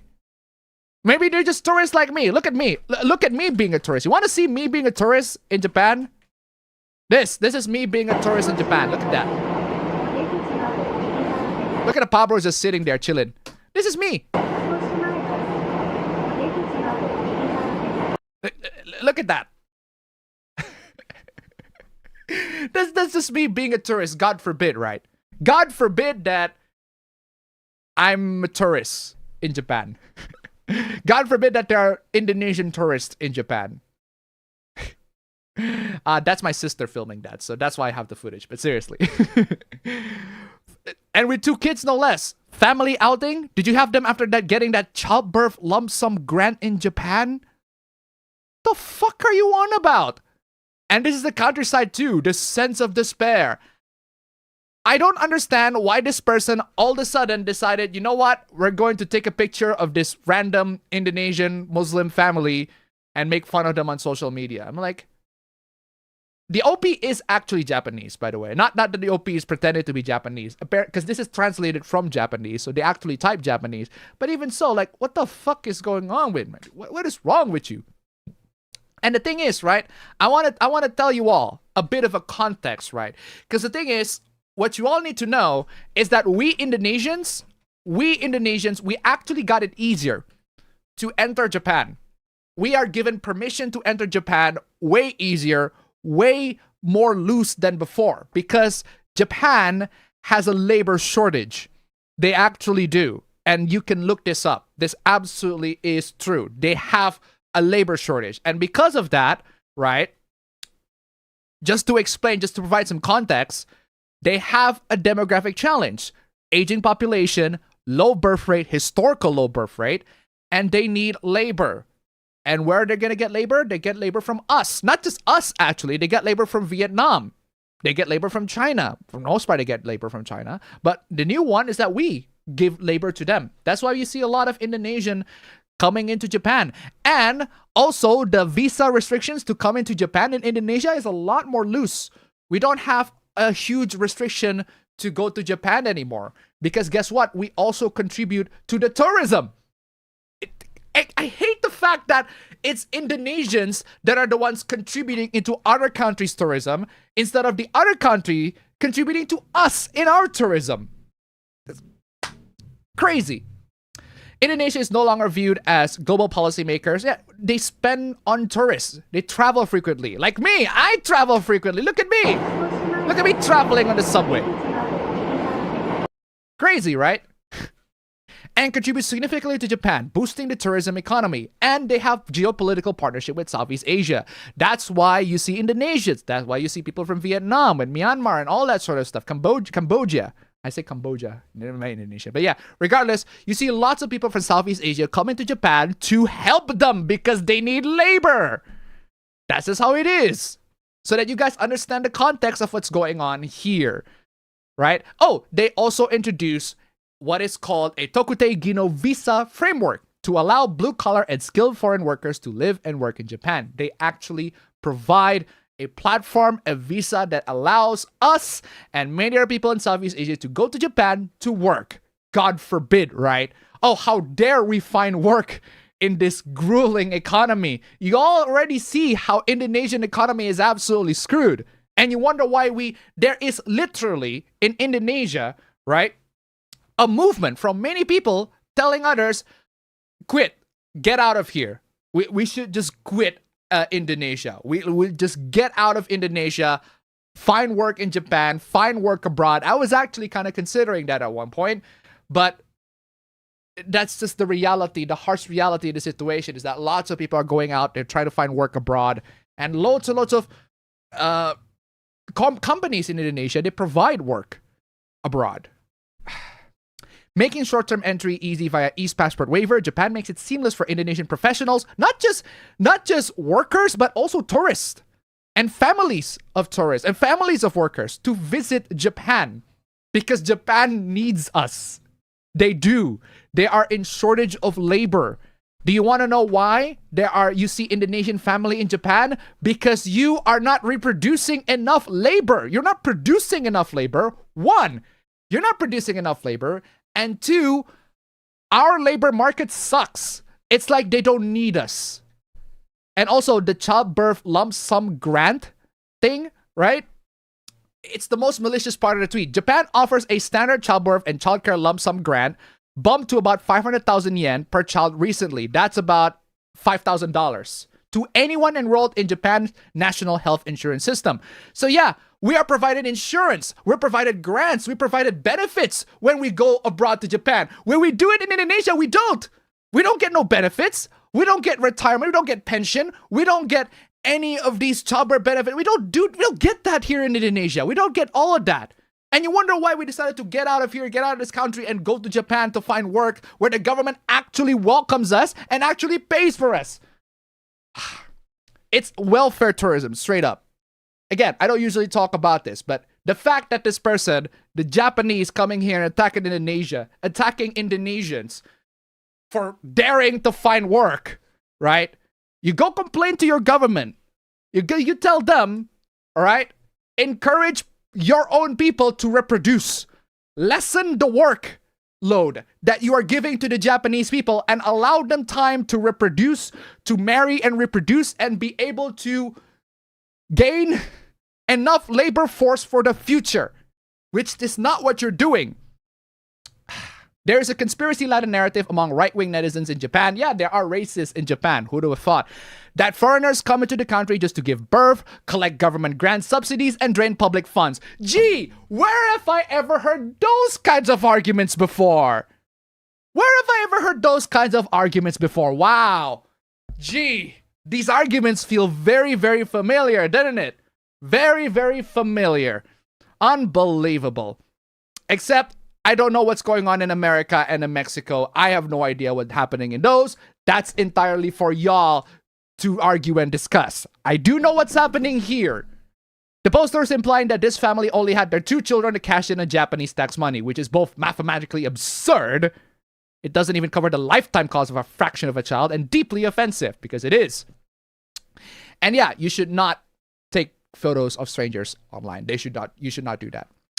Why do they go out of their way to abandon their home country and bring their families to live in Japan when they have a homeland to return to? They don't. They don't have a homeland to return to. Indonesia, right? The harsh realities of the people that live here in Indonesia, we are not accepting labor force, even though we badly need them. We actually do need workers here in Indonesia. We are in shortage of that. But the reason why we're not accepting them is because the government paints it as if we already have workers. The government and many companies around in Indonesia don't accept new workers. There are a lot of new workers that want to work here, but they don't accept us. They don't provide us any benefits. They don't provide us any pensions. They don't provide us any reasonable salary. And you wonder why we decided to fucking quit. We wonder why we decided to get out of Indonesia and find work somewhere else. Good Lord. Absolutely crazy. Absolutely fucking crazy. It just means there's that much appeal to Japan, right? Well, yes.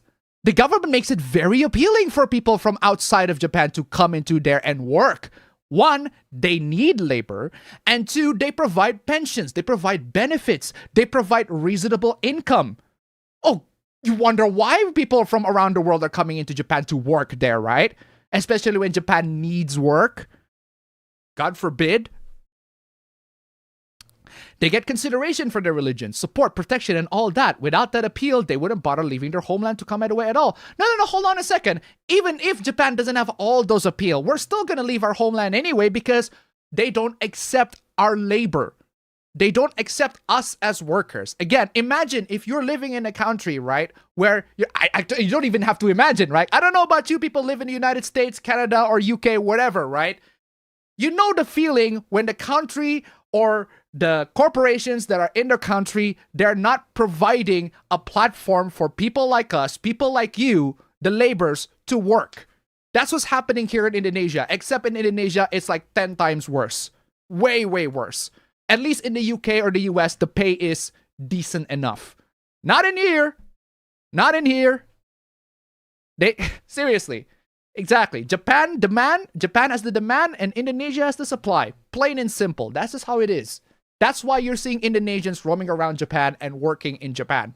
That's why you see foreigners working in Japan. Except unlike a lot of foreigners that are, from going to Europe. I don't know about those situations. I don't know about the Mexicans. I don't know about the Middle Easterns or whatever going to Europe. We are actually respectful. We actually comply with the laws. We are actually know how to be respectful to other citizens in Japan. We are coming to Japan in peace. We are helping your economy. We're helping your situation. God forbid, right? Unbelievable. They wouldn't bother leaving their homeland to come all the way to a distant place like Japan, would they? Oh, a lot of the Japanese, they are clearly clueless about the situation here in Indonesia, right? And if you're clueless, genuinely clueless, let me educate you why. Indonesians do not want us. They do not want genuine workers here. They are pushing all of us out of Indonesia so that we can work somewhere else. And we are contributing better economy, better situation, better. We're just contributing better to those countries instead of to our own country. Because our own country doesn't want to reward our workers. They want to reward the people at the top. The corruption is fucking immense. Absolutely crazy. Again, yes, there are some Indonesian workers that are being bad actors, absolutely. But for the most part, we are respectful. Japan overflowing with umami. That's just fucking... That's just... What is wrong with you, dude? Just...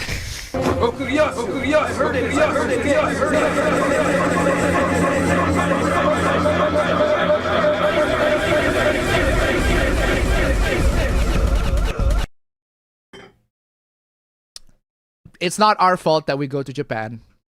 It's not our fault. Indonesian government. Immigration policy, get out of the immigrant allowance, get the hell out. Yeah, just for providing some context, quick context, all right? Indonesia's headline unemployment rate looks deceptively great. Look at that. Remember, I literally talk about this in the Q&A, and this got me fucking mad. I double-checked the information to make sure no fucking way they did that. Oh, they did. Look at that. 4.86% on unemployment. Amazing, right? But here's the problem. They changed the definition of employed. So under the official methodology, if you work just 1 hour a week, you are employed.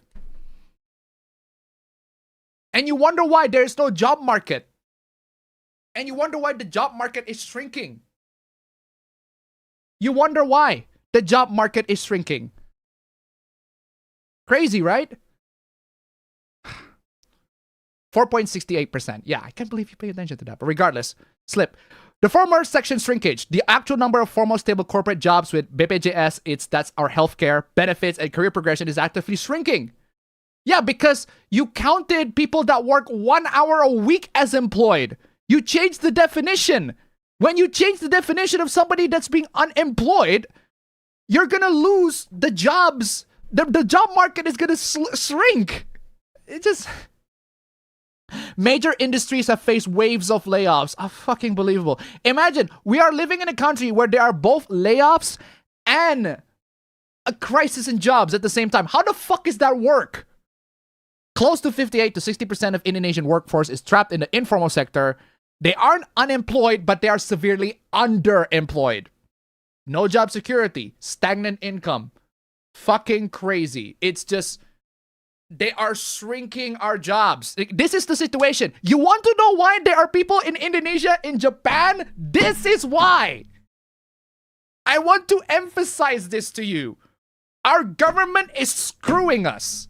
The corporations are screwing us because they're colluding with the government. They are screwing us. They are not letting us work here because they manipulate the statistics to make people to think that we are actually employed here in Indonesia. We're doing good. Oh, also, we are producing a lot of educated people. A lot. We are producing high school graduates. We're producing a bachelor's degree, even master's degree. I am literally a master's degree. And it's still very, very hard to find jobs. Even as somebody that has a master's degree. Not in Indonesia. It's absolutely crazy. Another thing. I literally, there are universities around Indonesia. Reports that there are less students coming in to enroll in their university. Gee, I wonder why. Maybe because getting a degree, a bachelor's degree here in Indonesia meant fucking nothing. You know what does mean something? Getting a job certificate. At least when you get a job certificate, you can go out and find actual work. Whereas if you get a bachelor's degree, there's no guarantee that you're going to get any work here. Absolutely crazy. Blazar Panther tip 169. They shrink our jobs. Thank you so much for the donation. Keep them coming. Absolutely crazy. A massive survey highlighted that tens of millions of Indonesians suffer from a vertical mismatch. They are vastly overqualified for menial low productivity jobs. I have personally experienced this. I could be teaching students. I could be teaching like in universities. Instead, I do grunt work. I've personally experienced this 100% straight up. And it is absolutely crazy that we're not given the platform to do that. Absolutely crazy. Anyway, seriously, guys, you wonder why I asked for donations, right? Thank you so much for the donations. Because at least with my donations, I inform you guys. I try to entertain you guys. I'm not providing nothing. Right? I am not providing nothing. I'm telling you all this so that you guys can get up to speed on the situation that is happening in my country right now. Right? The politics. And this is not about, oh, this party is better than that other party, or this president is better, or this presidential candidate is better than other president. No. That shit, I don't relate to that shit either. But economy, making money, surviving in this economy, being employed, being unemployed. We all can relate to that. And I hope this information gets you to relate. You can relate to all this information because that's what we're suffering now. Oh, there's also the wage gap. Not that gender wage gap bullshit. Nah. Actual wage gap, right? average monthly wage for a formal worker in Indonesia hovers around 3.3 million to 4.6 million, which is 200 to 180 US dollars. I literally stream 4 times every month. And the fact that I asked for $30 per week, right? That doesn't even come close to the average monthly wage for a worker in Indonesia. Imagine that. Imagine that's how fucking screwed up our economy is. But if you're in Japan, you get 180 to 220,000 yen, 18 to 22 million rupiah. That's like fucking multiply that shit. Crazy. 200 times 6. Absolutely fucking crazy. And you wonder why people go to Japan. Because they actually pay us. Absolutely crazy. Oh, check this out, right? Minimum barrier, age limits. Oh yeah, there's another thing. Age limits. Often maximum 25 years old for entry-level office and factory jobs. One of the reasons why I am unable to get a lot of entry-level jobs. Because I am well past that 25-year-old threshold. A lot of job markets are like that. Which is absolutely crazy and hyper-specific. Just discriminates based on age. You wonder why we're suffering. But Japan doesn't care about that. Now, fuck that age limit bullshit. No, you want to come in here, you work. When you work, we pay you money. Plain and simple. Unbelievable. We are actually properly compensated in Japan. Not in here. We don't get fucking compensated at all. There are minimum wages that are not even properly applied at all. Crazy, right? Inconsistent compliance with labor laws. Because, yeah, a lot of Indonesian, they literally, like, a lot of corporations in Indonesia, they do not care about labor laws, straight up. They don't. No protections, no basic protections, no health benefits, no nothing, none of that. Just, okay, gas. Just seriously, just okay, gas. Assalamualaikum. Dalam program gas LPG 3 kilo gratis. Sasaran program untuk masyarakat miskin agar masyarakat Republik Indonesia semakin okay gas. Okay gas. Guys, I'm telling you guys, just to accentuate the information, to provide you all some relevant information for this fucking hoopla, for this Japanese to come in. It's like, why are there Indonesians coming to invade our country? Because our country doesn't accept us. We got stats and data to back it up. They do not accept our presence. They do not accept our labor. They don't want to reward our labor. And what happens when Indonesia does not reward the labor of us? What happens when they don't reward our labor? They give that labor to the fucking colonizer. That's what happens. Imagine the economy of Indonesia so bad that we have to reward the fucking colonizers. Imagine. That's how fucked our economy is.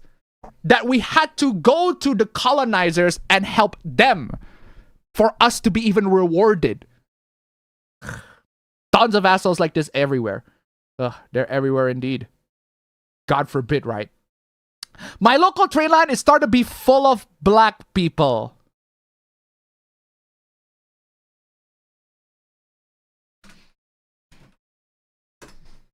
Okuyasu, I heard it as clear as day. This sick fuck said the N-word. I just remembered I have a meeting getting turned racist. Yes, there was that Indonesian work ad. Asked for a person from a younger generation with 20 years of experience. Oh, don't worry, we got loads of that. Visit Lundy Tip 169, and I thought California basically telling us to get fucked while looking for a job. Thank you so much for the donation. Keep them coming. Like, genuinely, to all the Japanese out there, I can't speak Japanese, but I can assure you, right? We don't come in there for no reason. We don't come in there to fuck your wives. No, we don't do that. We don't. We don't come in there to fuck your girls, to fuck your wives, or destroy the economy the same way a lot of tourists come into Japan to destroy their economy. No, we actually come in there out of respect. We come in there to help. And we have provided help. The government has provided platform for us to help them, and we have. We absolutely have. Crazy, right? What kind of work are you even doing? It's scary when you're just wandering around. Are you seriously afraid of black people? Cairo Silicon to $1. Well, Indonesia is just repaying Japan for the bunkers they left all over the country. Thank you so much for the donation. Keep them coming. Just actual Okuyasu takes on this one. Seriously. It's a soul train, yeah. Because there are black people in there. It's like I'm actually emotional. Like seriously, right? I'm actually genuinely emotional because this is my country. And I hate the fact that my country is absolutely just not providing a viable platform for its people to the point where we had to provide and contribute our work to the colonizers. You know how embarrassing that is? You know how embarrassing that is? How embarrassing it is as an Indonesian that the only way for us to survive is to work for our colonizers. Not only that we work for our colonizers, like I'm telling you, my sister is in Netherlands. My brother, Appa is in Netherlands as well. That's literally the land of the colonizers. The fact that both of my siblings are in the land of the colonizers to not only find work, but also find education is absolutely fucking crazy. Why is the government and why are the corporations here not providing us with good enough incentives for us to work here? Don't know. During the daytime on weekdays, there are a lot of elderly people, mom, kids, and adult foreigners. Aren't the foreigners working? God forbid that the foreigners take a day leave, right? Today I got a comment like, you must be off by chance. Yeah, that's actually a good point. That's actually a really, really good point. How the hell could you take this picture as a Japanese? Really good point. How did you take this picture as a Japanese? Shouldn't you be working? Good question, right? But I see tons of them on weekdays, no matter what day it is. It doesn't fucking matter. You're not addressing, you're not responding to the question. Ugh. First, taking unauthorized photos of strangers and posting them on SNS is social networks or service is itself a violation of privacy. Going out during weekdays in the daytime doesn't mean that they're not working. It could be a night shift, shift work, parental leave, day off. They could be tourists. God forbid that they're tourists visiting Indonesia, right? Hey, thank you so much. This is an actual Japanese person defending. God bless. Seriously. There are loads of hate comments.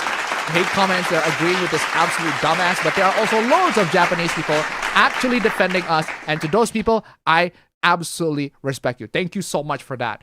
Because this absolutely stupid discourse is coming in and I'm hating it. Oh, in another side of the stupidity, if I ever saw Japanese people in my country, I'll take their pic and then post on Twitter with caption, oh, what's pedophile doing here? Ha, ha, ha.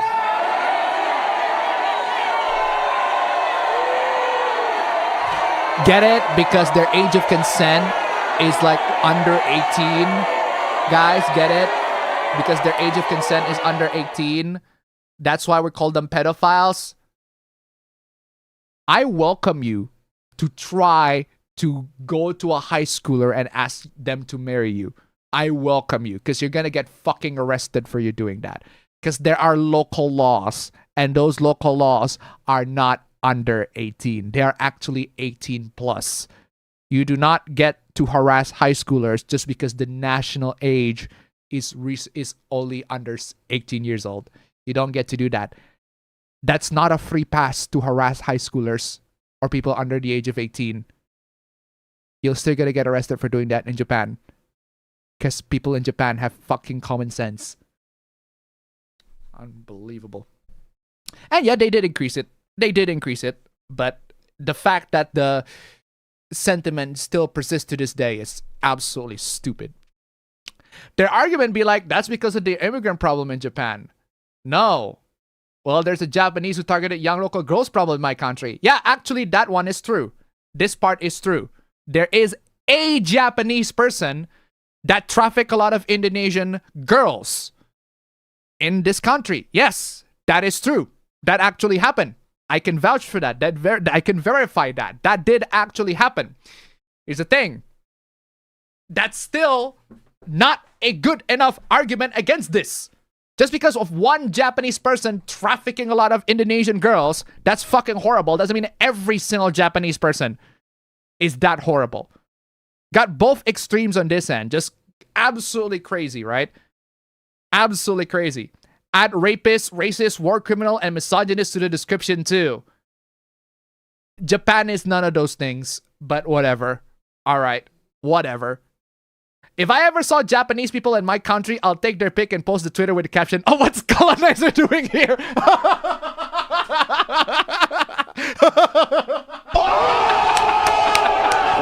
Okay, that one is funny. Okay, that one's funny. Okay, that one is funny. That one is funny. That actually got me laugh. Okay, good job. That actually got me laugh. Good on you. Good on you, Just Macondo. Oh my god. Good for you. That was pretty funny. Banyak orang Jepang kerja di sini. Yeah, there are lots of Japanese people that work here as if they haven't been. Ugh, crazy. That's historically accurate. True. Okay, moving on, right? Now, you got those Japanese complaining, why are there Indonesians coming here?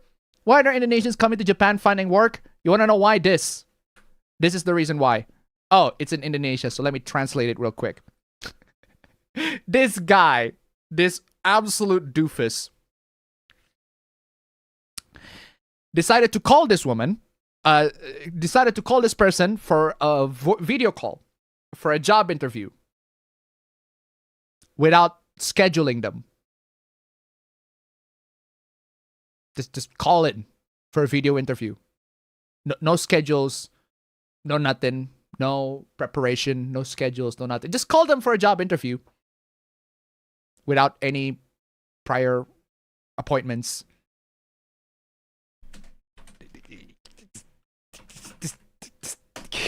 Ah, fuck! You fucking idiot! I can't believe you! What the fuck is the matter with you? Yeah, so the HR department or whoever is in charge for finding new employees, they just called in WhatsApp. They just called in unprompted. No schedule, no question, no nothing for a job interview. Excuse me, sir, why so sudden? The video call came out of nowhere, so it's my fault? I'm sorry, sir. Next time, give me some information first.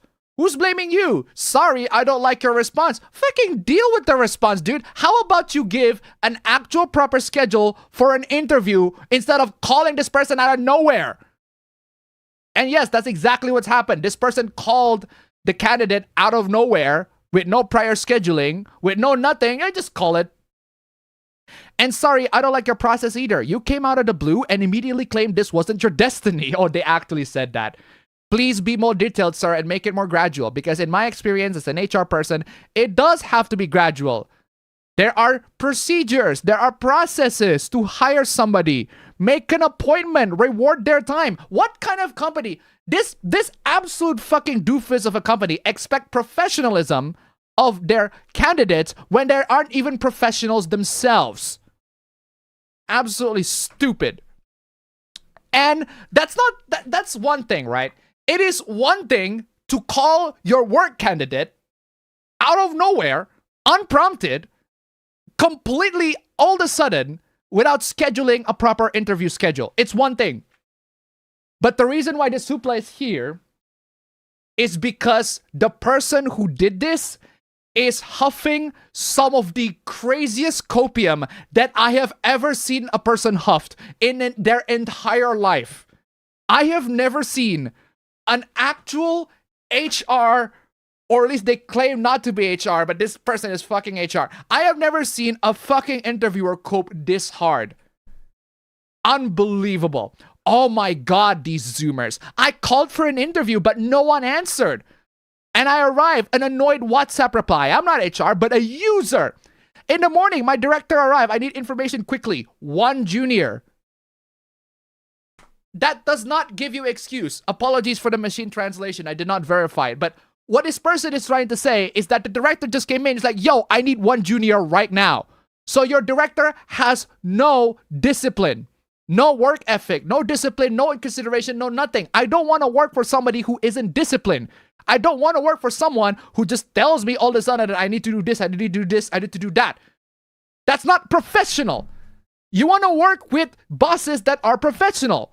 I've actually worked with bosses that call me in fucking weekends and demand me to work on weekends. I lasted 3 months. I just immediately quit. It's like, that shit's unacceptable. That completely, I draw the line on that level of professionalism. I expect my bosses to be professional. Thankfully, the work that I am in, my bosses are professional. Not the last one on this one. He called me in weekdays and demanded me, in weekends, and demanded I should fucking work. What's wrong with you? I immediately bypass him, not going to HR. My intentions are 100% pure and sincere. Is it now? Is it now?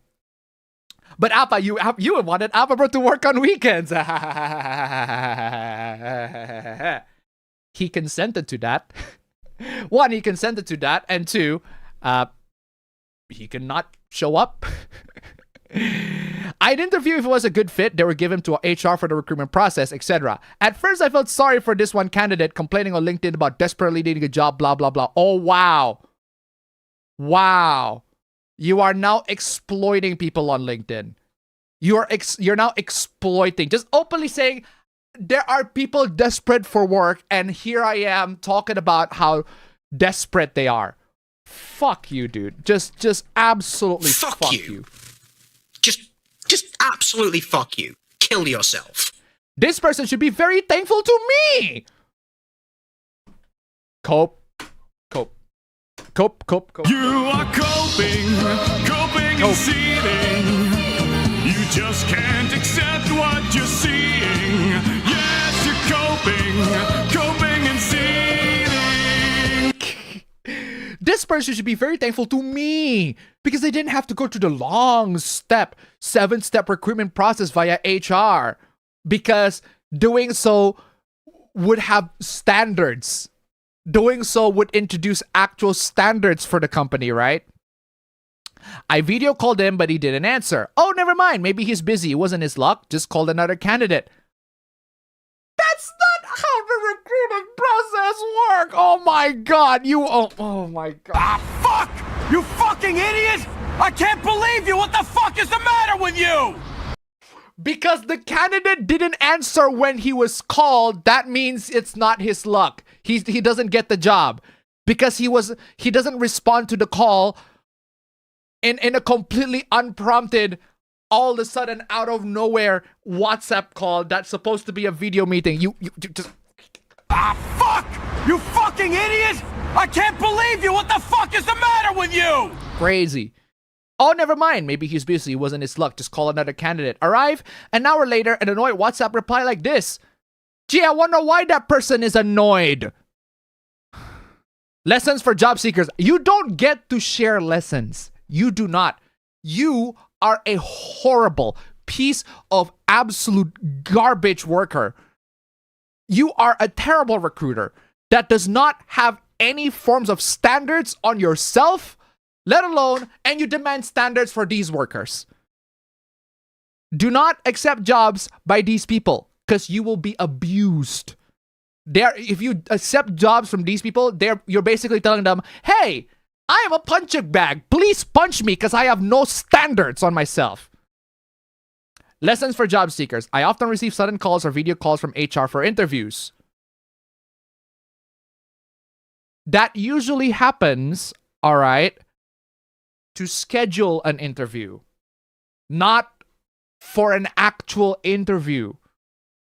I do receive calls from HR or chats from HR for interviews, but it's to schedule interviews, not to actually do the interview.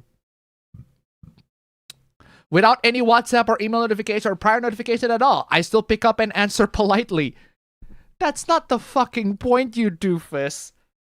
The HR is chatting you or calling you to schedule. You call for the actual interview. Unfucking believable. If I'm busy and I don't have time to answer the phone, I immediately reply via WhatsApp using polite and courteous language. That's not the fucking point, my dude. That's not the point. Sometimes companies need quickly. Sometimes companies need quickly.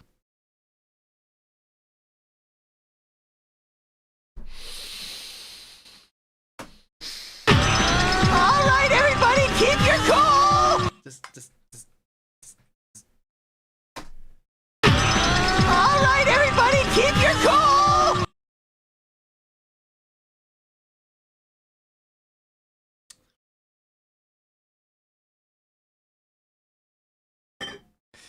Because poor literacy is cool. Sometimes companies need quickly. Dude. If those companies need the job all the fucking sudden, you know what that means? That company has terrible management. That's a red flag for a company. Red fucking flag. Companies need workers quickly? Like quickly all of a sudden? That's a red flag. I'm sorry. A well-managed company doesn't need to do that suddenly for workers. They're able to adapt and improvise, but they don't. So they don't have time to inform you via WhatsApp or email first. I don't give a shit if they don't have fucking time. That's not my problem. You're a company. You should have standards for yourselves, and clearly you don't. I hate it. I absolutely despise these companies. These are the kind of companies that we encounter here in Indonesia, and I'm sure it's no different to any other corporations and countries. You can all relate to this. But these corporations, these companies, they demand standards from us. They demand us to be disciplined when they themselves cannot be disciplined. This is a two-way street, brother. This is a two-way street. You want us to be disciplined? How about you be disciplined yourself? You can't demand discipline out of people when you're not disciplined yourself. It's crazy. So they don't have time to inform you via WhatsApp, email first. Yeah, maybe because they quit. Because they realize, oh my God, this corporation, this company is terrible. If a user calls you directly, it's a sign you're lucky. No, it's the opposite, actually. Usually because of an insider recommendation.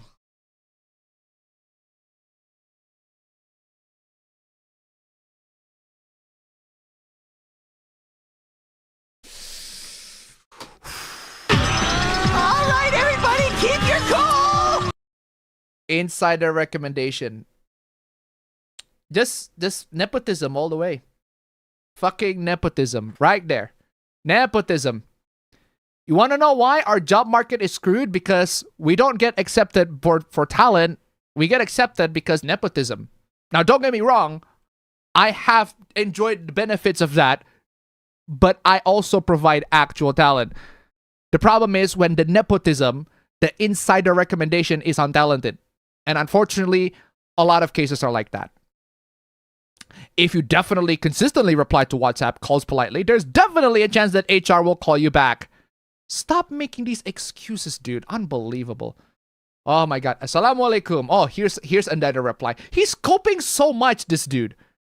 Thank you very much, everyone. Everyone has been willing to comment both pros and cons. It's mostly cons, but whatever. This will also serve as a basis for my future evaluation. Based on my 15 years of experience in oil and gas. Hey, I work in oil and gas. I know how it works. You want to talk about oil and gas, you come to fucking me. I know how it fucking works. You're telling me you know. You're telling me. All right, then. Talk. Speaking of oil and gas. Assalamualaikum. Telah program okay, guys. 3 kilo gratis. Okay, guys. Program untuk masyarakat miskin agar masyarakat Republik Indonesia semakin okay, guys. Okay, guys. Okay, guys. There is indeed a difference between HR and a user who calls us for an interview. It's HR full of protocols, yes. Inform first, WhatsApp email first, go through several recruitment stages, etc. But the chances of being accepted are slim. The chances of being accepted are slim and the process takes a long time. Oh my God. You're the one who should be making the process easy, you absolute doofus. Oh. Hold on a second. Yo, gede ke sini ya. Okay. Yo. Wow. Imagine, you know how convenient that is? We were just talking about okay gas. That's literally a call from my employee. I'm not even fucking joking. That is quite literally a call from my employee. I am not even joking. Straight up. Ugh, crazy. How convenient. What a fucking convenient day that is. But the chances of being accepted are slim and the process takes a long time. But if a user calls and arrives immediately without looking at the time, they go straight to the point of interview. Do you seriously think that you're the one making it easier for everybody else? You're making it stupid for everybody else.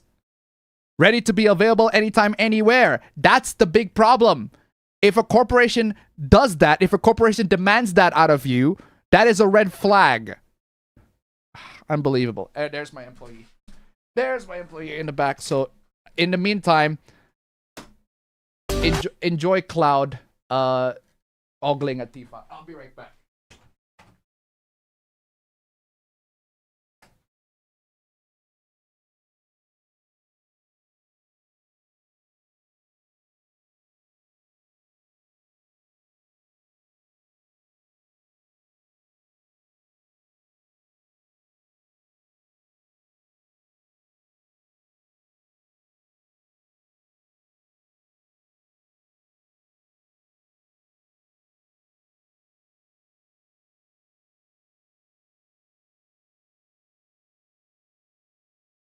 Unbelievable. Oh man. Bless the sales of today. Good lord. Unbelievable. Unbelievable. Bless the sales of today. Even though they must have been informed days in advance, and the chance of being accepted are much greater. No, it's not. 70% of my experience was getting the job because the user was a good fit for me. The rest, just a formality for HR, step-by-step recruitment process, etc. I once got a call. You got call from a user at 4 a.m. 4 a.m. 4. You got call from an employee recruiter at 4 a.m. 4 a.m. Do you not find that unacceptable? Do you not find that fucking weird that somebody is calling you at 4 a.m.? Who the fuck gets called from 4 a.m.? Who the fuck eats a hamburger? Who the fuck eats Krabby Patties at 4 a.m.? Oh gee, 4 a.m. Is it 3 a.m. or 4 a.m.? Turns out he was on business in Abu Dhabi.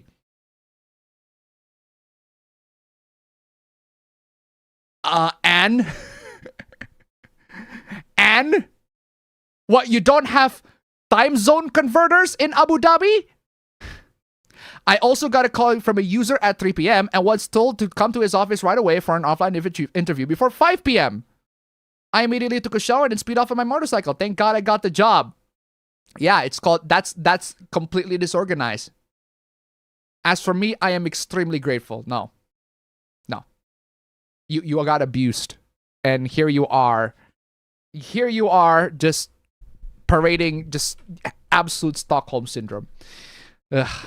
Moving on. Hey, ladies and gentlemen, let's move on from all of that horrific garbage bullshit and get to something more lighthearted. The PlayStation 5 AIR Purifier. I don't know if you guys are familiar with this story, but check this out. Sir, may I ask a question? My husband said he bought an air purifier, but I modified it to look like a PS5. He got it for 500k rupiah and can only be turned on at night. Is this true?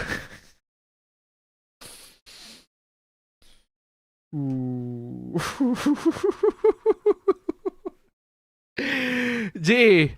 Oh, gee. Gee, where have I ever heard of this one before?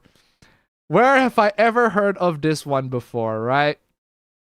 Where have I ever heard of this one before? 와이파이가 갑자기 안 터진다고요? 네네, 어젯밤부터 갑자기 안 터지더라고요. The Wi-Fi is not working. 그러면 새 걸로 Let's change the Wi-Fi real quick. 같은 게 없습니다.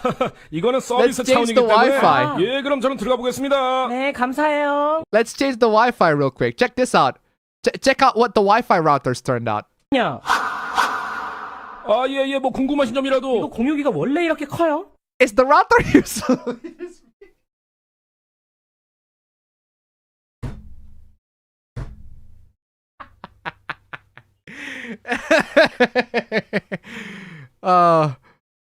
There's also this one. 공유기 바꿨어요. 저 이제 플스라고. I just changed the router. It's called a PS. I know. PS. Press speed. 요즘 이게 유행이잖아요. Very trendy, right? Very trendy. Press speed. Oh man. History repeats itself. What a lot of you might not know is that there is a sequel for that. That's for the PS4 Pro. But there's a sequel for that. And the sequel actually has a happy ending. Genuinely happy ending. Seriously. Very happy ending. Check this out. 소리 좀 그만 질러. 시끄럽고 오늘 미세먼지 매우 나쁨이래. Stop yelling. Seriously. He bought the wife decided to buy an air purifier with the money. With the money that he used to sell his PS4 Pro, she decided to buy an air purifier. Now, I don't know about you guys, but this air purifier looks pretty suspicious to me. 저거 새로 샀어. 아니 남편 게임기 팔아서 산다는 게 겨우 공기청정기야? My God. It is an air purifier. Oh, man. She wasted that money. It is an air purifier. Oh, no.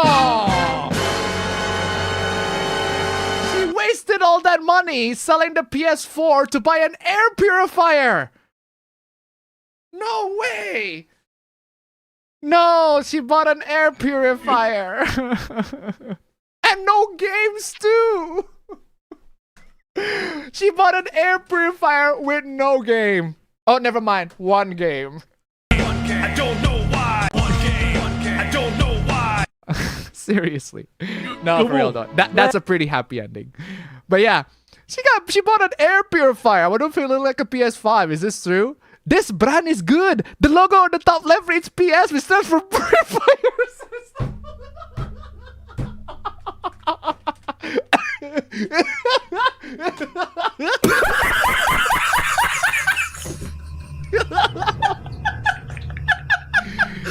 Oh, purifier system, the best brands in Japan. Next November, specifically November 16, there is a software update called GTA VI.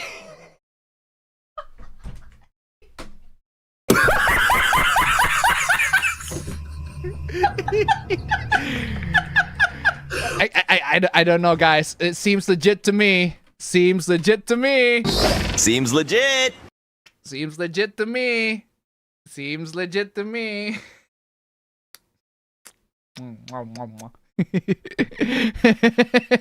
Oh man, seems legit to me. At least the PS5 has backwards compatibility. Oh wait! Vincent Lundy tip 169. Thank you so much for the donation. Keep them coming. Because if you install the software update, the GTA VI update, if you install that, it will increase the air purification level up to half the district. Wow. Seems legit. Seems legit, guys. I don't know, but perfect. I definitely want to buy the purifier system with the amazing software update next November called GTA VI that will apparently increase the purification level to half the district. Legit. I totally buy it. Seems legit. Seems legit. Understandable. Have a nice day. Oh, I thought that was a router.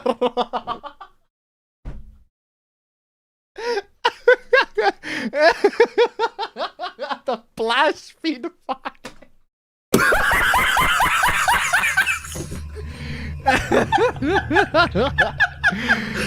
The Flash Speed 5 by TP Link. Fuck yeah, let's go.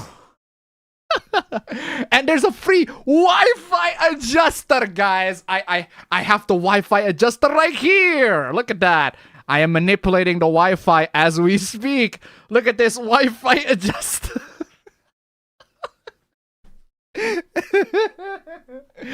Man, I love how that ad, that Korean PlayStation ad, just reflects reality so much. I want to say it's like, yeah, that's stupid. Nobody in real life are gonna buy that. Oh, turns out that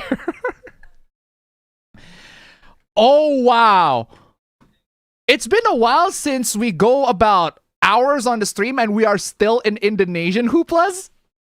I love them. Loads of Indonesian. Oh my god. Not only that we are in an Indonesian hoopla, but we are in a thumbnail hoopla because it's Blue Archive and someone got doxxed. Well, brilliant start. Brilliant start. Just great start for a Blue Archive hoopla. Just somebody got doxxed immediately. Immediately somebody got doxxed in this Blue Archive hoopla. Wow, you fucking people. You fucking people. Anyway, Blue Archive fan posting the ID of a random Indonesian man because he tweeted Blue Archive. Because I tweeted Blue Archive is a Yuri game. Okay, so to provide some context. Oh wow, it's celebrating Pride Month too. Because it's a Yuri and Yaoi game now. Yada yada. It doesn't matter. But what matters is this guy. Right? The guy who got his ID being put in it. I'm censoring it for the purpose because I don't want to spread personal information. Even though his personal information is out there. But regardless, I want you all to pay attention to because this is an Indonesian LOLCOW. It is the Indonesian LOLCOW. I have never encountered... It's been... I don't usually encounter Indonesian LOLCOWs, funnily enough, but it is one of the rare times in which I encounter an Indonesian LOLCOW. This is Hoopla back in 2025, but I still want you all to understand the chronology, all right? So this Ohim guy, this is the LOLCOW named Ohim. It started from a Legura fandom war, all right? He took photos of his quote-unquote assets, and by assets, I mean his wealth. He's flexing his wealth, but he got caught in 4K stealing the photos of his wealth from Pinterest. He liked to flex them on Facebook and was targeted by netizens because he's faking his wealth, right? He asked many girls on Facebook to date him, and when they were dating, Ohim, the LOLCOW in question, always asked for strange things like indecent photos and the good old rocket pocket polishing. Even while they were still in a relationship, he often chatted with girls and flirted with them on Facebook. Wow. That's the horny Indonesians, man. I swear to God. He was caught cheating, but he still dared to flirt with girls to ask them out. He got a job, and at this point, he started showing off his ATM balance. Man, he really, really loves to flex about girls and money, right? He really does. Besides showing off his balance, he also likes to show off his purchases from items he considered luxurious, like buying Lawless Burger. What the hell is a Lawless Burger? Is that even luxurious? Oh, apparently it's like a really, really luxurious burger. I guess. I guess that's a very luxurious burger. I don't know. He also likes to show his purchase, like buying Lawless Burger while buying alcohol or buying new PlayStation. Lawless is a brand of a burger, like McDonald's or Jack in the Box or Big Kahuna Burger. Big Kahuna Burger. That's the Hawaiian local joint. And I look up Lawless Burger. It's like, oh, Lawless Burger.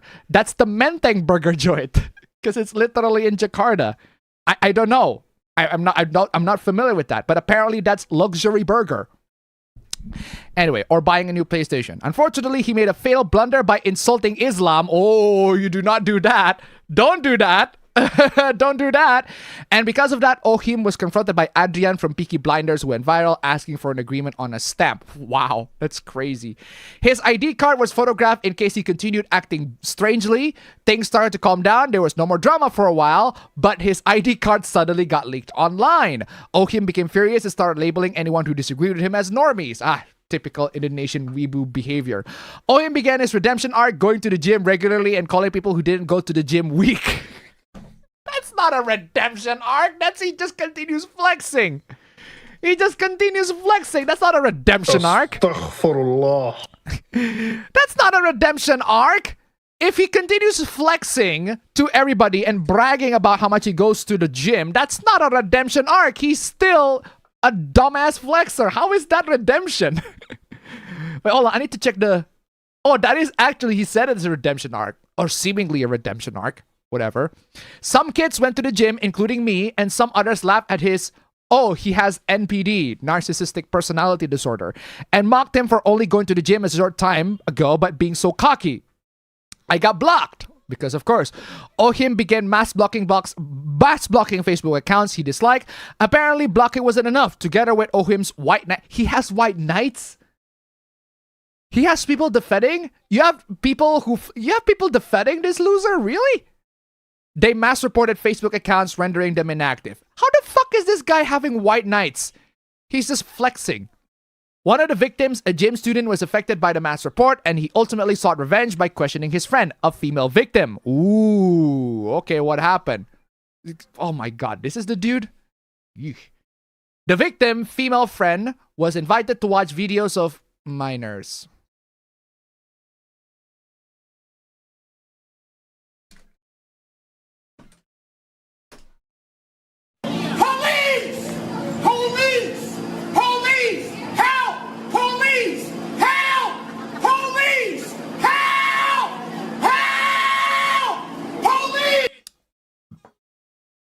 Yeah, that doxing seems to be a fucking public service at this point. And was also sent a video of his penis, because of course. Initially, it was only shared among their circle, but eventually it spread to too many people and it became a public joke. Ohim tried to divert attention by purchasing his parents' gold bars?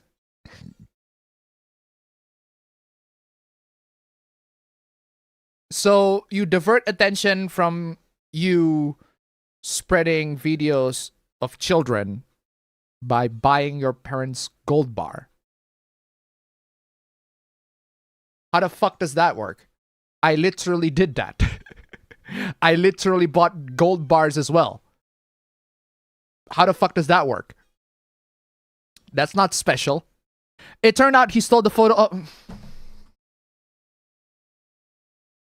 He stole the photo of the gold bars from a gold activist from community groups on Facebook. At least I actually buy my parents' gold bar. Police! Police! Never changed, dude. Ohim claimed that all the recent drama was due to him deliberately playing rage bait. Yeah, sure, dude. Sure, it was just rage bait. Right. You are coping and seething. Right. Just rage bait. I don't understand, dude. Just because you flex, if you're gonna flex your wealth, at least make it a legitimate wealth that you actually have, not wealth that you stole from people. And was once again the target for netizens' ridicule. Gee, I wonder why. Ohim eventually locked his profile, making it inaccessible to anyone except his loyal dog. The fact that he has fucking fanboys is crazy. Absolutely crazy. Oh. Got baited by... It's to the point where it got actually famous too in Facebook. It's got viral, right? After calling Blue Archive a Yuri game, the ex-netizens were surprised when someone retweeted Ohim's ID card picture. That's his actual ID card with actual private information. When a netizen stated that Blue Archive is a Yuri genre, he was immediately shocked when someone from Indonesia retweeted this tweet by including a picture of this fucking LOLCOW's ID card. This guy is not only a LOLCOW, he's an actual pedo. Like, actually spreading videos of minors. What is wrong with you, dude? Just straight up. Just straight up. At this point, spreading his actual ID is a fucking public service. Unbelievable. Okay, moving on from Indonesia to the Philippines. Because apparently there is a crisis there in Philippines where a shooting happened and it's blame on video games. I actually have no idea what's going on. I'm just going to read the news on this one.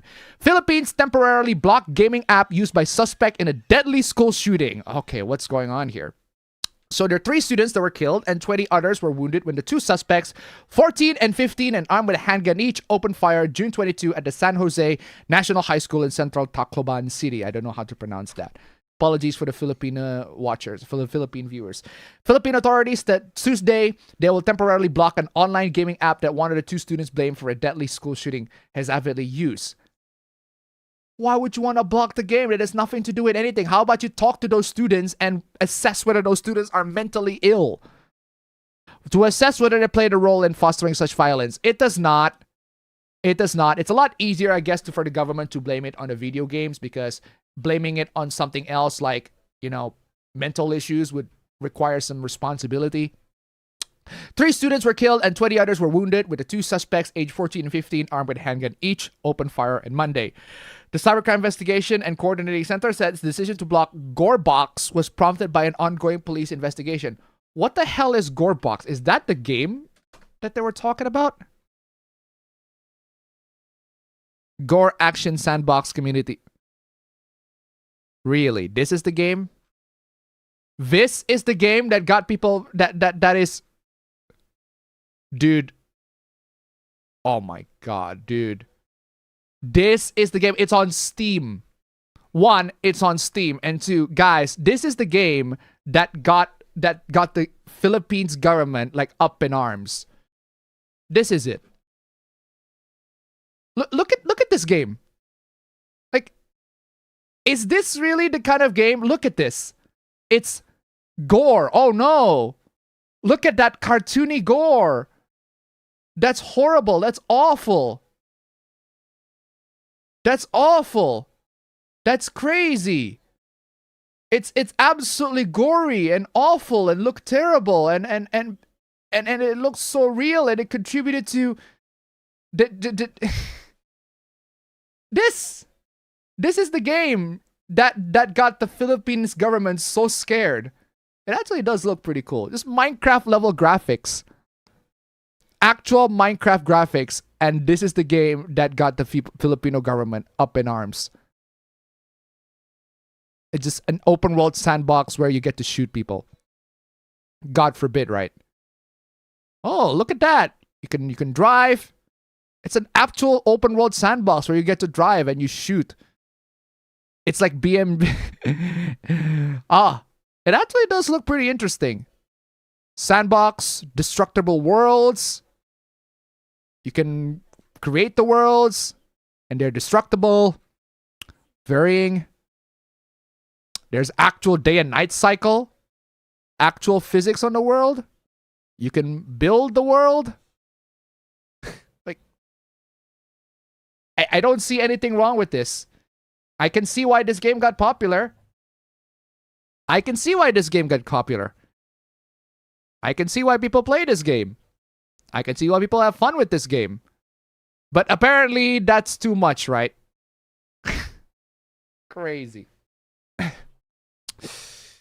So yeah, that's the game, Gorebox. That was banned. What do you call that? That was blocked by the Philippines government. Because apparently that's causing the kids to shoot up this school. This will allow authorities to determine whether the platform played any role in the action of the suspects. It does not. It does not. We cannot ignore possible online influences. Actually, yes, you can. In the case of the game, you can absolutely ignore it because the game is not the problem. You know what you can not ignore with online influences? The videos that they watch, the communities that they're into, the people, the real life people that they interacted for. Yeah, you can go ahead and not ignore that. Pay attention to those. Not the fucking video games they play. What is wrong with you? The gaming app was launched in 2023. Has been marketed as a physics-driven sandbox game where the creativity meets unrestrained destruction. Literally, look at the game. And are you going to tell me with a straight face that that game is going to cause people to become murderers in real life? Come on, y'all. That game is the most innocent fucking sandbox shooter that I've seen. It's literal Minecraft aesthetic, but apparently that's too much for the Filipino government, right? Our priorities, the safety and well-being of Filipino children exposed to the internet. I don't think that game is that game even meant for children? It literally has a PEGI rating of 18. So if you're a child playing that game, What the fuck are you doing? You should not be playing that game at all. It literally has a rating of Peggy of 18. It literally says Peggy 18 on the trailer. Barely there are children playing it. Seriously. Crimes involving the use of firearms are prevalent in the Philippines, partly due to the proliferation of unlicensed firearms, but school shootings are relatively rare. Where are your parents? Regional Police Chief Jason Capoy said that the suspects have told investigation they staged the attack to retaliate for being bullied in school. They retaliate for being bullied in school. I feel like they just handed over the answer to you there. You don't have to blame the game. Just blame the bullies. They contribute incredibly well to why they decided to shoot the school. Come on, y'all. Arcus 23, 20 bucks, let's go! Don't know what Hoopla came on in, but here's some cash. Thank you so much, dude. Immediately, thank you so much for the super chats, 20 bucks. Thank you so much. You are fantastic. Guys, come on, y'all. Wow, we are almost equal on super chats and stream elements. Come on, y'all. We have more super chats immediately all of a sudden. Thank you so much.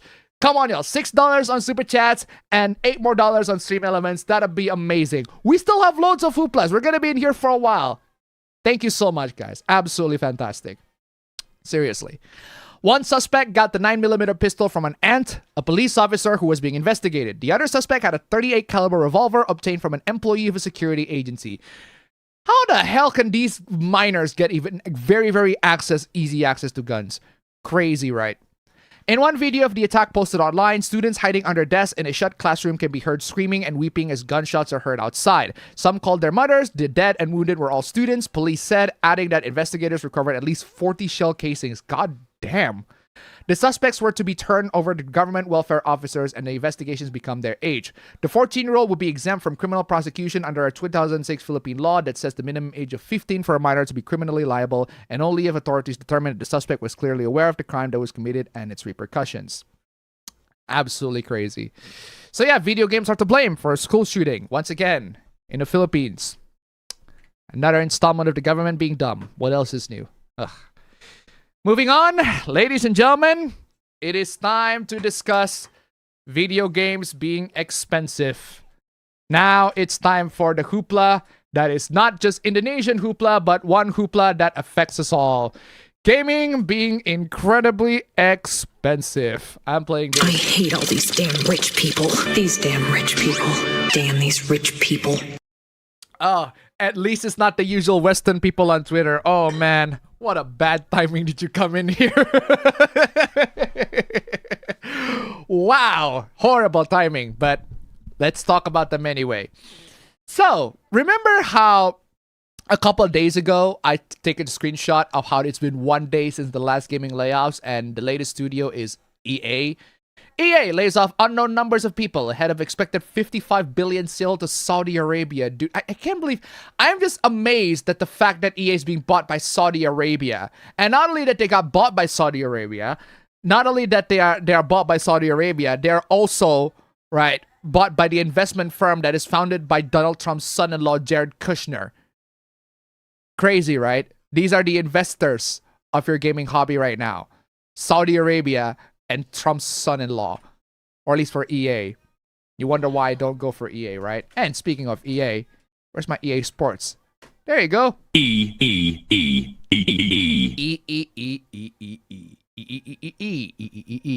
And check this out. This is the new layoff. 2 days since the last gaming layoffs. This time it hits a company called Keywords. Laid off 128 employees in San Francisco. Keywords apparently are the developers who agreed to work with Ubisoft to amend the credits of school for... Wait, hold on. Company previously laid off an undisclosed number of employees. Yada, yada, yada. They also made headlines for failing to credit translators.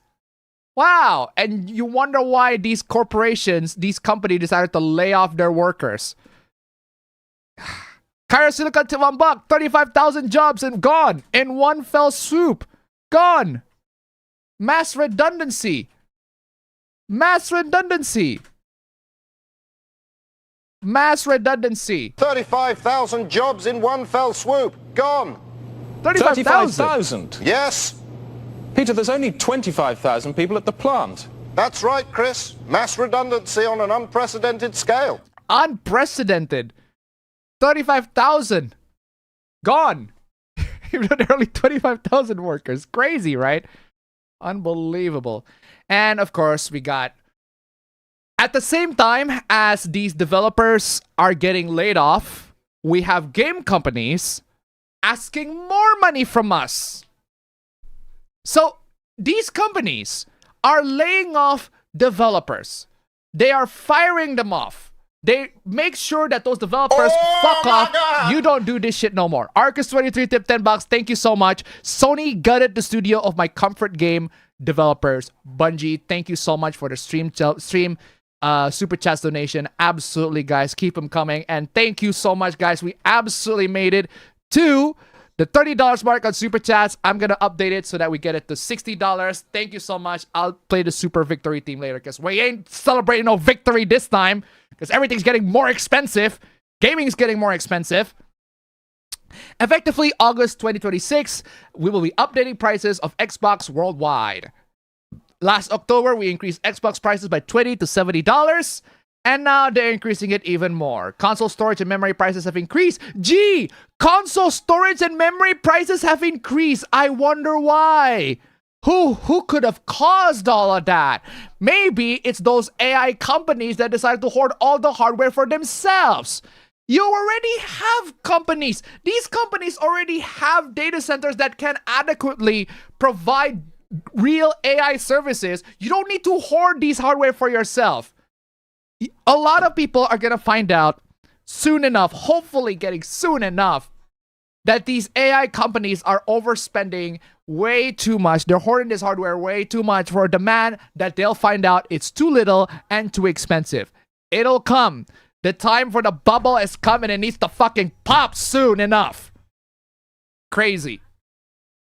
The entire consumer electronics industry is struggling with the current components crisis. Every single company is struggling about this. Xbox, PlayStation, Nintendo less so, but yeah, seriously. Xbox, PlayStation, Nintendo, Steam, with their Valve machine and their deck, increase in prices. Unlike phones, computer speakers, and other consumer devices, consoles are typically not sold at a profit, but instead for less than they cost to make. Yeah, because Microsoft is able to mitigate that, subsidize that with software sales. Except, here's the problem, Microsoft. Here's the problem, Xbox. Your software are games. And your games are not selling well enough. Just saying. And of course, we got the Steam machine costing $1049. Absolutely crazy. $1,049. $1,049 for a Steam machine is absolutely crazy. That is indeed too much. It should have been $700, $800 in my opinion. I would have just said, okay, that's perfectly fine, perfectly acceptable. But because of the current RAM prices, because of the market crisis that we are suffering right now, it's $1,049 for a Steam machine. Absolutely fucking crazy. And that's just the starting price. If you want a Steam controller, that adds a couple more dollars.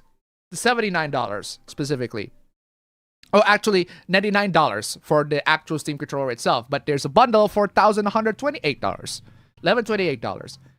Absolutely crazy. But hey, that's just how it is. And here's the thing. There are dumb takes about this. Dumb takes. For those wondering what's wrong with the Steam machine, I'll make a small list. Yeah, there are loads of things that are wrong with the Steam machine. But the actual Steam machine itself is actually pretty good. The actual Steam machine itself is good. Like, it's a pretty good product. But it has a really bad price. And again, I don't blame Valve for this. This is not Valve's fault. We are in a shortage of hardware and DRAM because the AI companies are hoarding them entirely for themselves. Price to performance is out of whack. Yeah, I agree. You can actually get, genuinely, you can get an RTX 5050 laptop that will outperform it. Genuinely. If you want a small form factor, you want the Bazite, you want to have great GPU, you can get an RTX 5050 laptop and it will outperform it. Yeah. But again, Steam Machine is not for that demographic. Different. entirely a demographic. The Steam machine is an open ecosystem instead of... I'm sorry? The Steam machine is an open ecosystem instead of closed.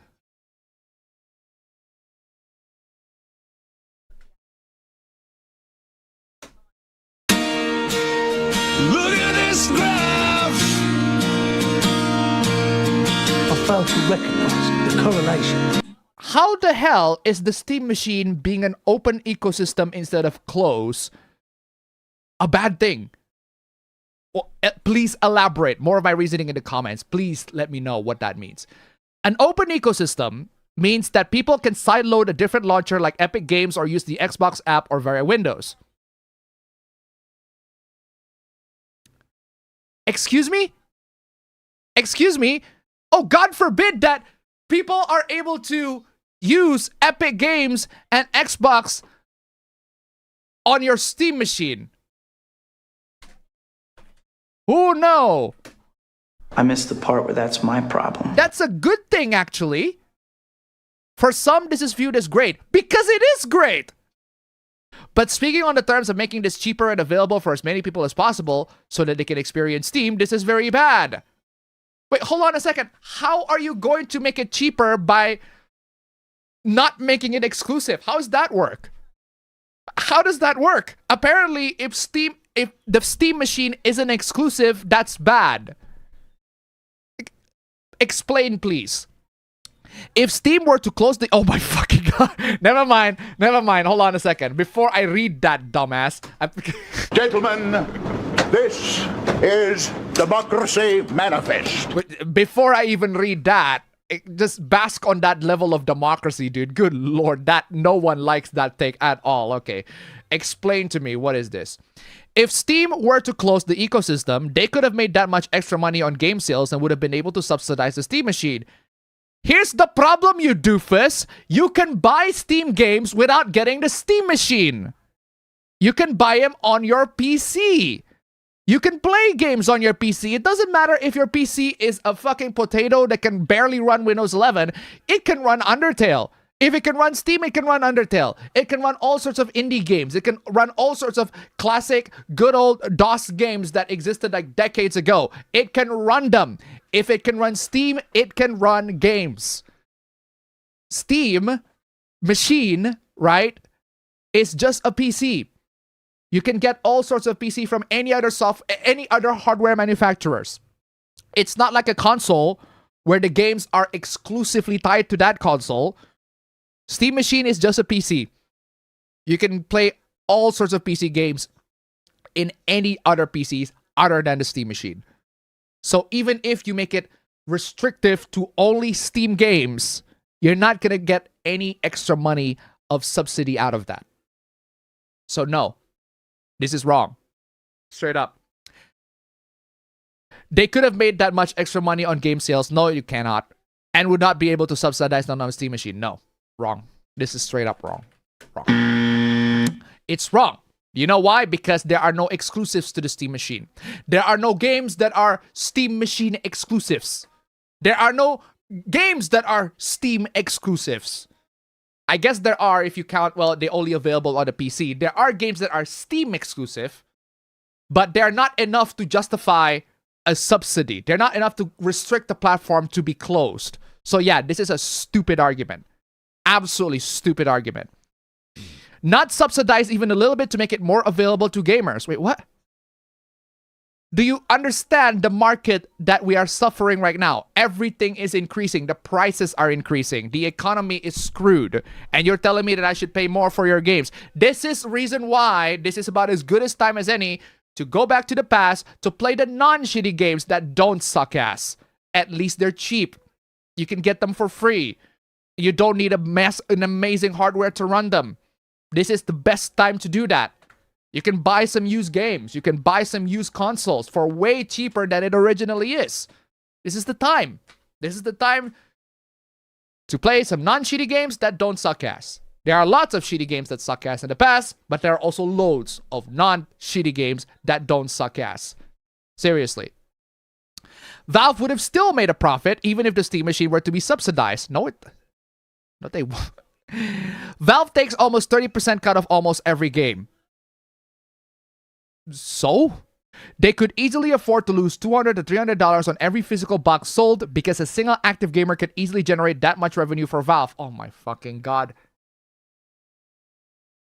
Yeah, because it's that simple, right? So Valve should sell it more at a loss, right? As if they haven't been selling it on a loss already. Valve makes billions via game sales and live services and DLC. It's more profitable than Apple, Google, Microsoft, and or Netflix. Is it? Is it? As much as I love Valve, I cannot defend this piece of junk. This is not a piece of junk. The Steam machine is actually a really good machine. It's just really, really overpriced for what it tries to offer. The games plays pretty good. Not the best resolution. It requires upscaling, but the games that they play regardless are pretty good. They play the game well. It's not a 4K machine, but it is 1080p for plenty of modern games, plenty of modern titles, and they play it perfectly fine. The problem is the price. The price is garbage, and it's not Valve's fault. We're just in a very, very bad hardware shortage. Straight up. And also we got GTA 6. Will cost $80 for the original version, and the Ultimate Edition costs $100 for GTA 6. And a lot of people are pissed about this. I can see why, but personally, I am not bothered by this because I don't have a PlayStation 5. And I don't want to buy GTA 6 because GTA 6 is the vanilla sandbox game. It's very, very vanilla as far as sandbox games go. All the GTA series are very vanilla sandbox, and I'm pretty sure just based on how I'm seeing the gameplay, how I see the... Actually, we haven't seen any gameplay that much, except from the leaked footages. But based from what I'm seeing for GTA 6, it's mostly just going to be GTA 5 all over again in terms of gameplay. I don't see any significant reason for me to buy a PlayStation 5 and buy the game itself. And there are plenty of people that do, but not for me. I'm fine with just watching them on YouTube. That's just me. GTA 6 price finally confirmed, featuring a single-player experience at launch, not even multiplayer. And also, if you buy the physical copies, there's no disc. It'll just be a code in the box. It'll just be a code in the box. Straight up. But even with all those issues, we have loads and loads of corpo shills. Genuine corpo shills. You had 13 years to save $100. Get over it. Literally this. It's quite literally leave the multi-billion-dollar company alone. Just... damn these rich people. I hate all these damn rich people. These damn rich people. Damn these rich people. God forbid that we decided to save our money in any other games, right? God forbid that we decided to save our money and buy something else that's more reasonable, right? Crazy. Is there any video game you look forward to play more than GTA 6? Please be honest. Yeah, Persona 6. Persona 6. Kena 2. Yeah, I think that's it as far as video games are concerned. The ones that I've been paying attention to, at least. Persona 6 and Kena 2. And Persona 4 Revival as well, but because it's just Persona 4 all over again, I'm less excited on that. And Persona 6. There are loads of GTA games that are way more exciting to play more than GTA 6. But again, this is a matter of subjective opinion. I get it. It depends on what kind of game that you like. Personally, I'm more excited with Persona 6 than I am with GTA 6. But that's just me, right? Neighbors are complaining the biggest game ever is costing $10 more than a 2K or Call of Duty game, despite the fact that you're going to be paying it for 15 years. Hey, I get that we're playing GTA 5 for 13, 15 years from now, but that's because Rockstar hasn't made any GTA game ever since. And they've only been updating GTA Online. They're adding content on GTA Online. They don't play the actual GTA 5 for 10, 13 to 15 years. They're not playing the campaign. They're playing online. And they still have regular updates to GTA Online even to this day. Come on, y'all. Costing $10 more than a 2K or Call of Duty game. Shut the fuck up, dude. Come on, y'all. Looking like this, like GTA 6 Ultimate Edition is stacked. Oh, wow. Look at this. This is the $100 Ultimate Edition. And this is the standard edition. Look at the things that you lost on the standard edition. So you're not going to have a 95 Grotty Cheetah. I think that's a car. Hawk and Little Morgan revolvers. So that's a gun. Those are guns. Personalized weapon variants. Vice City style. I think that's an aesthetic. Jason Safe House vehicles. Ganado retro build. Ride out custom mod shop. Wait, you can't get a mod shop? You can't modify your vehicles? Wait, or you just specifically this shop is gone in the standard edition? Why are you restricting the shops? Why? Why are you restricting the shops in the game? If the game allows me to customize my vehicles, then let me customize my vehicles. Don't restrict the goddamn shops. What? Sarah's Unisex Salon. Shih Tzu Squallow, I think that's a car. Stock 305 clothing store. 67 Vapid Dominator. Okay, that definitely is a car. Vapid Dominator, that's a GTA brand name car. Studio Electric Fang Tattoo. One Night Willie's Mod Shop. Good Time Gear. PTT Youngin Compound. Classic Car Collection.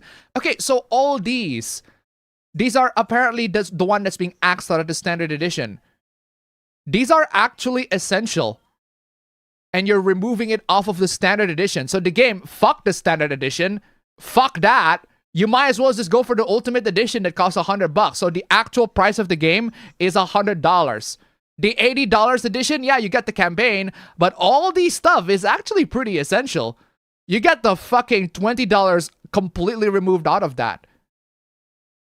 People might as well pay the ultimate edition because they actually got genuinely like actual content there.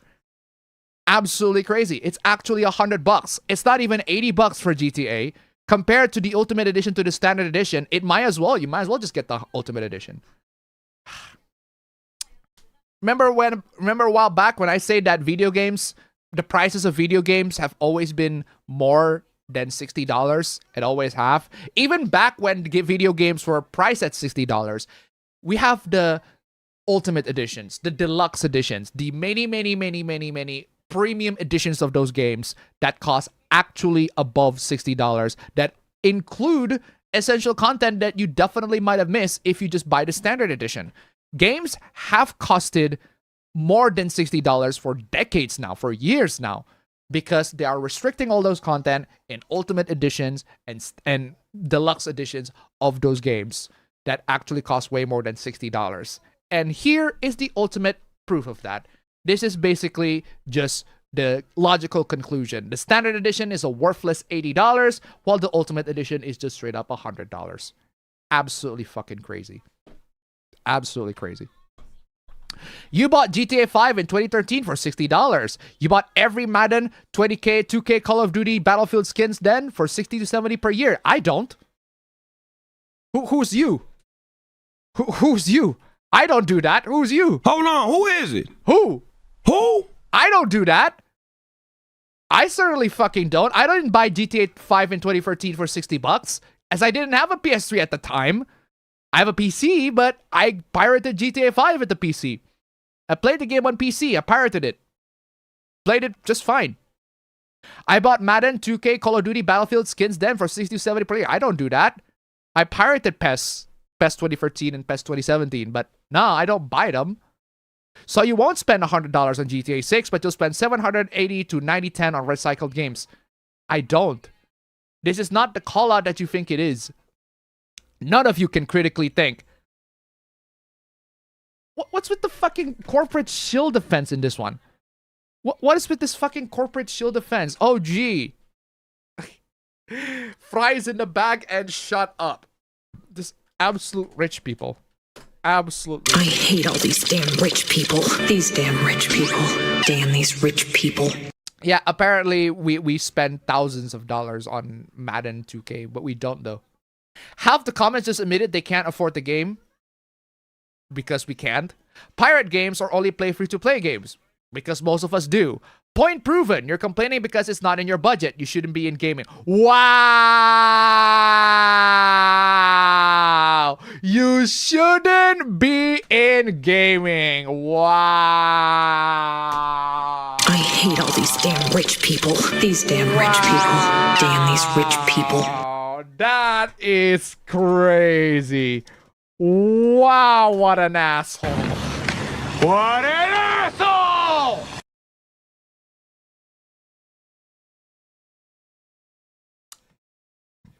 I guess if you complain about the game prices being expensive, then you shouldn't be playing video games. Just completely hammers that video games are luxury point, right? Unbelievable. Rockstar spent way over $1 billion and more than a decade bringing you this game. I don't give a fucking shit if they did. It is the most expensive game in history. Largest development team. Rockstar isn't a charity. What's with the fucking shill on this one? Absolutely crazy. All the poors crying in the replies. Wow. What an asshole! Wow. I hate all these damn rich people. These damn rich people. Damn these rich people. Wow. All the poors crying in the replies. Wow. That is crazy. Grand Theft Auto 6 is truly exposing how ungrateful gamers are. It's amazing that the real corporate greed is actually developing entitled gamers. Yeah, apparently we're the entitled gamers because we dare to ask for cheaper games, right? God forbid. How dare we, right? Everybody cheap, everybody complains about something, and the YouTube checks worth it to always be angry at a medium y'all claim to love and grew up on. We do! We do love them, and we grew up on them. Except when we grew up on them, the money that we spent on them are perfectly reasonable. Not extortionate like this one. We got hundreds of games to play now through subscription models, free games coming to us on a monthly basis. In the 90s, we begged to have the things we actually got now, and nope, y'all still hate on everything. No, we don't hate on everything. We love those. We love games that we can play for free, games that we got for free on a monthly basis. We love games from the 90s. We just don't like GTA 6 for costing $100. High value game development with so many titles and y'all still mad. The fucking shills on this dude though. The absolute fucking shills. We actually do love these. We love subscription model. Yeah, we like subscription models. Game Pass? Fuck yeah. Allows us to get games for a very fraction of the fucking cost. Free games coming to a monthly basis? Hell yeah. Epic Games let us got free games every month. PlayStation Plus let us get free games every month. Free games. We just don't like you. Unbelievable. Oh, man. Moving on from GTA being expensive, we have GTA being ugly.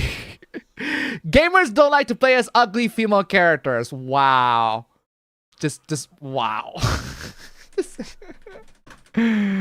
Wow, look at this fucking piece of shit, dude.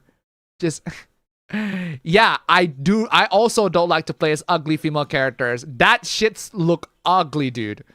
Do you seriously, do anybody in their right mind think that the person on the right looks ugly? Hey, say what you want about Lucia in GTA 6 in this particular screenshot. She doesn't look appealing because guess what? She's in a flipping orange jumpsuit. She's in a flipping jail. Good lord. She's not supposed to be this fucking AI-generated piece of shit hottie. She's not even hot. She looks so fake. She looks dull. She looks like an artificial fucking plastic doll. You think this is attractive, dude? Come on, y'all. Come on, dude. I don't care what you say about this one. You can say that she looks unattractive all you like. This is not attractive. Straight up. Finally, pure retardium. What is after that one? Brutal, savage, wrecked. Absolutely taken down. Finally, pure retardium. Yeah, God forbid, right? Lucia looks ugly on that one. Actually, she looks pretty gorgeous in plenty of the screenshots. I like this one. Vintage GTA. Vintage Vice City. Amazing. Moving on from GTA 6, we have absolute Resident Evil tourists. But before we get into these tourists, ladies and gentlemen, I want to just I'm gonna play Claire shooting the crap out of zombies. And I'm gonna play it in loop because I feel like this needs to be emphasized. I'll be right back.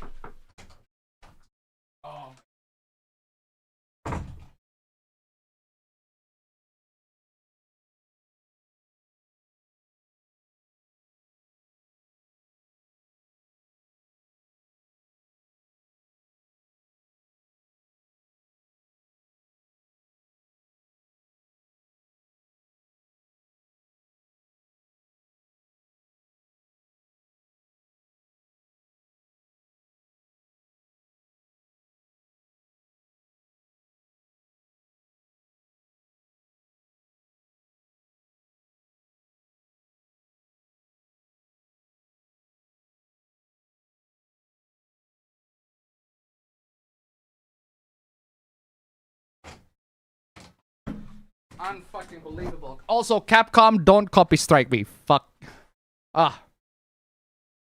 Also, Capcom, don't copy strike me. Don't copy strike me, because if you copy strike me, I am going to play this. Cross-dressing freak! Exactly. Cross-dressing freak! Cross-dressing freak indeed. Oh, I am Virgiling behind the scenes. That's true! That's true! I am Virgiling it! Oh. Virgiling it. I am Virgiling it so good. You need to goon, Dante. Goon. Oh yes, for power. Oh, Virgiling it indeed. Indeed. Anyway, what are the tourist stakes? Guess who? Oh my god, fucking Funko Pops. Alright, regardless.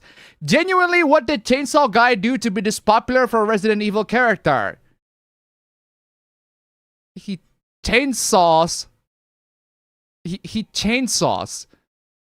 He used a chainsaw to cut people off. He used chainsaw against us to decapitate Leon. Dude, what do you mean? What are you talking about? Be the most iconic enemy in the most iconic game. God forbid, right? Plenty of people who played Resident Evil 4 when they were kids, like me, would be terrified of that guy. And then talk about how scared they were with his friends and on the internet at the time. Hey, my sister played Resident Evil 4 and she was always scared of the chainsaw guy, right? The concept of Resident Evil 4 being the most iconic... Wait, but it is! Resident Evil 4 being the most iconic game, it is! It's the most popular game, it's the most critically acclaimed. The game literally revolutionized third-person shooters. Like, it literally did. It literally did. What are you talking about? I'm playing this. Why don't you do us all a favor and leave before the audience gets pissed off? The concept of Resident Evil 4 being the most iconic game, it literally is. I wouldn't got into the Resident Evil series if it weren't for 4. What? Resident Evil 2 is arguably more iconic. What do you mean arguably more iconic? So it's not even a definitively more iconic. No, Resident Evil 2 is arguably more iconic. I can make the argument that it is. Well, I can make the argument that Resident Evil 4 is arguably more iconic. Gentlemen, this is Democracy Manifest. These are the tourists of the Resident Evil franchise. They never played the games, clearly. Clearly, they don't play the games. They only watch the walkthroughs of the game. And even if they watch the walkthroughs of the games, they did not realize that Resident Evil 2's gameplay, as much as I love Resident Evil 2, is radically different to Resident Evil 4's gameplay. And Resident Evil 4's gameplay is good. It's the one gameplay that lets people to get into the Resident Evil franchise in the first place. But I don't care if it's like, oh, it's arguably more iconic. If you're gonna say, oh, it's arguably more iconic, well, I can also say Resident Evil 4 is arguably more iconic. What? This is why tank controls suck. What was I supposed to do in this situation? Oh, wow. Oh, wow. Ladies and gentlemen, Resident Evil Tourists played the game for the first time. Resident Evil Tourists played the game for the first time. Check this out. Check out this amazing gameplay.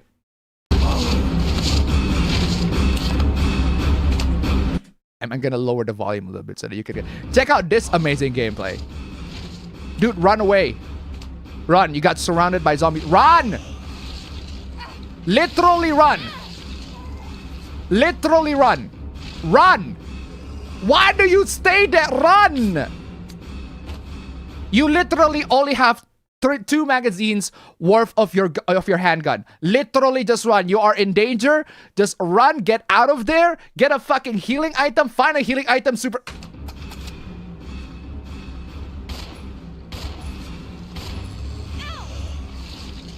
Dude, literally run.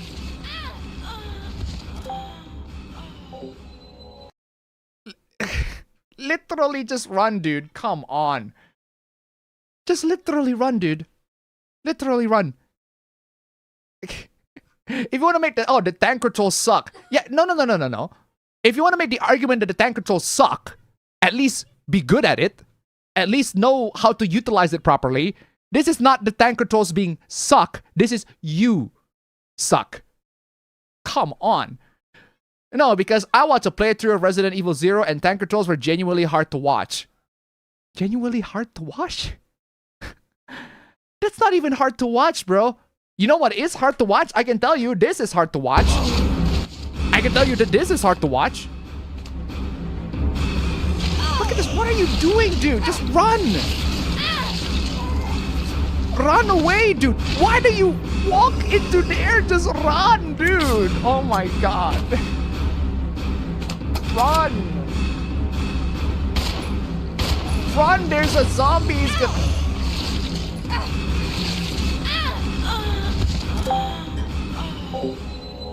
Someone's Discord just pop in and out. Can we also talk how this game is low-key problematic? Excuse me? It stigmatizes leeches and portrays them as dangerous animal. The leeches in Resident Evil 6. Sorry, in Resident Evil in general. In Resident Evil 0. Dude, the leeches are infected, you moron. And so are the monkeys. So is the big ass fucking caterpillar. So is the big ass spider in the game. And not caterpillar. What's the scorpion? The one in the train in Resident Evil 0. Was it a scorpion? I'm pretty sure that was a scorpion. Yeah, they are infected, dude. They are infected. So are the dogs. That doesn't mean I want to kill dogs. I kill dogs in Resident Evil, yes, but that doesn't mean I want to kill dogs in real life. Cobra64 tip $1. I have finally returned, and it's good to see you again. It's been a while. Hope you've been keeping well. Greetings from down under. Thank you so much for the donation. Keep them coming, as always. Oh no, I'm Australian. Thank you so much for the donation. Keep them coming. Oh, that elephant in Outbreak. That's crazy. That elephant in Outbreak was crazy. Specifically File 2. That was in the zoo. Oh, that was wild. One of the wildest enemies in the game. Crazy. The leech one is a lot more dangerous in Outbreak File 1 when you go to the hospital and there's a big ass the leech man going around and you have to make sure that you don't get caught with the leeches. That's just crazy. Absolutely crazy. And yeah, in case you don't know, the leeches are, infected. Moving on. Reload hater cannot explain why Reload sucks. Guys, if you have opinions on video games, that's fine. I welcome that. But what I don't welcome is the inability to express them or articulate them in a way that makes perfect sense. And this person clearly isn't able to do that. Imagine if Persona 3 Reload has art direction or sprites based around these old art styles. You know what? Yeah, these old art styles do look beautiful, and I do want to see a Persona that's more... Oh, by the way, this box art of Persona 3, right? This art style, this Persona 3 cover that is only Japan exclusive. I don't understand why this amazing Persona 3 cover is exclusive to Japan. Whereas the one in America, you got the generic one. The generic one that only shows a couple things that do not represent the gameplay at all. It's just very, very lazy cover art. This one looks fucking cool. This one's like, oh, I want to play this game. Whereas the actual American Western cover for Persona 3, it just looks so generic. Great art though, I agree. Just play Fest. No, seriously, play Fest. Reload sucks. Okay, why does Reload suck? Elaborate, please. What is Reload worse? What did Reload do that is worse than Fest, aside from the censorship of some jokes meant for the quote-unquote modern audience? Yeah, that sucks, but unfortunately you can't get away from that. That's to be expected. I'm genuinely curious. Everything.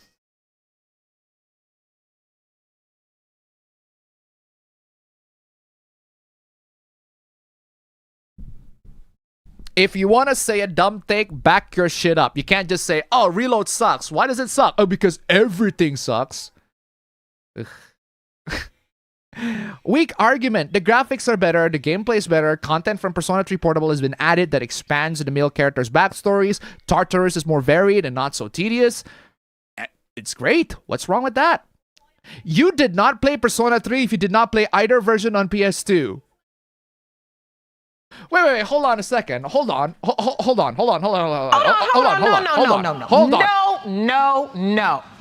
This is the opposite of a tourist. This is an actual elitist. We have an actual elitist right here. So, in order to understand Persona 3, I have to play Persona 3, the original Persona 3, and FES. If you want to truly understand Persona 3, you have to play the original Persona 3 and FES. Fest is literally just 3 with extra content. It's literally just 3 with some extra content. You do not need to play the original Persona 3. Come on, dude. If you did not play either version of the PS, what is wrong with you, dude? Are you gonna give a proper argument or just repeat the same retarded shit like a broken record? Exactly.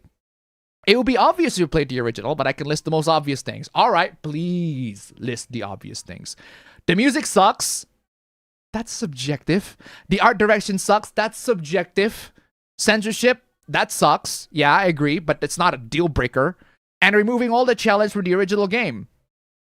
Did I actually remove the challenge from the original game?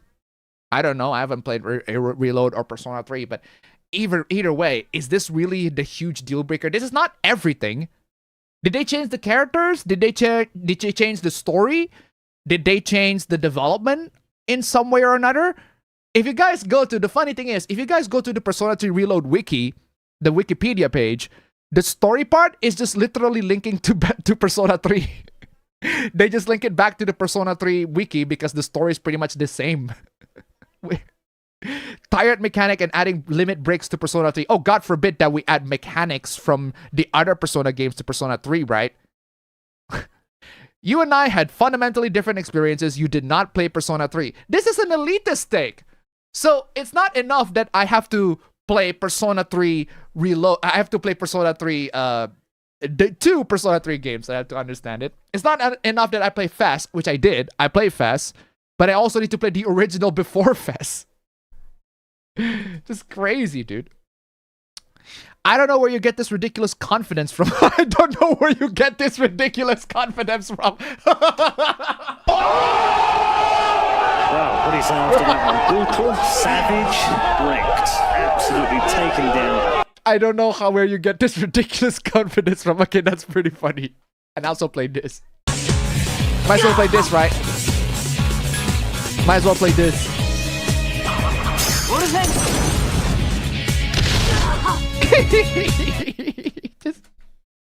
This is you right now. This is you right now. This is you right now. What is that? That's you right now. Just nothing you named is enough to call the remake that much different than the original. The narrative is still there. The characters are still there. Characters the same characters.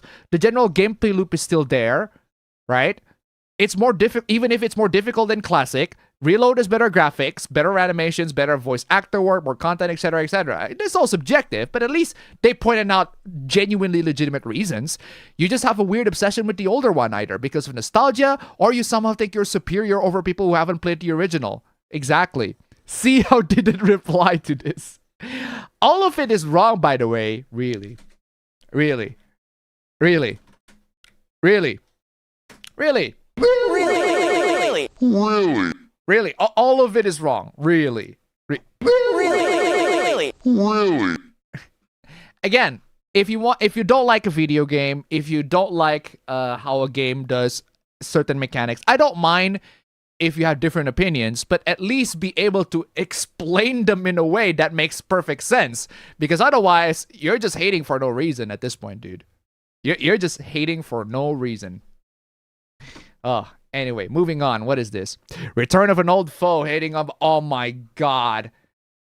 Pop Detective. Oh, do you want to know who this guy is? I talk about this in a video, but if you guys don't know who this is, it is Jonathan McIntosh. Do you guys don't know who Jonathan McIntosh is? It's this dude. Have you ever read an article about sexism in the media? Oh my God, it's this dude. It's the guy behind that the woman, the feminist woman that talks about how sexist video games are. Yeah, he's back. And then made the horrible mistake of scrolling down into the comment section? Because if you have, then you've seen someone trying to derail that conversation with demands of, what about the men? Now, oh man, what about the men? Yeah, so this is Jonathan McIntosh. He is a feminist behind there are a lot of feminists back in the 2010s. He is one of them, and he continues making feminist takes. that are absolutely stupid. Sorry, folks, but you're just never going to convince me that watching women being brutalized, tortured, or assaulted in increasingly grotesque ways on a big screen for 2 hours is somehow a deep critique of male entitlement or misogyny. For context, he's talking about the movie Obsession. If you guys don't know, the movie Obsession is actually pretty good. I've heard a lot of good things about it. I haven't seen it personally, but I've heard a lot of great things about the movie. And if you want to know the premise of the movie, it's pretty simple. Let me show you just the trailer real quick, right? Premise of the movie is pretty simple. So you got this guy who really likes this girl, right? And then in order to fulfill his desire to be with that girl, he used what is called a one wish. What is the one wish thingy? The one wish willow. This one, the one wish willow. So it goes on. He make a wish using the one wish willow. All he does, you just need to crack it, make the wish, crack it, and your wish is granted. Guess what he wished? More than anyone in the entire world. I wish Nikki Freeman loved me more than anyone in the entire world. Yeah, he wished for the girl to love him more than anyone in the entire world. And guess what happens? The girl actually loves him more than anyone in the entire world. And it turns out, as the series goes on, it is revealed that the level of love that she gave is not exactly the healthiest. In fact, she pretty much turned into yandere. She's a yandere.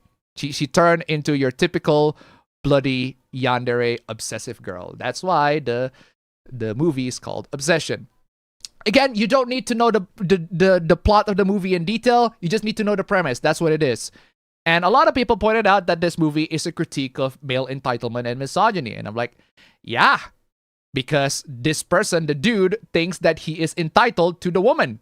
And he's not. He's not entitled to her. She is a human being. And because he made a wish for that woman to love him, he is removing her autonomy from her. And without spoiling too much, what happened in the movie is they actually recognize the fact that the autonomy is still there. So it's a typical monkey's paw story. And I guess Jonathan McIntosh doesn't like it because women are being brutalized and tortured and assaulted in a horror movie. There are women that are being tortured and assaulted in a horror movie. Oh no! Oh gee, oh man, oh my god. There are women being murdered in a horror movie.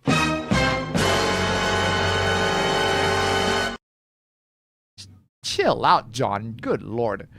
People do love throwing that term around, but it's almost always used incorrectly on here. Well, I agree that the term poor media literacy is always used incorrectly, but not in this case. You just straight up are completely illiterate on this one. Oh my god. Christian wants to ban porn. Oh, call back to that comment that was literally in the video. It's like, oh, if you're a Christian, yeah, porn should be banned, etc. The first Western nation to ban pornography will quickly become the most productive nation on the planet. Guys, just saying, right? The first Western nation to ban pornography will quickly become the most productive nation on the planet. The thing about pornography is that you gotta produce them. If you are producing pornography and that pornography is earning money, that is by definition productive. The production of that pornography not only leads to people enjoying and consuming that product, but also people paying for that product and earning that money. That is by definition productive. So if you ban pornography, then you are not allowing people to become productive in producing pornography. This would solve the demographic decline crisis overnight. What are you talking about? This would solve millions of marriages.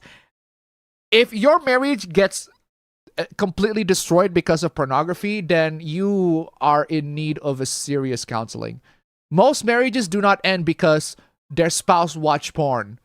I can tell you for a fact that my dad watched porn and the marriage is not ending. I watch porn.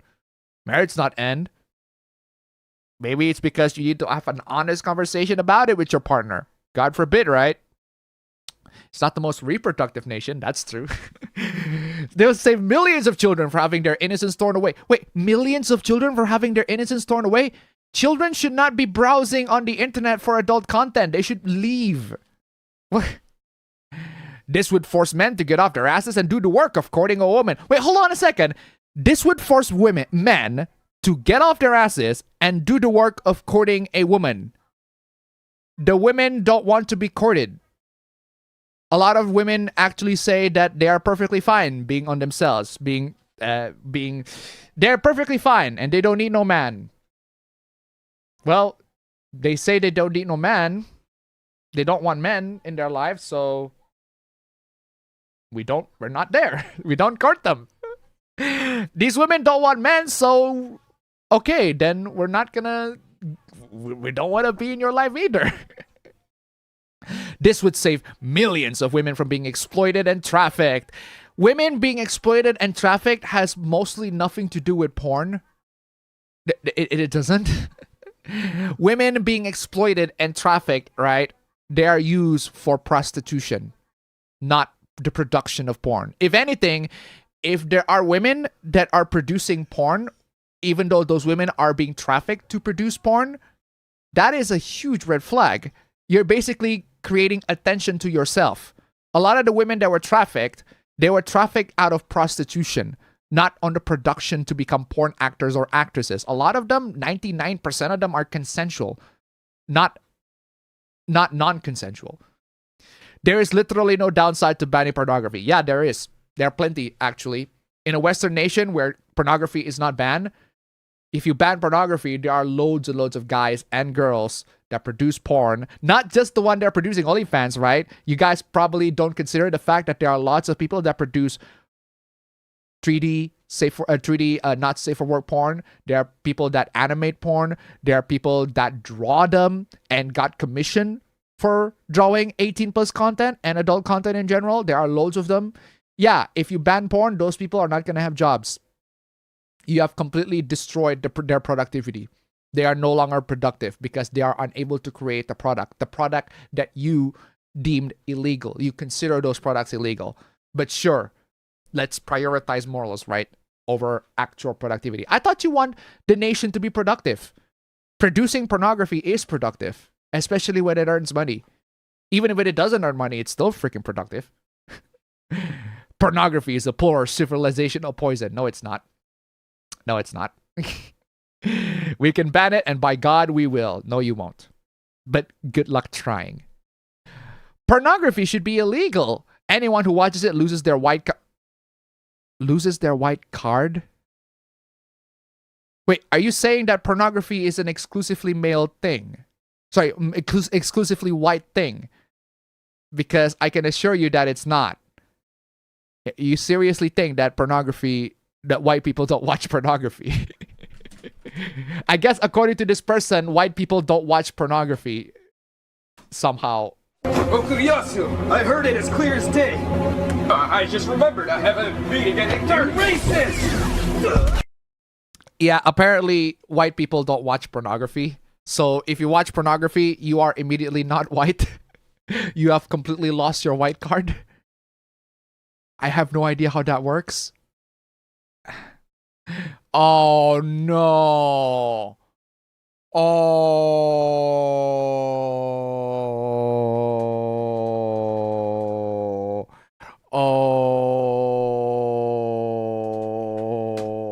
This is the clearest video I've ever seen. This is the most HD shit ever. No. This is 4K. How did they get you in 4K? 4K, dude. You got caught in 4K following a Latina porn casting account. Probably followed by Shadow. Playing this. Look at you, throwing a tantrum like a little kid. How totally embarrassing. Oh, embarrassing indeed. Shadow would approve. Is this...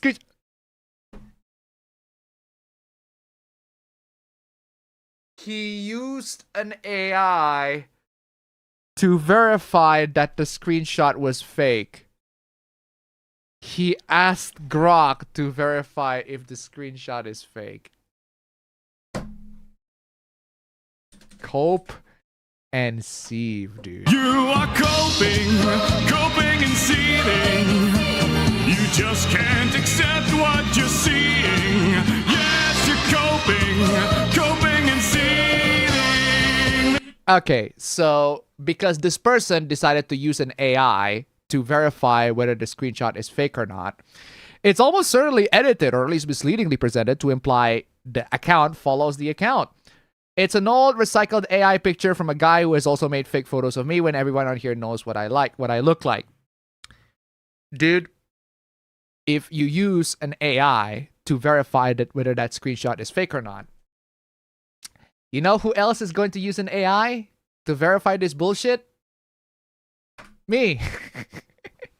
Here's a really funny discourse on Twitter X. A person, we'll call it Anand, said pornography should be illegal. A lot of people then found out that the same person followed a Latina porncasting account.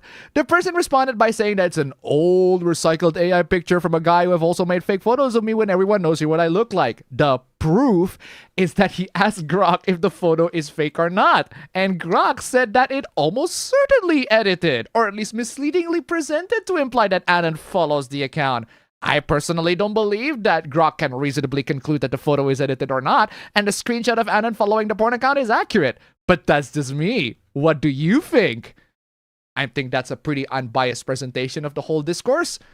Grok is not a digital forensics tool. When you upload an image to an AI like Grok, ChatGPT, or Claude and ask, is this image edited? The AI cannot perform a true pixel-level digital forensics analysis. It doesn't analyze metadata, it can't check for mismatch error level analysis, and it can't track pixel inconsistencies or compression artifacts that a real digital forensics expert would look for. What it actually does, it reads the pixels as visual semantic data and uses probabilistic reasoning. It looks at the text in the prompt, looks at the image, and tries to generate a text response that sounds logical based on its training data. In other words, it's gonna say what you want it to say. And hey, if you use an AI to say what you want to say, I'm also going to use an AI to say what I want them to say. Now you get to decide which one is telling the truth. AI models are highly susceptible to sycophancy, the tendency to agree with the user's explicit or implicit bias in the prompt. If Anand uploaded a screenshot and prompted Grok with something like, hey Grok, trolls are trying to frame me with this obviously fake Photoshop screenshot of me following a bad account. Can you tell me if this looks edited or misleadingly presented? Grok is highly likely to respond with something like, yes, this looks like it could be edited or misleadingly presented to imply, because the prompt heavily anchored the AI towards that conclusion. It is simply mirroring the narrative Anand fed to it. The wording is a dead giveaway. Look closely at the specific phrase Grok used. Almost certainly edited or at least misleadingly presented. That parenthetical or at least misleadingly presented is classic AI hedge working. It's a glorified disclaimer. Grok isn't saying, I detected Photoshop artifacts on the follow button. It's saying, hey, screenshots are incredibly easy to fake or taken out of context. So statistically speaking, it could be misdirecting. It could be misleading. In other words, Grok is not definitively saying that it can be misleading or not. In a court of public opinion, an AI chatbot agreed with my defense holds zero weight. Hey, in the same with this one, me asking the AI chatbot also holds zero weight. But hey, if you bring an AI to argue against my point, then guess what? I'm also going to bring AI to argue against your point. Since you seriously think that the AI is going to agree with you, well, we're going to keep on using AI against each other until we decide that fuck the AI and let's actually fucking argue. Unless the Anand can show a live screen recording from the actual following list in real time, they could have just clicked unfollow. They could also just click to unfollow. Exactly. I'm bringing an AI to an AI fight. And this is what happens, right? If there's somebody that decides to use AI for an argument, I'm going to use AI for an argument. That's just how it is. That's the law. You cracked the code on this one. Anand got caught, panicked, and used a fancy tech buzzword to try and gaslight their timeline. In other words, this screenshot, it could be fake, but it could also be real. And the Anand is in absolute denial of it. Just saying. Is it real? Is it not? Who fucking knows? But the Anand's defense does not certainly hold weight. Moving on. Incest on AO3. What's next? Fork found in the kitchen? Why is incest even a tag on AO3? Because people like them? Who the fuck actually reads that willingly? Anyone who writes that gets them banned. Well, I'm sorry, but fork is usually found in the kitchen. And a lot of fan fictions are incestuous. I have a lot of incest. I'm playing this. They do know we're brothers, right? Doesn't seem to matter. Oh, come on. That's just sick. It doesn't seem to matter. It's AO3. There are all kind of stuffs in there. True, but that's genuinely disgusting. Wow. If you think the incest is disgusting in AO3, you have no idea, dude. You are in for a fucking awful revelation. Apparently, it's a king for many. Because it is. Especially on K-pop AO3 works that sometimes take a deep breath because why can't they just do rough kinks without disgusting incest? Wait, hold on a second. Rough kinks is perfectly fine, but incest is too far? Okay, so abusing your partner with rough physical abuse is perfectly fine, but the incest is just way too far, right? It's disgusting. No one can change my mind. Well, I'm not interested in changing your mind. I just want to know what you're thinking. What the fuck? How the fuck does your mind work if you think that abusing your partner is perfectly fine? That's okay, but incest is too far. Crazy. Oh my god. Oh my god. Why do we have more Asmongold dumb takes, right? Asmongold has what? Asmongold says he's more interested in video games than sex.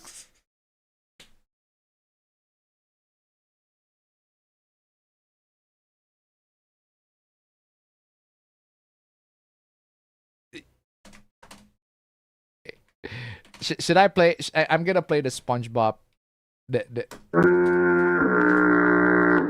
One, I'm gonna play that, and I also gonna play. What's the one? The Wawa reaction. Good for you, Asman. He acts like sex is an option for him.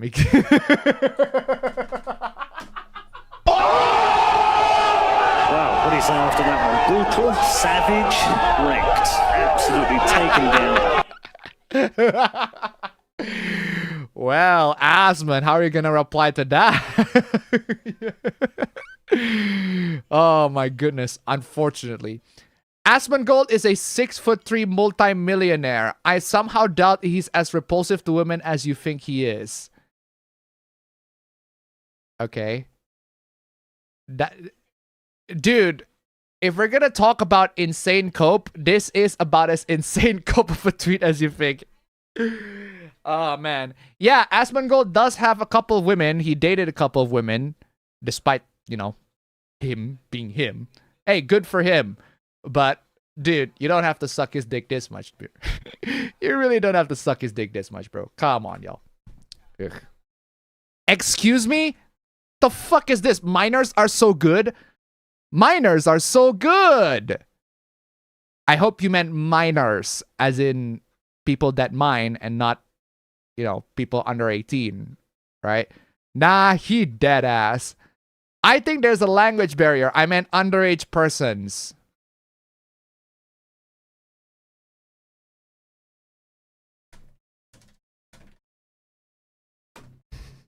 Police! Police! Police! Help! Police! Help! Police! Help! Help! Police! You know what's very funny about that, right? You know what's very, very funny about that?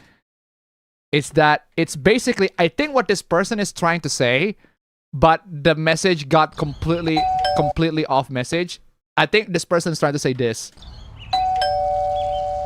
This is gonna be great, Charlie. I love helping kids. I love kids, Charlie. I love kids. Pim, I would really not be screaming that at the top of your lungs. I think that's what this person is trying to say. I think that they meant. Not in that way. I love kids, Charlie. I love kids. Pim, I would really not be screaming that at the top of your lungs. Yeah, exactly. You really would not be screaming that at the top of your lungs, dude. Come on. But hey, in another story, I was 2 seconds away from calling the authorities myself. Okay, what the fuck?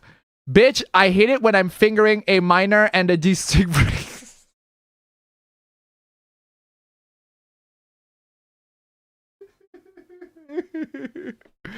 What? I am fingering a minor and a G-string breaks. Oh my god. What so? He meant in a guitar, not an actual minor, but an A minor, as in the chord A minor. So what actually happened? What you're trying to say, basically, it's this. It's this. Ain't you tired? Trying to strike a chord and it's probably A minor.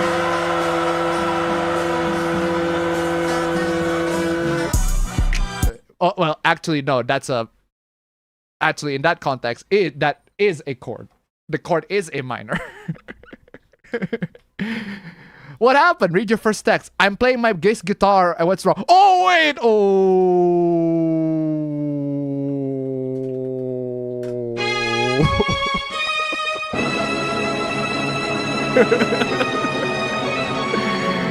Oh man. Context indeed. I hate it when I'm fingering A minor and the G string breaks. Woof. I hate it when that happens too. Man, Apabro should have read this. Apabro should have read this. And then he was like, I couldn't finger A minor. A minor. Ugh, crazy, right? Absolutely crazy. Moving on. What is this? Absolute gay. Women's bodies are so beautiful, forever grateful for being straight.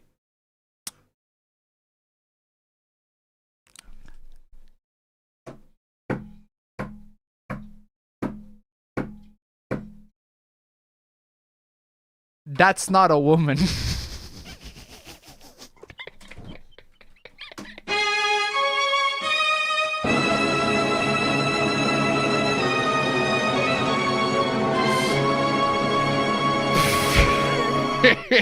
That is not a woman.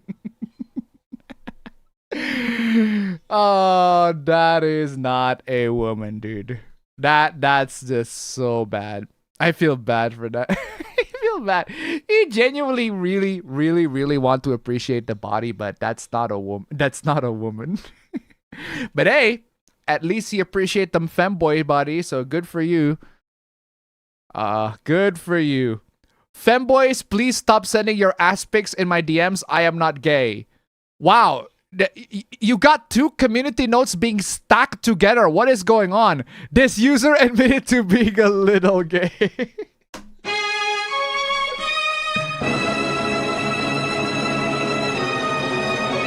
Dude, could you be more gay? Dude, could you be more gay? Could you be more gay, dude? I am not gay. I have relationship with women. Oh my god.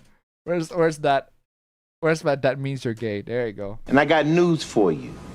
That means you're gay.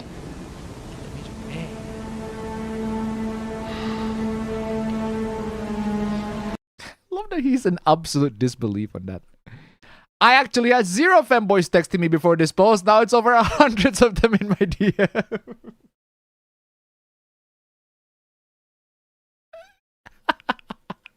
And I got news for you.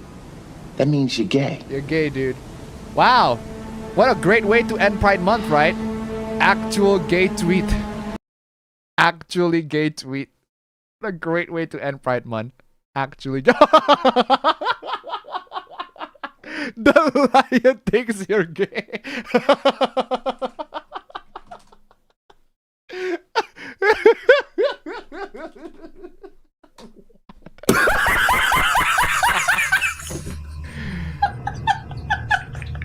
Wow. Lion, how dare you? What did he do? This is the clearest video I've ever seen. This is the most HD shit ever. HD in 4K. Got caught fondling the boys. I am never deleting this app. Man, the roleplay, the Twitter roleplaying on this one is immense. Good on you, Lion. Good on you. Oh, man. Cairo Silicon, tip $1. That is a YouTube video. I want to split the timer here real quick. Let me open that YouTube video. Oh, it's a trap. We have enemy ships in Sector 27. It is a trap indeed. Admiral, we have enemy ships in Sector 27. It's a trap. It's a trap indeed. Thank you so much for the donation. Keep them coming. Anyway, Godzilla. Godzilla, trademark Godzilla. What is this? Godzilla reincarnated as a kawaii high school girl. Oh, wow. That's crazy. That's crazy. It looks like Godzilla, but due to the international copyright issues, it's not.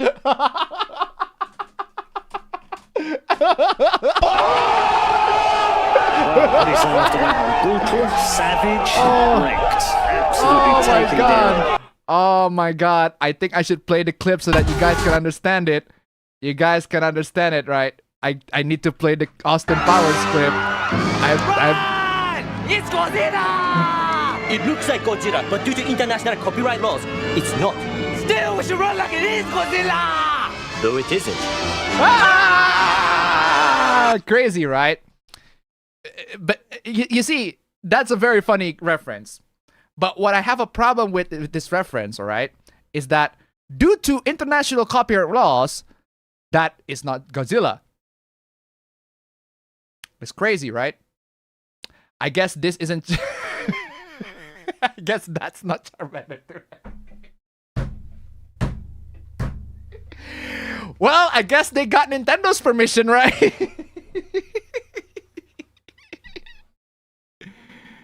I guess they got Nintendo's permission, right? Charizard. Oh, Charizard. Oh my god, Charizard. Oh, look at that! Look at that! Who's that? Charizard, Charmander. Charizard, Charmander. I'm not a Pokemon fan. I do know that's Pikachu though! Oh, there's Hello Kitty in the distance like that. Look at that.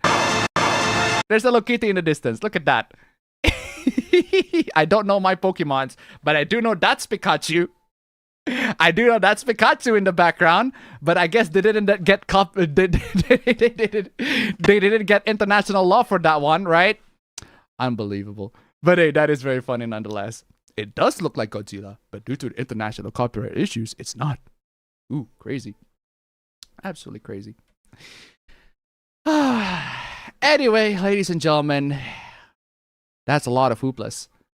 That is a lot of hooplas, but I'm afraid I will have to call it. I have to call it in for the night. And Apabro decides that he ain't showing up. That's perfectly fine. If he decides not to show up, then guess what? He ain't get paid. It's coming to Bali here anyway. So, ladies and gentlemen, thank you so much for joining in. Thank you so much for watching this absolutely wonderful stream. As always, thank you so much for the donations. We made it past Stream Elements. We made it past that. Absolutely crazy. Amazing. We made it past Super Chats. We made it past Stream Elements. We made it past Super Chats, $30. We almost got it close for Stream Elements, but just $5 more. That's perfectly fine. I'll take it anyway. Thank you so much for the donations. Thank you so much for joining in the stream, guys. And I'll always see you all next week in the next stream. And also for videos. Take care, guys. Man, I'm really hungry as fuck. Lots of Indonesian food this week. Crazy. Maybe because this country is crazy. Ooh. I need to eat some rest.